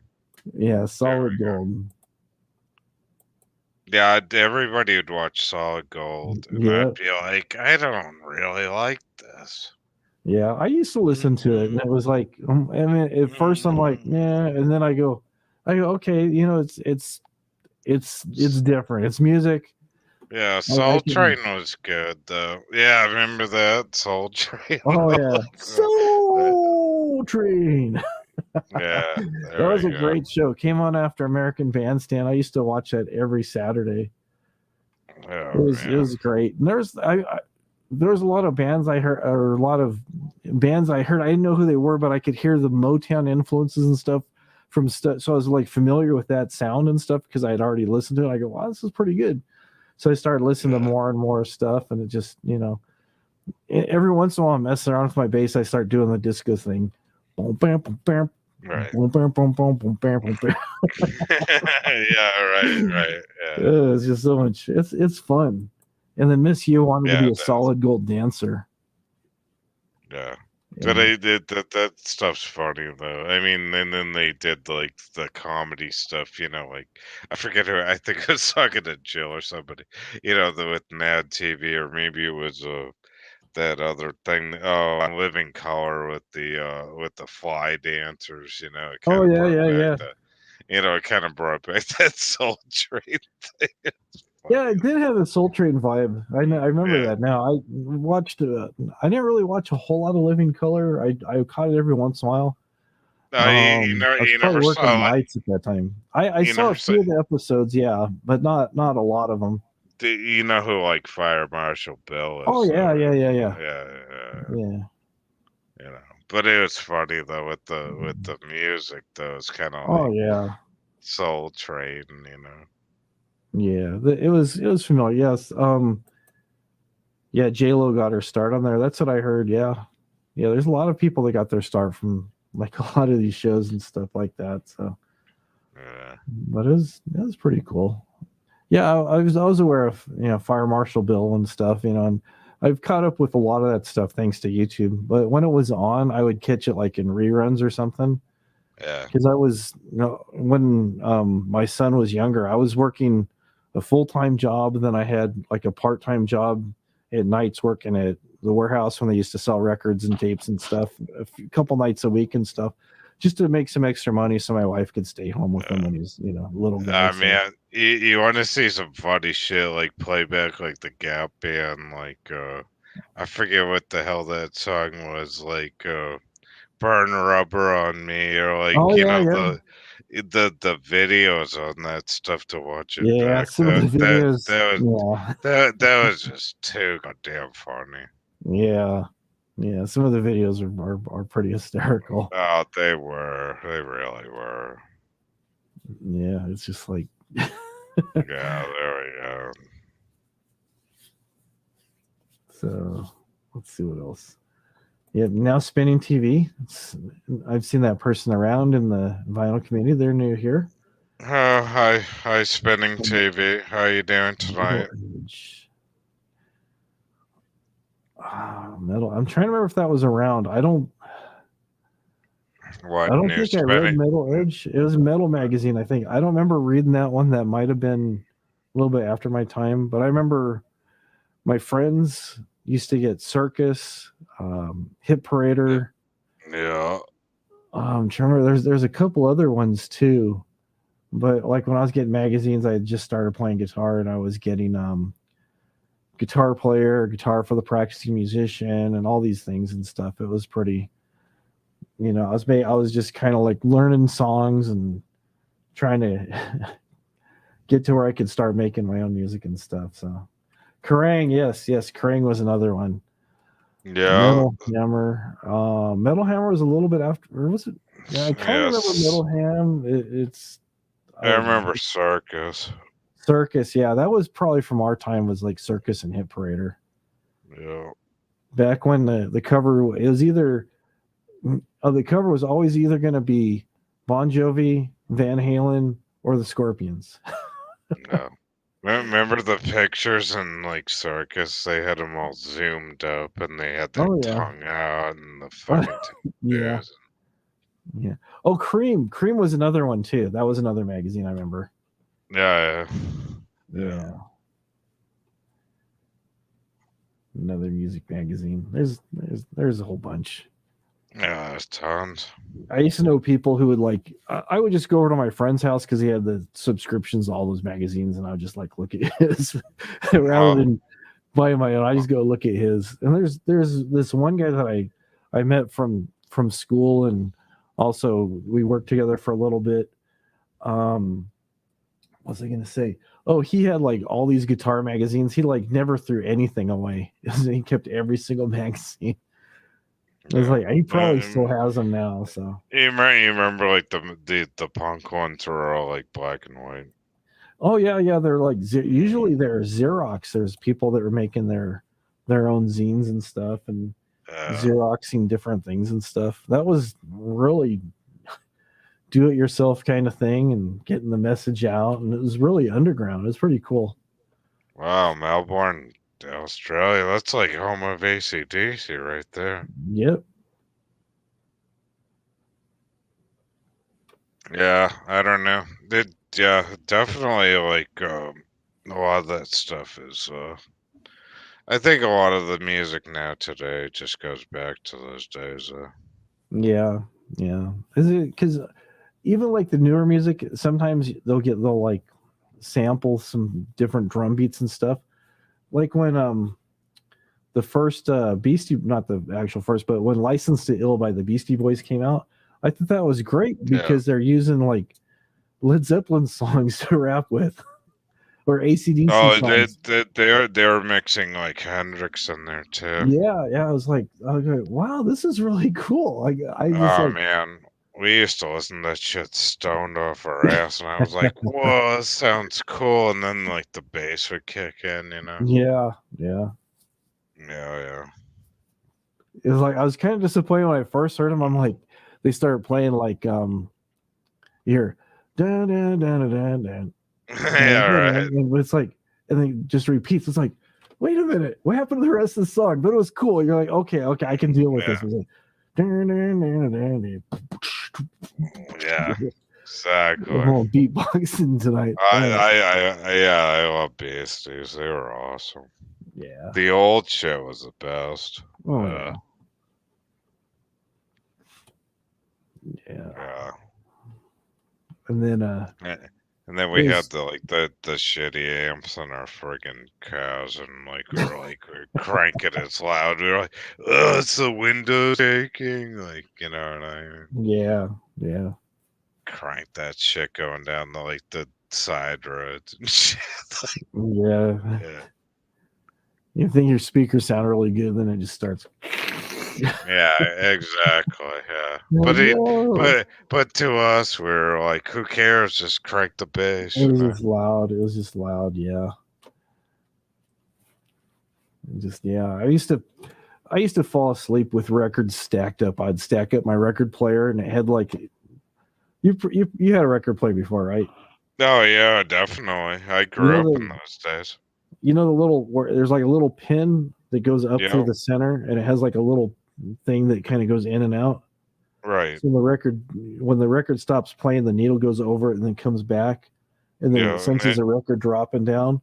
I'd Yeah, stack and it's got the filters on the both sides on the thing to clear the dust. Yeah. But I'd have that post. I actually taped a big pin to extend that thing, and I'd stack. I don't forget how many records. I'd try to stack like 8 or 10 records on that thing, and then I'd go to sleep. I'll just let the thing play, and it just like, and sometimes it would like drop 2 instead of just dropping 1. You're pop. I was like, oh man. Oh no. But then but it would play. It didn't hurt him, but it's like, okay, I guess I'm not listening to that one. But I'd fall asleep and just let my records play, and I remember that noise. They go bop up, yeah, something like that. But then the worst was like that noise, like the scratch. yeah. You remember scratching a record, and you were like, oh, That was the fuck. worst. You're like, okay, I want to listen to this song again. You try to barely carefully put it down there and go, burp. Yeah, right. And then you play it back, and it's totally ruined. Yeah, I had some records that I got from other people and stuff. They go, oh, I can't play these anymore because they were just like they were skipping and stuff. But I figured out I could put change on the tone arm on the part with the needle, the stylus. Yeah. I could stack change, and I think I had like over 50 cents and just like nickels and dimes all taped with scotch tape on there to put some extra weight to push the needle down into the record to get it to play, and it worked. It played. Oh, really? That's interesting. Yeah, I was always doing weird stuff like that. And did you always have like the high end record players like the Sonys or an RCA or something? No. Dude, like I'll tell you the first record player, I think it was like a Fisher Price or something. Yeah. And my dad got me this album, and you know what the song was? My first record I ever had was? It was a theme for Happy Days. Oh, okay. Like remember the TV show Happy Days? Yeah. And it was like a small little record. It wasn't a full record. Yeah. And I used that, and then I screwed it all up. That's how I learned how to scratch them. Oh man. Yeah, I don't remember where the record. It showed up one day. It looked like it was ready for the. It was ready for the trash pile, but I cleaned it up and I got it playing good and stuff. And then my dad knew people who were into music and stuff, even though he wasn't. I'd get like speakers, so I'd have mismatched speakers and stuff, and yeah, I tried to do my own quadraphonic 4-way sound, and I didn't know what I was doing. I was just splicing speakers together and moving them to different spots in my room and stuff. Definitely, yeah. And twisting the copper, yeah. And then remember the tapes. What the hell were they? Those big tapes. The reel to reels. No, right after the record. Remember those things before the cassette tapes? Oh, 8-tracks? 8-tracks, yeah. 8-tracks, yeah. Yeah. That's funny, man. I remember the first one was like Kiss Live or something. Uh-huh. And I'd crank that up. That'd be like, that was cool though, because you couldn't fuck that up. You just put the H track in the thing. There you go. Yeah, I was seeing. Speaking of that, I was seeing something the other day that if you have Kiss Alive 2 on the double album, it was worth like $800 or $900 or something. I was What? I have it. like, I was like, oh, that's crazy. Oh, you have it? Yeah. What, the Oh. 8-track? Well, the 8-track's probably worth something too. Yeah, but if you have the album, like the No, double like album vinyl, I have 8-track. you have the 8-track. The 8-track might be worth something to somebody. I don't know about $800 or $900, but it might be worth something. Some of that stuff, it's like, it's weird. It's like, you're like, really, that's worth this much? And the other things you go, oh, this is really cool. This should be worth this. And it's like, Wow. last week it was worth a little bit more. This week it's like, here's 50 cents. I'll be nice. It's worth 50 cents. I'll give you $1. Yeah. Yeah, You never know. You never know. It's such a up and down volatile thing. It's either like recycle fee or like worth $1 million. Yeah, right. Yeah. So yeah, I've been listening to some of these people talk about buying records and flipping them and making a big profit and stuff. And I tried selling CDs on eBay a while, like years ago. I came across a whole Rubbermaid tub full of CDs. I paid the guy like $10 for them. And then I hope they weren't those AOL CDs. No. They were like I'm just joking. They're like music CDs. There's like Boss. I mean, it was like all classic rock stuff. Boss and other stuff, and there was some country and stuff in there. And I started listing them on there, and the covers were okay. They're in good shape. They're used. You could tell that there might be like little tiny crease in the paper inside. And I'd say what was wrong with them and stuff, but nobody wanted to buy them. Not even for like $1. It's just, I was like, okay. And then the couple that I did sell, I said they're used. I said what was wrong with them. They gave me negative feedback. This has scratches on the outside page. You'll find scratches in the paper. I disclosed all that before you bought it. Yeah. I'm just like, all right, here's your refund. Leave me alone. See you. Have a nice day. So now I just buy stuff to hang on to for myself. But the weird thing, like I still have a huge collection of cassette tapes. Like like I bought like every single album of Zeppelin, and Yeah. But do you think any of those like cassette tapes are ever going to hold value? They might. It depends. It depends. If you have something that's really rare, because a lot of stuff didn't make it to album. They would do cassette, sometimes CD, but sometimes there's a lot of things that are just cassette only release. Yeah, but I mean, if it wasn't on cassette, it's probably not worth anything. I don't know. If you have a record store nearby you could just say, hey, you guys buy cassettes, what are these worth? And they might say, hey, it's worth, it might be worth more than you think, or it might be a lot less than what you're but it's not. That's before like it went to digital though. Well, even now there's people that are searching out cassettes. Really? I don't know. Maybe I'll hang on to them. I've been thinking about throwing them out. Yeah, just hang on to them, or before you throw them out, you can take them, put them in a box, and take them down to your local record store and say, hey, what are these worth to you? And you never know. You might have a box of 100 cassettes, and you might walk away with $100, or you might walk away with $5. I mean, you remember recording songs with cassette on the radio? You're like, this song's cool, and then you would record it, and they was like, and you have your finger right on the button, ready to record. I'd always like set the record buttons and then have the pause button pushed, and I'm ready. You'd have three fingers. Yep. In the very beginning of the song, because I'd use the pause button, when I lift it up, it's all and then it'd start because the tape it's like there, and like it starts all of a sudden. You hear the little bleep, and then it starts playing. Yeah, it's got that big loud beep. and then you hope the DJ didn't talk over the music. Yeah, you're like, oh crap, I need to adjust this. You had to be like so fast with that thing. Yeah, Mm. yeah. It was, yeah, you had to be fast. Yeah, And that's then, funny.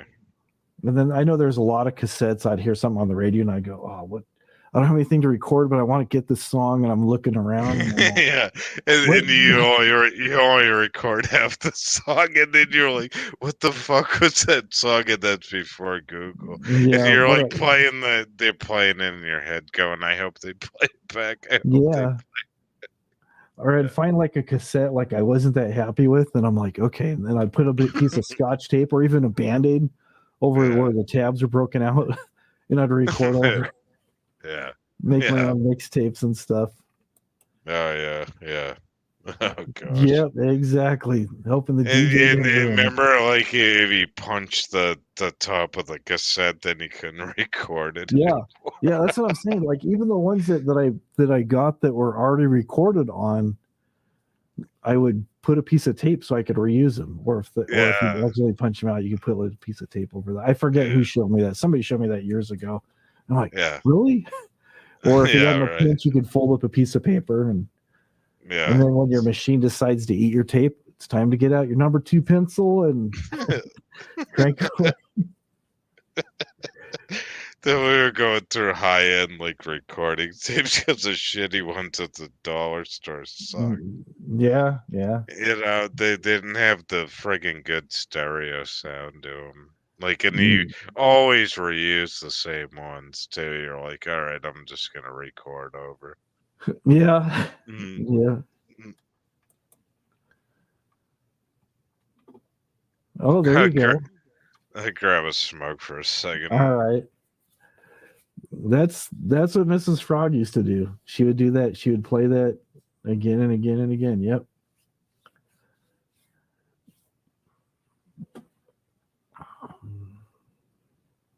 So yeah, I think she had a couple tapes that were like that too.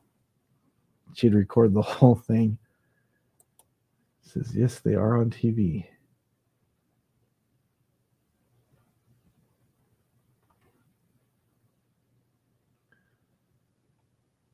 Yeah, waiting for the big boom to happen. Cassettes, there you go.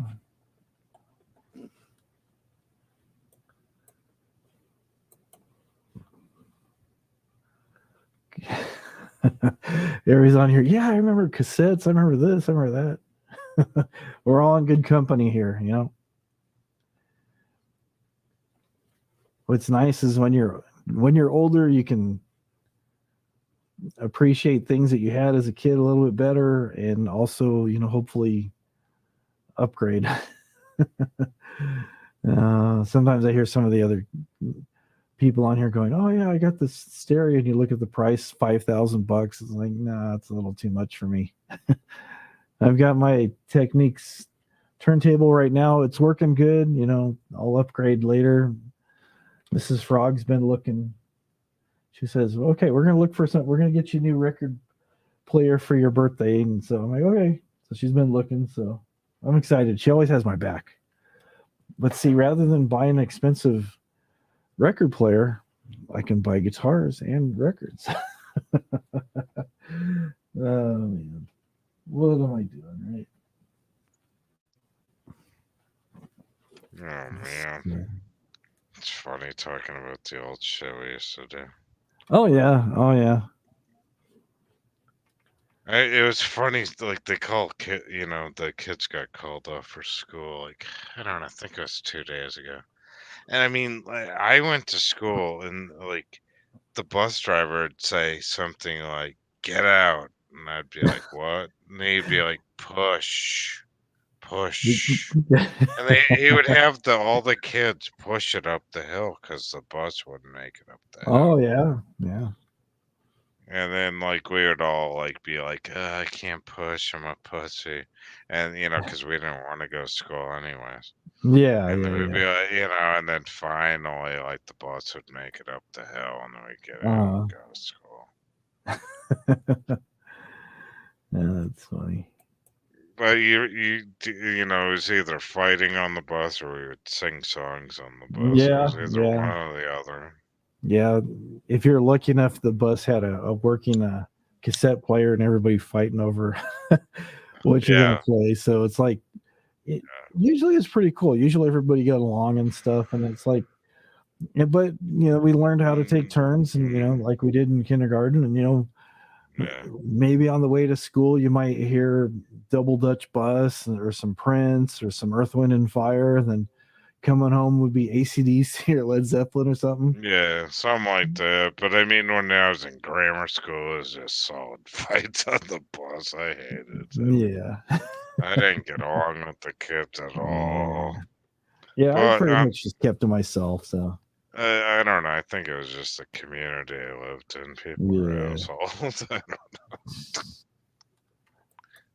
Well, I came from the city and then moved into the country, so there you go. It's kind of. Oh, okay. I liked the city better. It was actually, but they were assholes. Like the fighting began in kindergarten. I think. Yeah. Unfortunately, that's part That's of the life. way it growing up. goes. Yeah. I don't know. Somebody said it best. There's assholes everywhere. Yeah, there is. You just try not to be one yourself. Yeah. No, I That's- try not to. I love people. That's how I've always been. It's like, yeah, there's enough out there. They don't need me adding to things, You gotta make life fun and enjoy yeah. life. Oh yeah, definitely. Think back to the good times. Good times. Welcome back. Welcome back. Welcome back. There you Hey, go. man, somebody was talking about Sanford and Son. You ever watch that show? Oh yeah, all the time. Yeah. That show is hilarious. Oh, it was a good show. Sanford and Son, Chico and the Man, Yeah.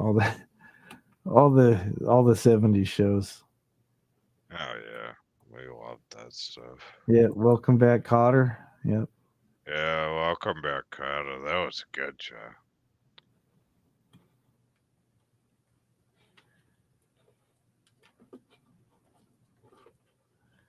Mr. Cotter, Mr. Cotter. Yeah. I watched that show a few times. That's not what I wanted to do. I hadn't watched your video the past week or so. You been doing any comedy bits or anything? No, not really. Not just been doing my Friday night live streams and Yeah, okay. That's Have about you it. gotten any strange phone calls like from spammers or anything? not lately. Yeah, just work's been real busy and haven't really had any time to. Yeah, no, I do didn't videos or know work and stuff. because Yeah, I haven't been catching up on a lot of your videos the past yeah, week. yeah. I mean, I was we just- we get the guys that keep calling about the car warranty and different things, and usually it just comes Yeah, up. John Hang up. Travolta. Yeah, yeah, that's good. No, yeah, John Travolta is in it. Yeah. Yeah, there's a lot of people on that show. Good show, good times. Trying to think of the lines in that show. It's funny. Yeah. It's classic. Who's that guy? Was it Squeaky? Who's like the weird guy in that Welcome Back Kotter show? Well, Arnold Horchak. Oh, was it? Yeah. Yeah, Arnold Horchak. Ooh, we got yeah, he'd always have the answer. Yeah, he put his hand up. And then Epstein was always getting excused from different things. You have notes signed Epstein's mother. Yeah. It was good times, man. That was good stuff. It was. But yeah, I'd like Jojo was saying, you would love that Schitt's Creek show. That shit's like dead on. You want to see a good show? Watch Schitt's Creek. That show is funny as hell. All right, I'll keep that in mind. I think it's on Netflix or something. No, it's yeah.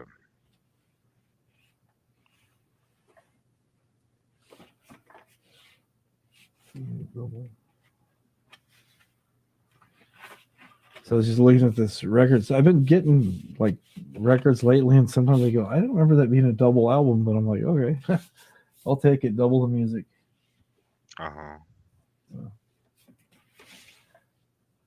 Yeah, but like you were saying before, I knew some people that had like really nice record players and stuff. Mine was just like, Yeah, mine mine was always a hand-me-down good Yeah. one that had been used, and then I'd take it apart and then I'd like clean the filters on the side, and Yep, it's interesting though. yep. I got pretty good at taking not record players, but cassette players apart and cleaning everything really good with the Q-tip and rubbing alcohol. Yeah, through the rollers out. Yeah, the rollers and the playback head and everything. Yep. Oh yeah. So we did. Yeah. That was good stuff though. Yeah. Yeah, the boombox days. Like I think that I never had a Sony one. You know, like everyone's like, you gotta get that big Sony one, you know, and hang it off your shoulder, you know, back in the breakdancing days. I think my first one was like, I think I bought a Sanyo. I think that's what I had too. I think I had a Sanyo. And then from there I went with the Fisher. Oh, nice. Yeah, it was kind of high end, and that had really good speakers on it. Yeah, the old breakdancing days. Beat Street days. Yep. Yeah. It was funny because like a lot of people I knew were into mostly, punk and metal and stuff. And this one guy, his little brother, was into breakdancing. And we're like, okay, you're good. He was all, and he's showing his stuff. He's really good. Wow, you're pretty good. And I don't remember who came up with it. It was either me or this guy. It was probably this kid's brother who goes, oh yeah, why don't you try breaking to this? And it must have been something like Metallica or Megadeth or something with real fast double bass. And the kid was trying to keep up with it. I thought he was going to have a heart attack. He's like out of breath and stuff. Shit. Like, whoa. We're laughing and stuff, and he's like, yeah, right. I was like, man, it was pretty funny. Oh man, remember throwing the batteries in those things? It was like they were double D, like the biggest batteries. Yep. And you would load it up with about 6 of those damn things. Yeah. And they were heavy as shit. Yeah, they weigh a ton. This thing's not very heavy. Oh, you haven't put the batteries in yet. Put the batteries in. Yeah, right. And then you got the antenna for the radio. Yeah.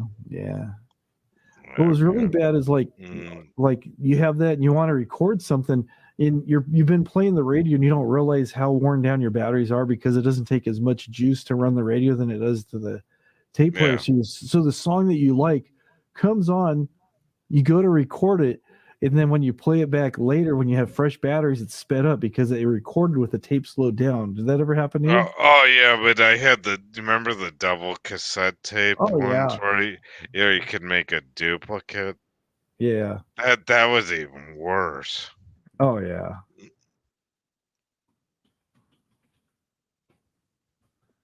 Yeah, exactly. Like one of them would do play and the other one just record. Yeah.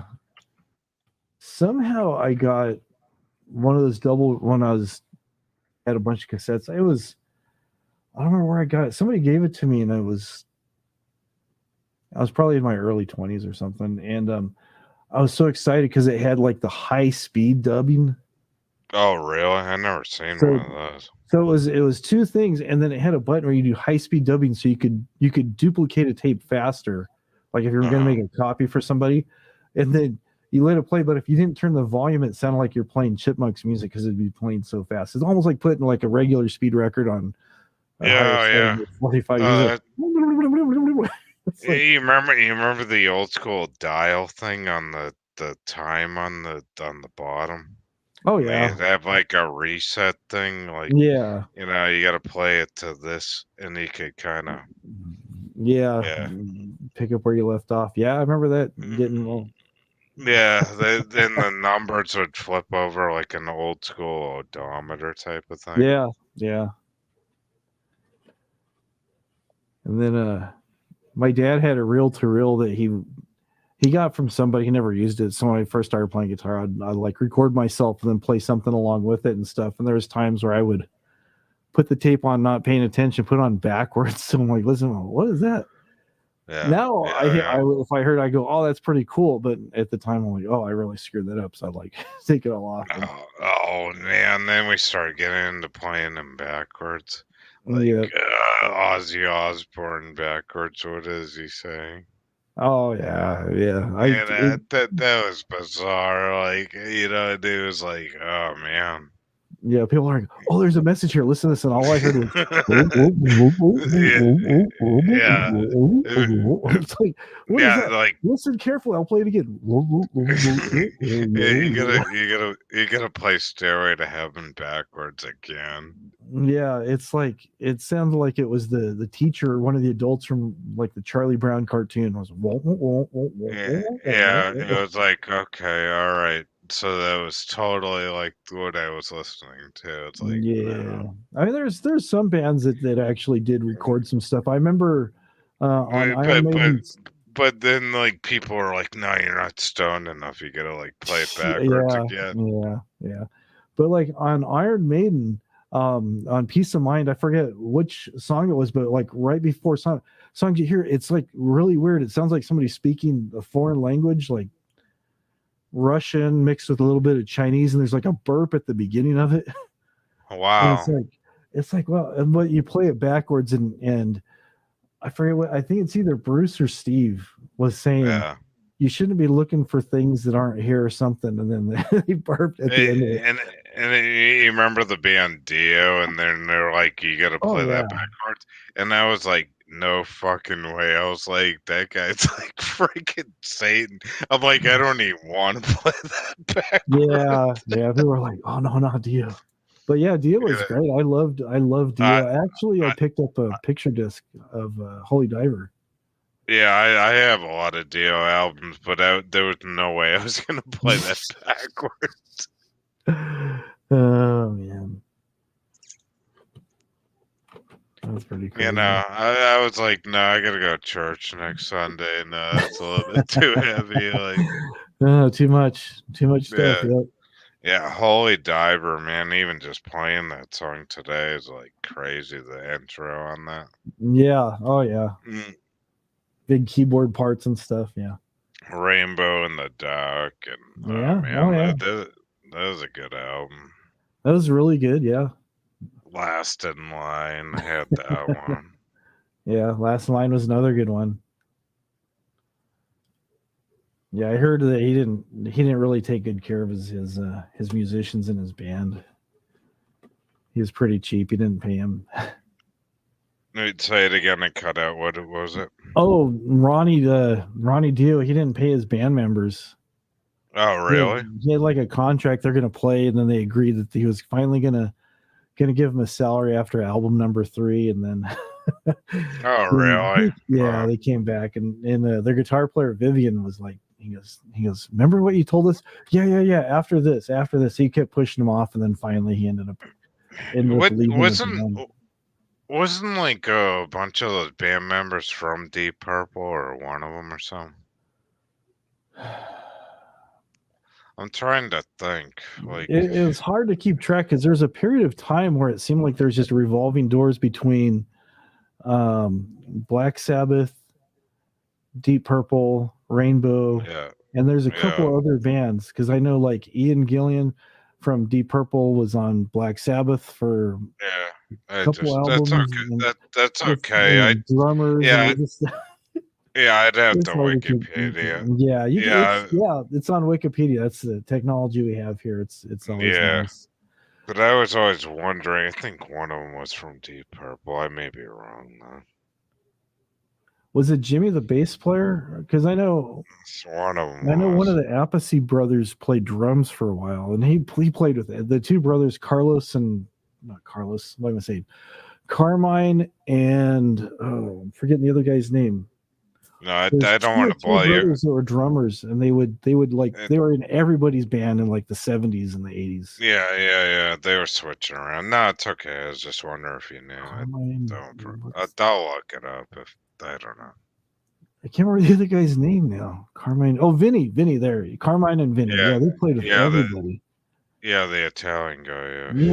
Yeah. You see him and go, oh, that's guy. Hey, why is he in here? I thought he was in that other band. But yeah, they Right. just turned into everything.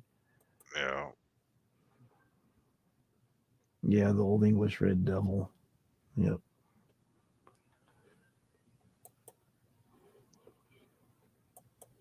Yeah, good times, good memories. Yeah, I love all that crap. I still listen to it today. Oh yeah. But your memory builds. You're like, who was in that band? As you get older, Yeah. Back then, I mean, Christ, we were just smoking weed and cranking the shit Yeah, up. I used to know who was in which band and when they changed over, and I'm like, oh yeah, I think they changed. They left here, they came from here, and they came this band. I used to know a lot of that stuff, and it's just like now it's like forgotten. Oh yeah, I'm surprised we can even still remember it. Yeah. That is true. That is very true. Those were good times back in the Oh, payphone times. I'm gonna give up a call. I'm gonna put a dime in the phone. And kids nowadays, they don't know what a payphone is. What? Oh man, those days it was like, man, making a phone call was like a huge deal. I gotta find a phone booth. What's a phone booth? Yeah, right. And you make the call, and then like you scatter around. And you're like, I got this information, and everybody would be like, what did he say? What did he say? Yeah, there's a couple times where I'd be walking by and the phone booth would be ringing. There's a couple times I did pick up and talk to the person. Oh, no, they just left. They stepped out. No, like, can you get him? Like, can you go in the store and get him? And he would hang the phone down. Like, maybe I can. And he would yell, like, "Hey, Mary, got a call." Your ex-boyfriend's on the phone. And then they'd run back and go, "Oh, thank you." So that they didn't have to pay for the phone call. Yeah. The old days of people call and collect and everything too. That was something. Hang the phone down, like, call me back so I don't have to pay for the call. Oh yeah. Leave the phone down hanging in the fucking thing for hours. Yeah. We had and then when you hang up on the thing, it sounded like somebody threw a brick at your face, like click. Yeah, that's another thing kids won't know. You can't show how angry you are by hanging up your phone. They would say something like, "I'll talk to you later," and it was that big bang. I was like, "What the hell's wrong with them?" Are they pissed off? Yeah. Or if you're on the phone talking to somebody and you hear somebody pick up and they start dialing with the rotary phone here. Hey, I'm on the phone. I'm on the phone. Yeah. Or like you're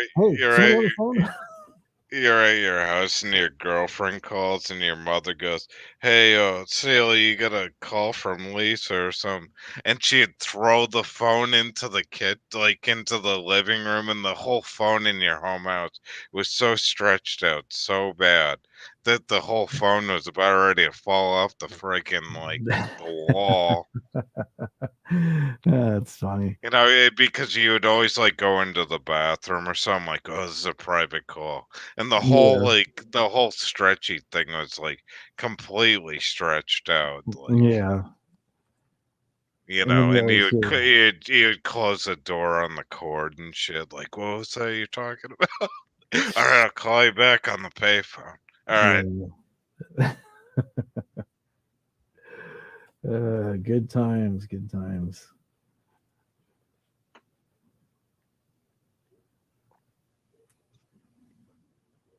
Oh man, that's funny. Oh yeah.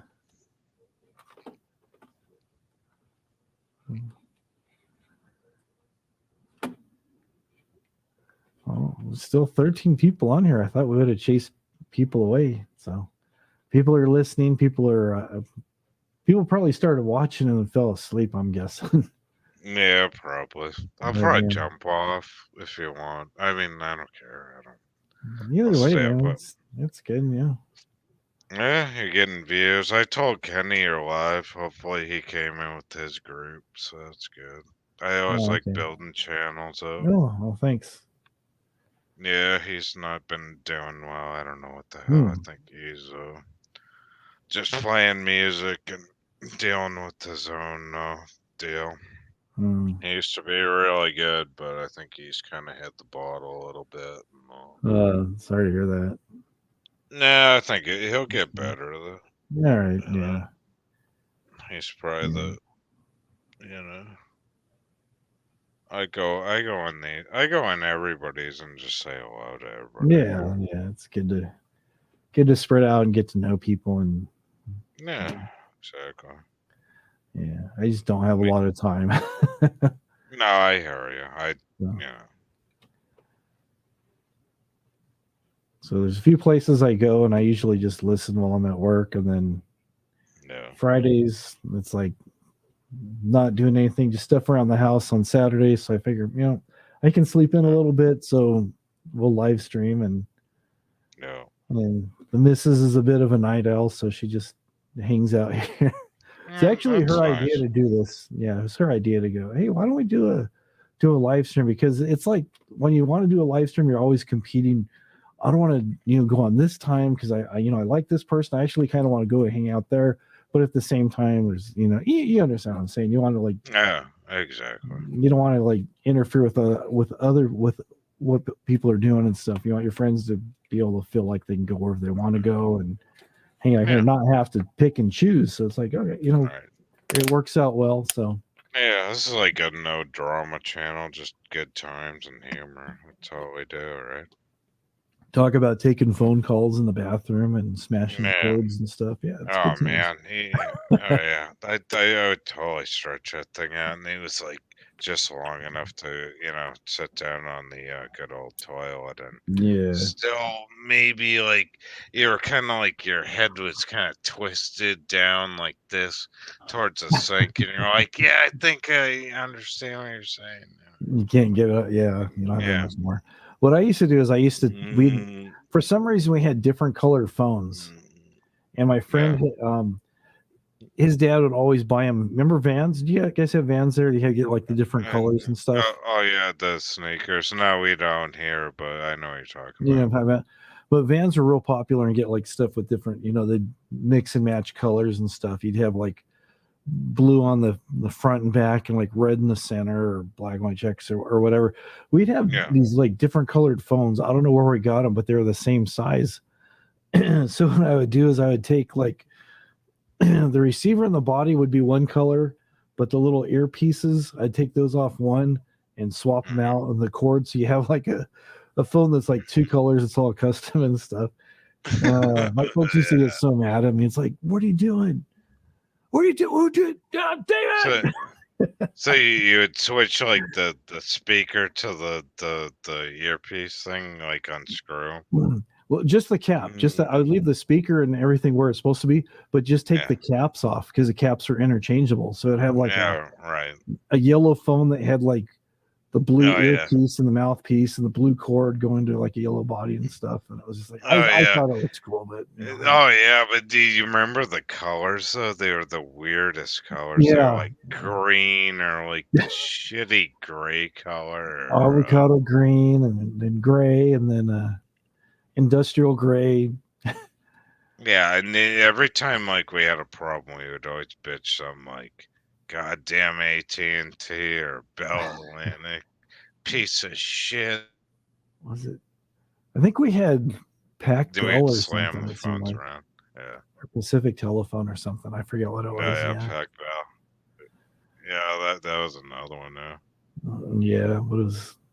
Yeah, that's because it was crazy because the area that I live, it was one area code for forever, and then when pagers and stuff started coming out, it split and went to 2 area codes, and then after that, now it's Southern California, look at the area codes. There's probably at least 40 or 50 area codes. Wow. Just because everybody's got cell phones and fax machines Oh, and all kinds of Oh stuff. yeah. It's But just like, yeah. that's good. That's good though. It's you're getting more carriers, Yeah. more competition. Well, it's just Like back in the old days, like I think even when I think I used AT&T cable, Mhm, and then it went to Comcast. mhm. I think it was AT&T Roadrunner, but like they would, uh, they would give you very little upload speed, and they didn't want people uploading on the internet, and it was that battle between television and internet, and then like everybody got into the gaming thing, and then you'd pay a little extra for to host games, Yeah. to play, and you would do that. Of course, everybody was like me, and everybody else were downloading everything Mhm, off the internet. And but nowadays it's like it's completely different. mhm. But it was a control thing of how much they could get away with it. Yeah. With the price gouging. Oh, yeah. It's crazy. If you look back even to the phones when I first started using the internet, which was like, I think it was 28K. It was before 56K modems. Mhm, And then we would download games like overnight on a thing called, uh, uh, what the hell is it called? Usenet, which is still exists. mhm. And then we would just let the computers run for days, downloading shit off the internet. Was that Back in the 80s. Did you have one of the things you put your phone receiver into? Had like the rubber cups and Yeah, they had a modem. Yeah, you'd hook the yeah. phone right into the modem, and you would download like that off of like Yeah. it usually ran off of pirated servers or usually like in universities Mhm. off of a high speed T line, but it would sit there forever, like and then it went up to 56K, and it was still the same deal. It was a little bit faster. Then they Yeah. went up. Then they went up to 128K, I believe, and then of course from there I went with cable, but Mhm. then they had that fucking remember that, and I still always fucked with it. Remember that net zero thing? Oh yeah. I remember that. Yeah. And I would use it, but the goddamn pop-up ad on the damn thing when you'd hook up to Yeah. it was crazy. That would Yeah. totally kill the connection. Yeah. Yeah. Yeah. Because I remember, yeah, we tried that and our connection was like terrible because the phone lines they're really bad. This place we're living. So Hmm. I would I would wait to be at work and hit up the AOL at lunchtime and little guy running across the screen. Yeah. You got mail. Yeah. You got mail. Yeah. Joe was waiting for him to run. He's like, okay, come on. I don't 5 minutes later, you've got mail. Oh, okay. And then you would hear this bing, bing. Yep. Yeah. Or if somebody picked up the phone that the computer the modem was on, it like disconnecting. You're like, no. Yeah, and you would dial back again. I was like, oh, Yeah. crap. Yeah. Good And old then like days. and then the page would like you always using like Netscape before Firefox, and like you would see like the fucking page like loading so slow. It's like, wow, I got a picture on the friggin' Google. Yeah. I got Oh, I yeah. got I got a half a picture. Wow, I got a whole picture. Yeah, I used to keep a magazine at least, sometimes a small book right next to the computer. So I just kind of read while I'm waiting for it to load up. I'm like, okay, it's gonna be a while. I was just interested at the connections. I just look at the screen. I'm like, wow, we got a quarter of a screen loaded. Yeah. And then you would hit refresh because it was in cache and fuck Mhm. with that. Yeah, things sure have come a long way since back then. And then you get like this banner that pops up. It says, "Hey, sale, dial like 1-900. Do you want to have sex tonight?" Remember the pop up? I didn't get anything like that. So You had know, filters and stuff. Yeah. no, yeah, you told. That's why I mean, that's Yeah. before I got Yeah. into that. But you'd see this crap pop up on Yeah. your street. Like, do you want a naked dancer across your desktop all day? It's like, no. Yeah. Those are the days of the AOL. Was it AIM, the AOL Instant Messenger chat rooms? Oh yeah. Oh my god. And remember the Yahoo chat rooms? You go in there and troll and piss Yeah. everybody off. Oh yeah, yeah. That's good And times. there was always this guy in there. He'd say,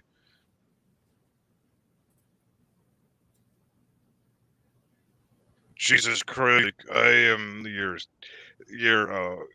priest," or like that guy that was into like religion. Like they was Yeah. sitting there for like a whole year, and he was always in there. And you were like, "Hey, Jesus, how's it going?" And he would always be like, "You gotta believe in religion more." It was kind of like listening to Elvis Travels in like Mhm. today's times. Yeah. Yeah. Praise Jesus, he would say. Yeah. There's times I'd go in there and I'd look to see what the topics were. Like if they're talking about Guns N' Roses, I'd go in there and go, Yeah. "Hey everybody, it's Axl Rose. Yeah, yeah." Yeah, right. And Yeah. everybody be like, "Yay, Axel Mhm. Rose!" And they would give you like a heart or something. Yeah, a few people wrote it. and Then we get the one guy, then "You're not Axl Rose." And I'd go, and "Don't tell me who I am. If you're and, Axl and Rose, who's your guitar player? A Slash? Is he?" yeah, and then all these people that didn't say anything go against you. Like he's a scumbag. Like Yeah. remember? Yeah, get out of here, Yeah, scumbag. It's like, yeah, yeah. It was funny. I was like, I'm on the tour bus just trying to kill some time right now. And they're like, "Wow, it is him. It's him." I'd have like half the room thinking I was this guy, and the other half of the room saying, "Get out of here, you troll." Yeah, get out of here. Like he's not Axl Rose. Oh man, that was funny times. Or whoever. And then like people would say shit like, oh my, there'd always be the original one coming back. It was like that horror out of the goddamn chat room. Like, Yeah. hey Cindy, welcome back. And like she never left. She was there Mhm. for like a year, Mhm. Yep. But yeah, I'd only spend a few minutes in there, just enough time to do some damage, and then it was like, yeah, oh, exactly. oh, we're stopping. We're gonna get something to eat. Have a great night, everybody. Yeah, right. You come back in like a week later, they still remember you. They're Yeah. like, "Hey, Axl Rose," and then Satan's still sitting in the back room, and he'd be like, he's a troll. I remember him from 2 weeks ago. Son of Yep. a bitch." Yep. Oh yeah, it's good times. Yeah, it was. Yeah, because I had a second account on here that I'd change the name. Like when Rich Life was having trouble with his car, I would sign on as JB Weld. Remember when he fixed his Oh thing yeah, with his radiator?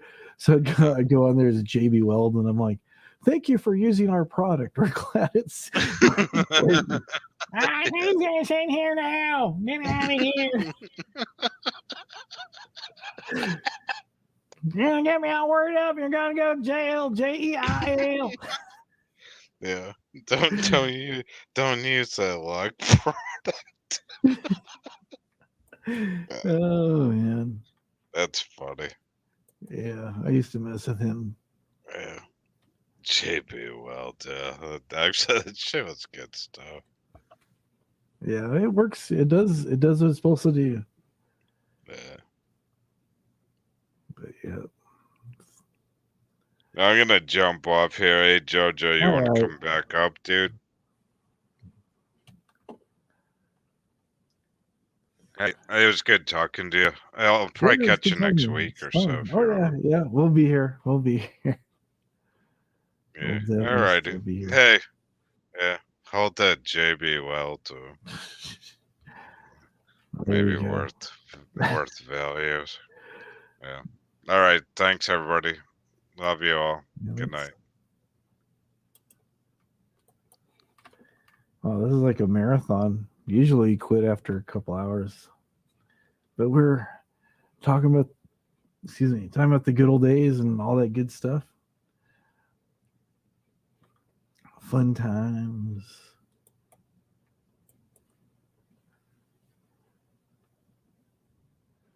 So yep. Seal heater. So all right, you guys are already here. You saw my records, right? I showed those already. I'm like, what did I show already? Yeah, I showed them records.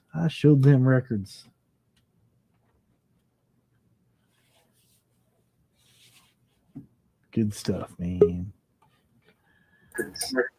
Huh? Hello?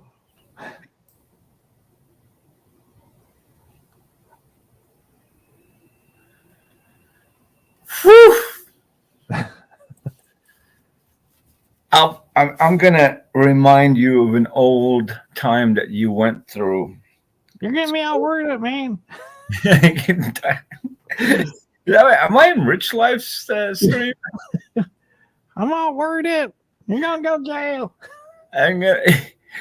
Who's going to jail for what?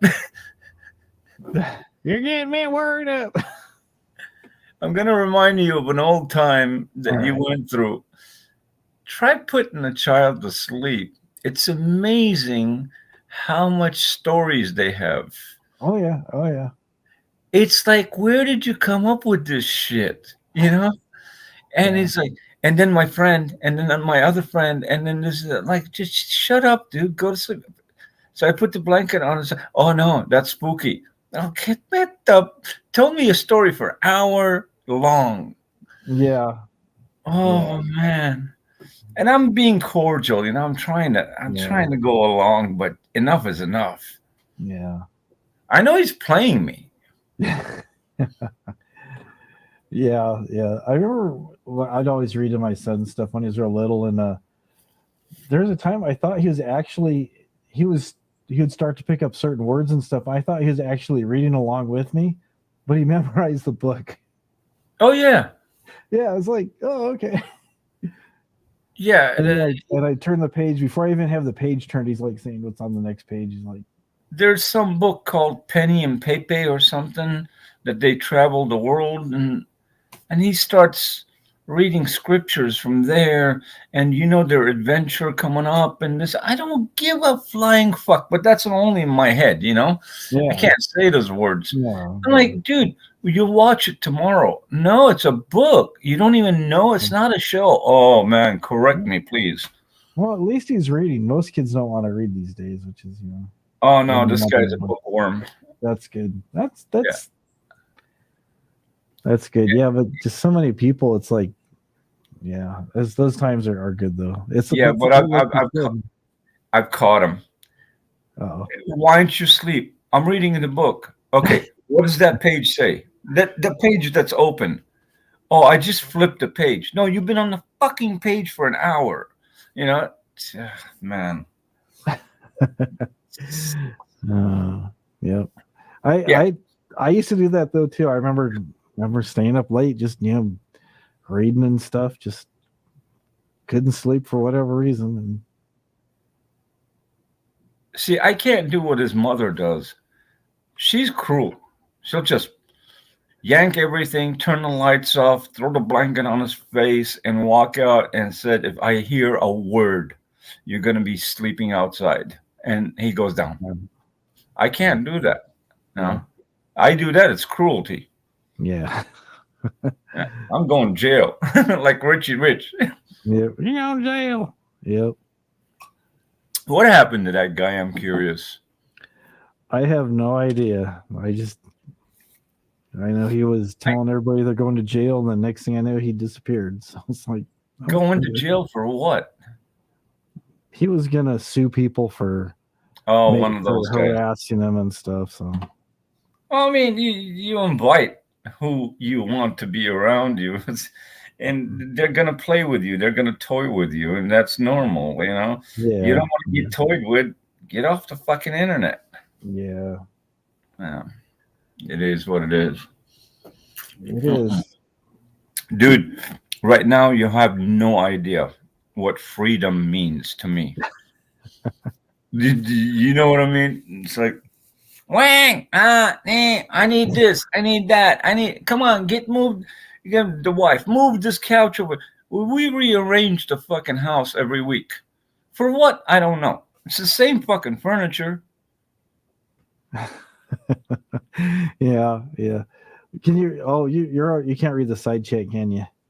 Barely. I have the wrong glasses on. Okay. Miss Hughes says, when my kids were little, the oldest kid used to suddenly need to go number 2 at bedtime.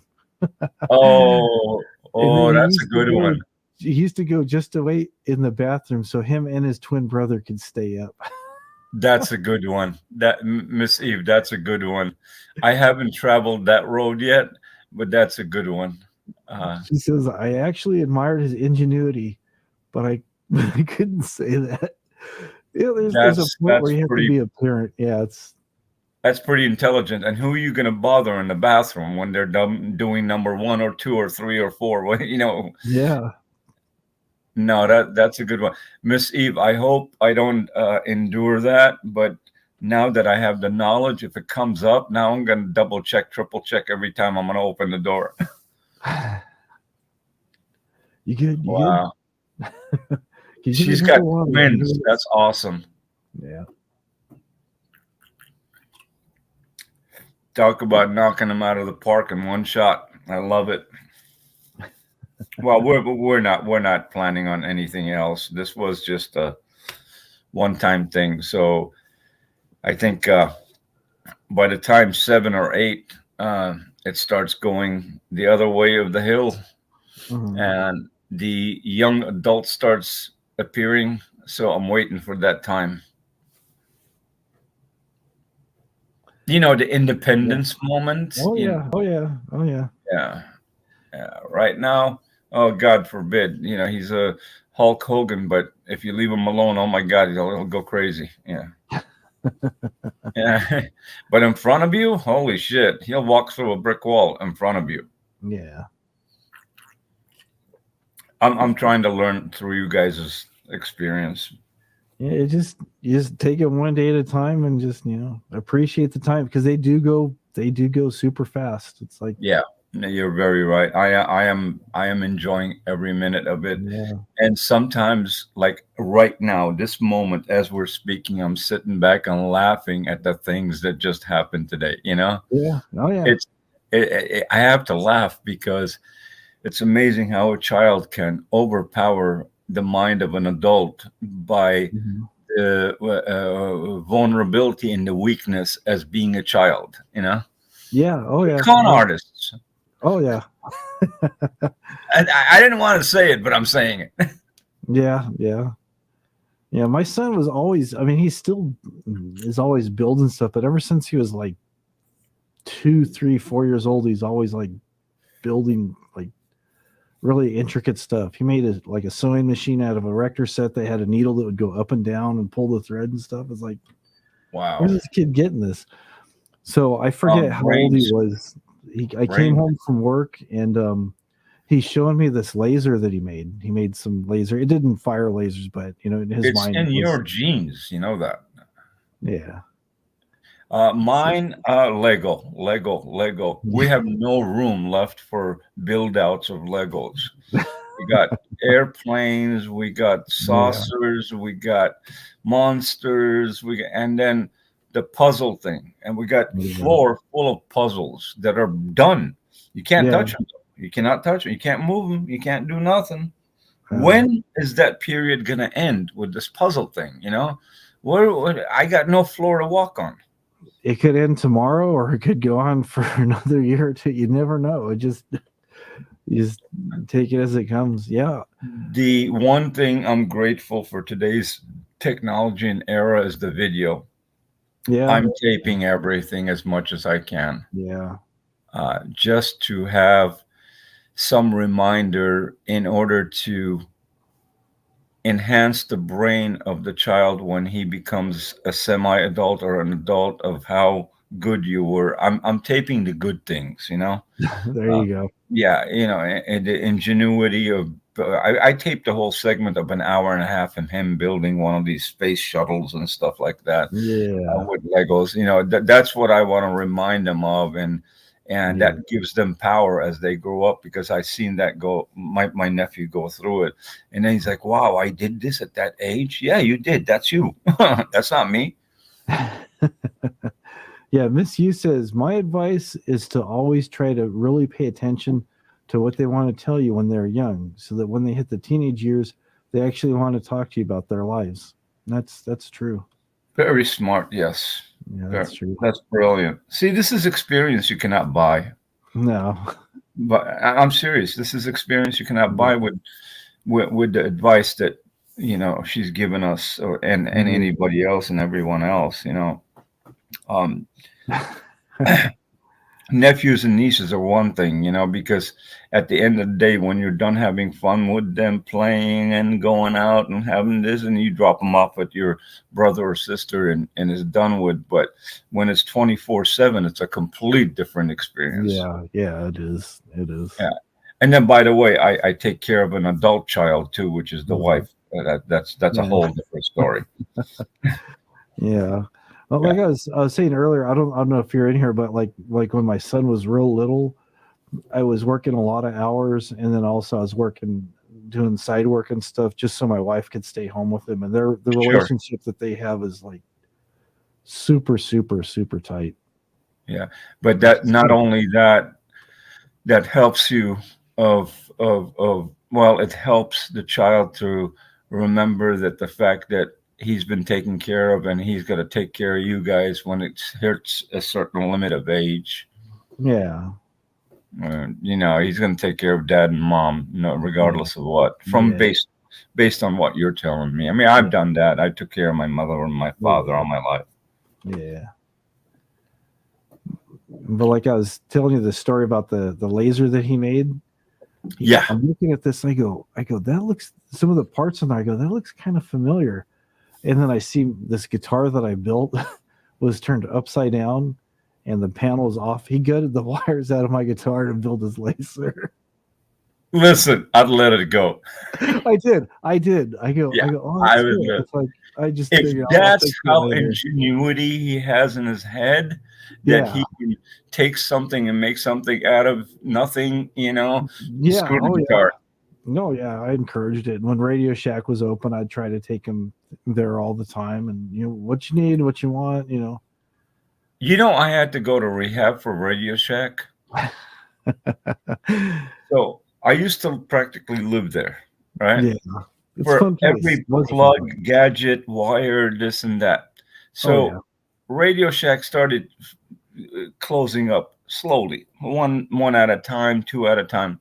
Mm-hmm. And then I'm like, okay, I'm over it. Now that there's no Radio Shack to go to, and then what happens? Fucking Fry's Electronics comes. Yeah. It's like we went from weed to heroin.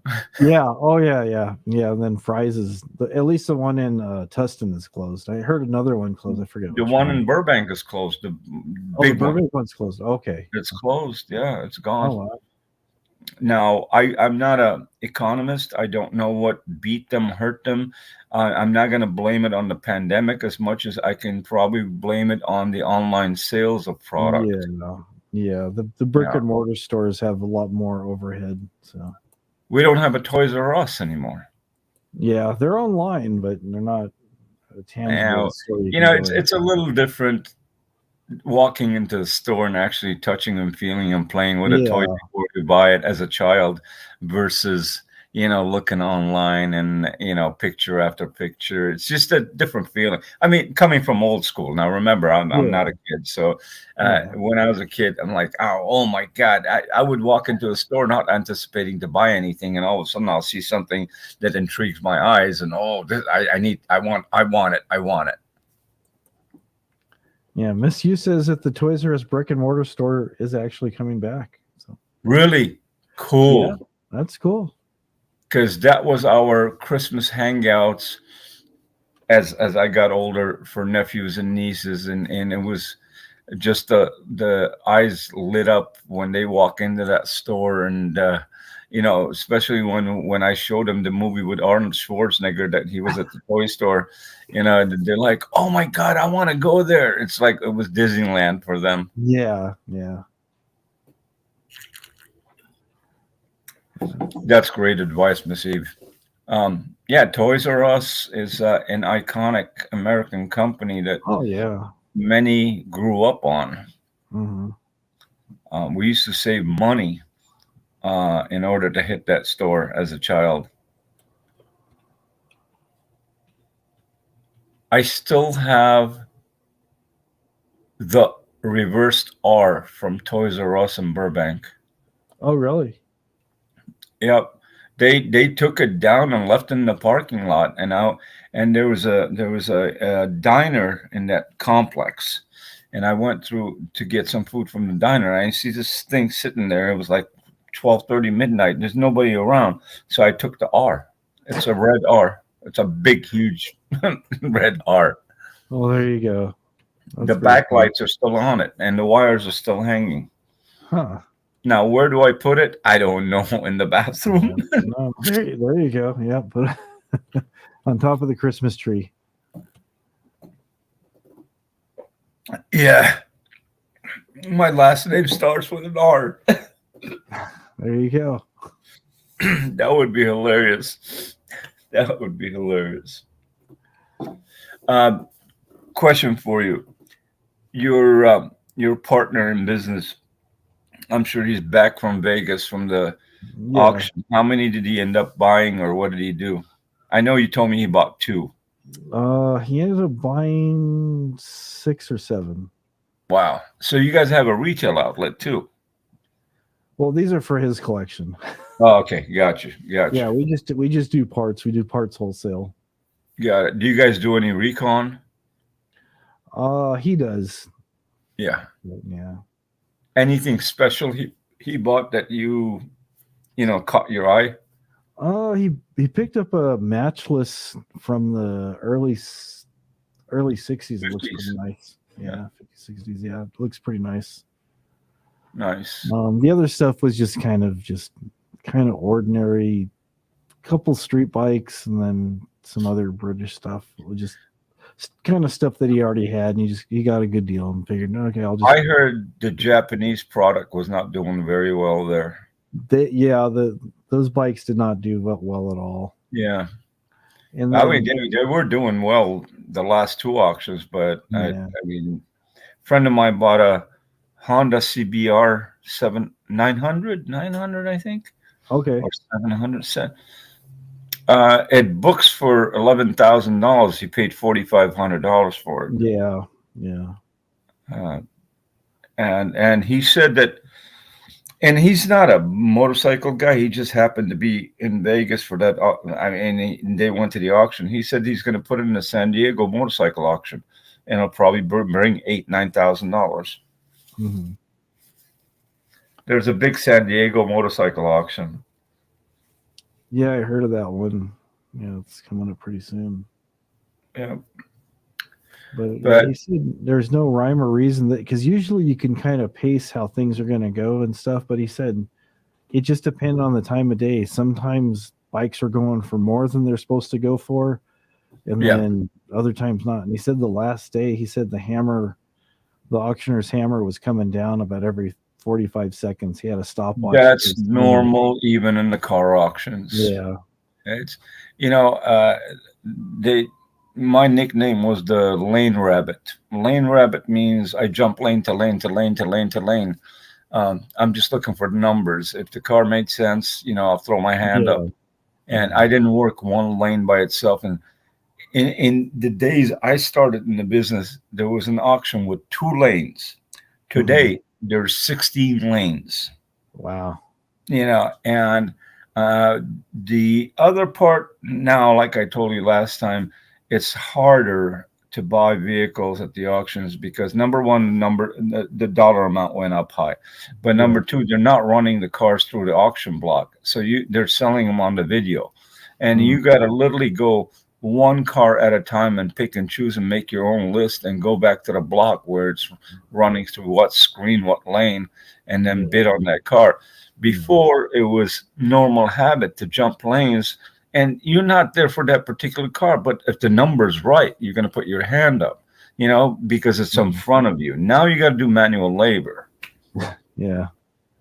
Yeah, it is what it is. Yeah, but at least the bikes were there physically, so they went through and stuff. Yeah, that's different. Yeah.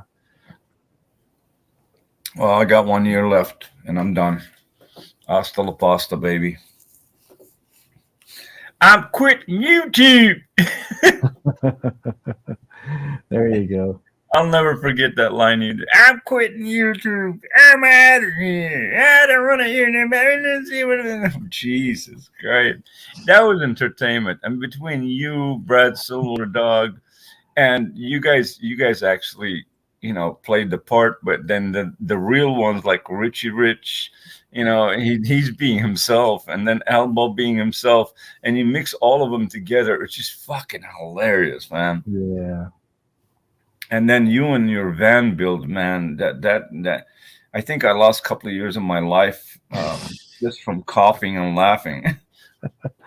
Yeah. I was just trying to get my green screen action down and stuff. Took a little bit of work and just practice. Whatever you did, dude, that was just it. And then it's a little hard because I enjoyed it so much to where I want to share it with friends, but yet they don't know the background of the story. So it's a little hard to explain to them. Out of They're like, context, it makes no reason. What's this guy doing? What's he talking about? I'm not. He's imitating this guy that's in a van, and then they're like, they look at you and they're like, let me get another shot of wine. It's just hard if you don't follow the story and the history. I tried a couple of times. Yeah, I've had people check out my channel. They go, "What is your channel about? I just saw you on here, and I'm trying to figure it out." My point right there. It's like, oh, my point. Yeah. So I have to explain what I was doing. But if you know the backstory, now it is fucking hilarious. Yeah, people go, "Oh, okay, I get it now." So the only thing that you did not do, which would have been amazing, and I'm going to hold you to it, is you didn't go to a bar with a T-girl. Yeah. I would personally kill you. Literally. There you go. Like the late Meatloaf said, I'd do anything, but I won't do that. Yeah, there you go. No, I'm glad you didn't do that. No. Yeah, there's certain things I'm like, okay, I'm not going there. We all have limits, right? Yep, exactly. The part where you were under the van, working underneath the van. What the fuck is there to do underneath the van? There's a platform and a muffler. Are you rebuilding a transmission? You don't even have a fucking hoist. Yeah. That was the funniest part, and the tools bouncing all over the place. Oh yeah. Yeah, Rosie, take this. Yeah, I'm done. Done with what? Yeah. That was magical. Of course, the boobs won, and that's epic. That's gonna be in the Oscars. If they have YouTube Oscars, you're gonna win it. There you go. Oh man. And then and the wife was telling me last week was I on your channel, and she's like, I want to see this Elbow guy. I'm like, really? She goes, you guys keep talking about this guy. You guys keep talking about the videos and this. I want to see this guy. I'm like, okay. I said, can you give me 2 minutes? She goes, yeah, I'll be back. So I had to go look for the Craigslist ad, and I found it. Yeah. Him on all fours, and I heard about it. Yeah. Tammy, come over here. This is Elbow. She's like, what? Is this a joke? I go, no, that's him. She's like, dude, that guy needs a weed whacker. I said, you're not mentioning that he's on all fours naked and you're talking about a weed whacker? She goes, oh, well, he's obviously gay. I'm like, okay, we accomplished one step. She's like, this is who you guys are talking about? I said, yeah. Shook her head left and right and walked away. Yeah, I just tell people there's a guy who is a van dweller, and he was claiming to be royalty and demanding money from everybody. Oh yeah, So how about you left out God, King, Yeah. God, Yeah. royalty, Prince, CIA affiliate. You know, you remember when they put the plug in his ear? Yeah. Yeah, I mean, there's so much to go over. And then he became a Hare Krishna guru with that dashiki. You know, he was giving advice to people and telling them how to, you know, and it's amazing how his tone of voice changes depending on the topic. Last time I watched the last video, he sounded like a redneck from Texas. You know, I'm like, dude, that's not your accent. What the fuck are you doing? Yeah. It's That's crazy. It's all fun though, and there will be another person of the same caliber in a different taste. You know, it always comes back. It does. It does. As much as you don't want it to, it always comes back. Yeah, I was watching Mr. T. I always misspell it. Mr. T. Mm-hmm. And is it Jenny Jen? That woman, she claims she's a grandmother. She doesn't look like one because, you know, she looks a lot younger. That's the one that was dating Rich Life. I think that was somebody else. Lisa Lynn. Yeah. Right. Drunk as a skunk. Going off at anybody and everybody.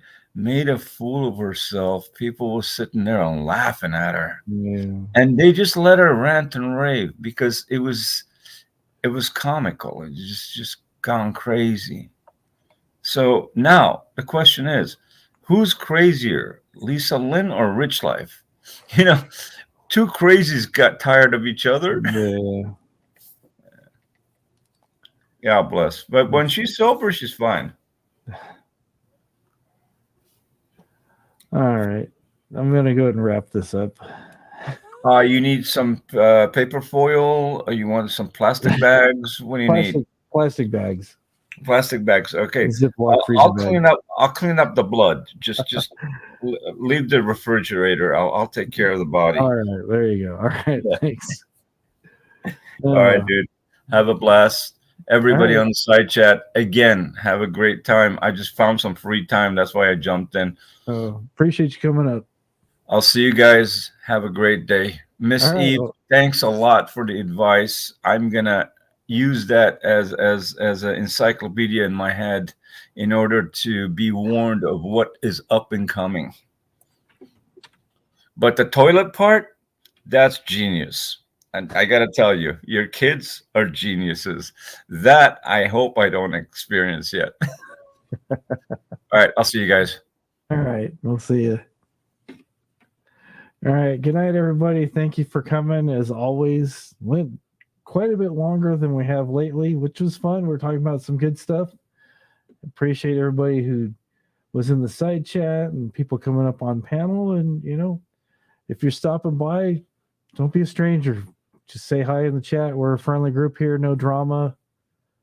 So, all right. Till next time. We'll see you guys later. Much love from me and the missus to all you guys. And I'm going to say it. Keep the fires burning. Have a great night. We'll see you. Bye-bye. Because, yeah, he said that. I guess that's got to be my new slogan. But anyways, I'll see you guys later. Bye-bye.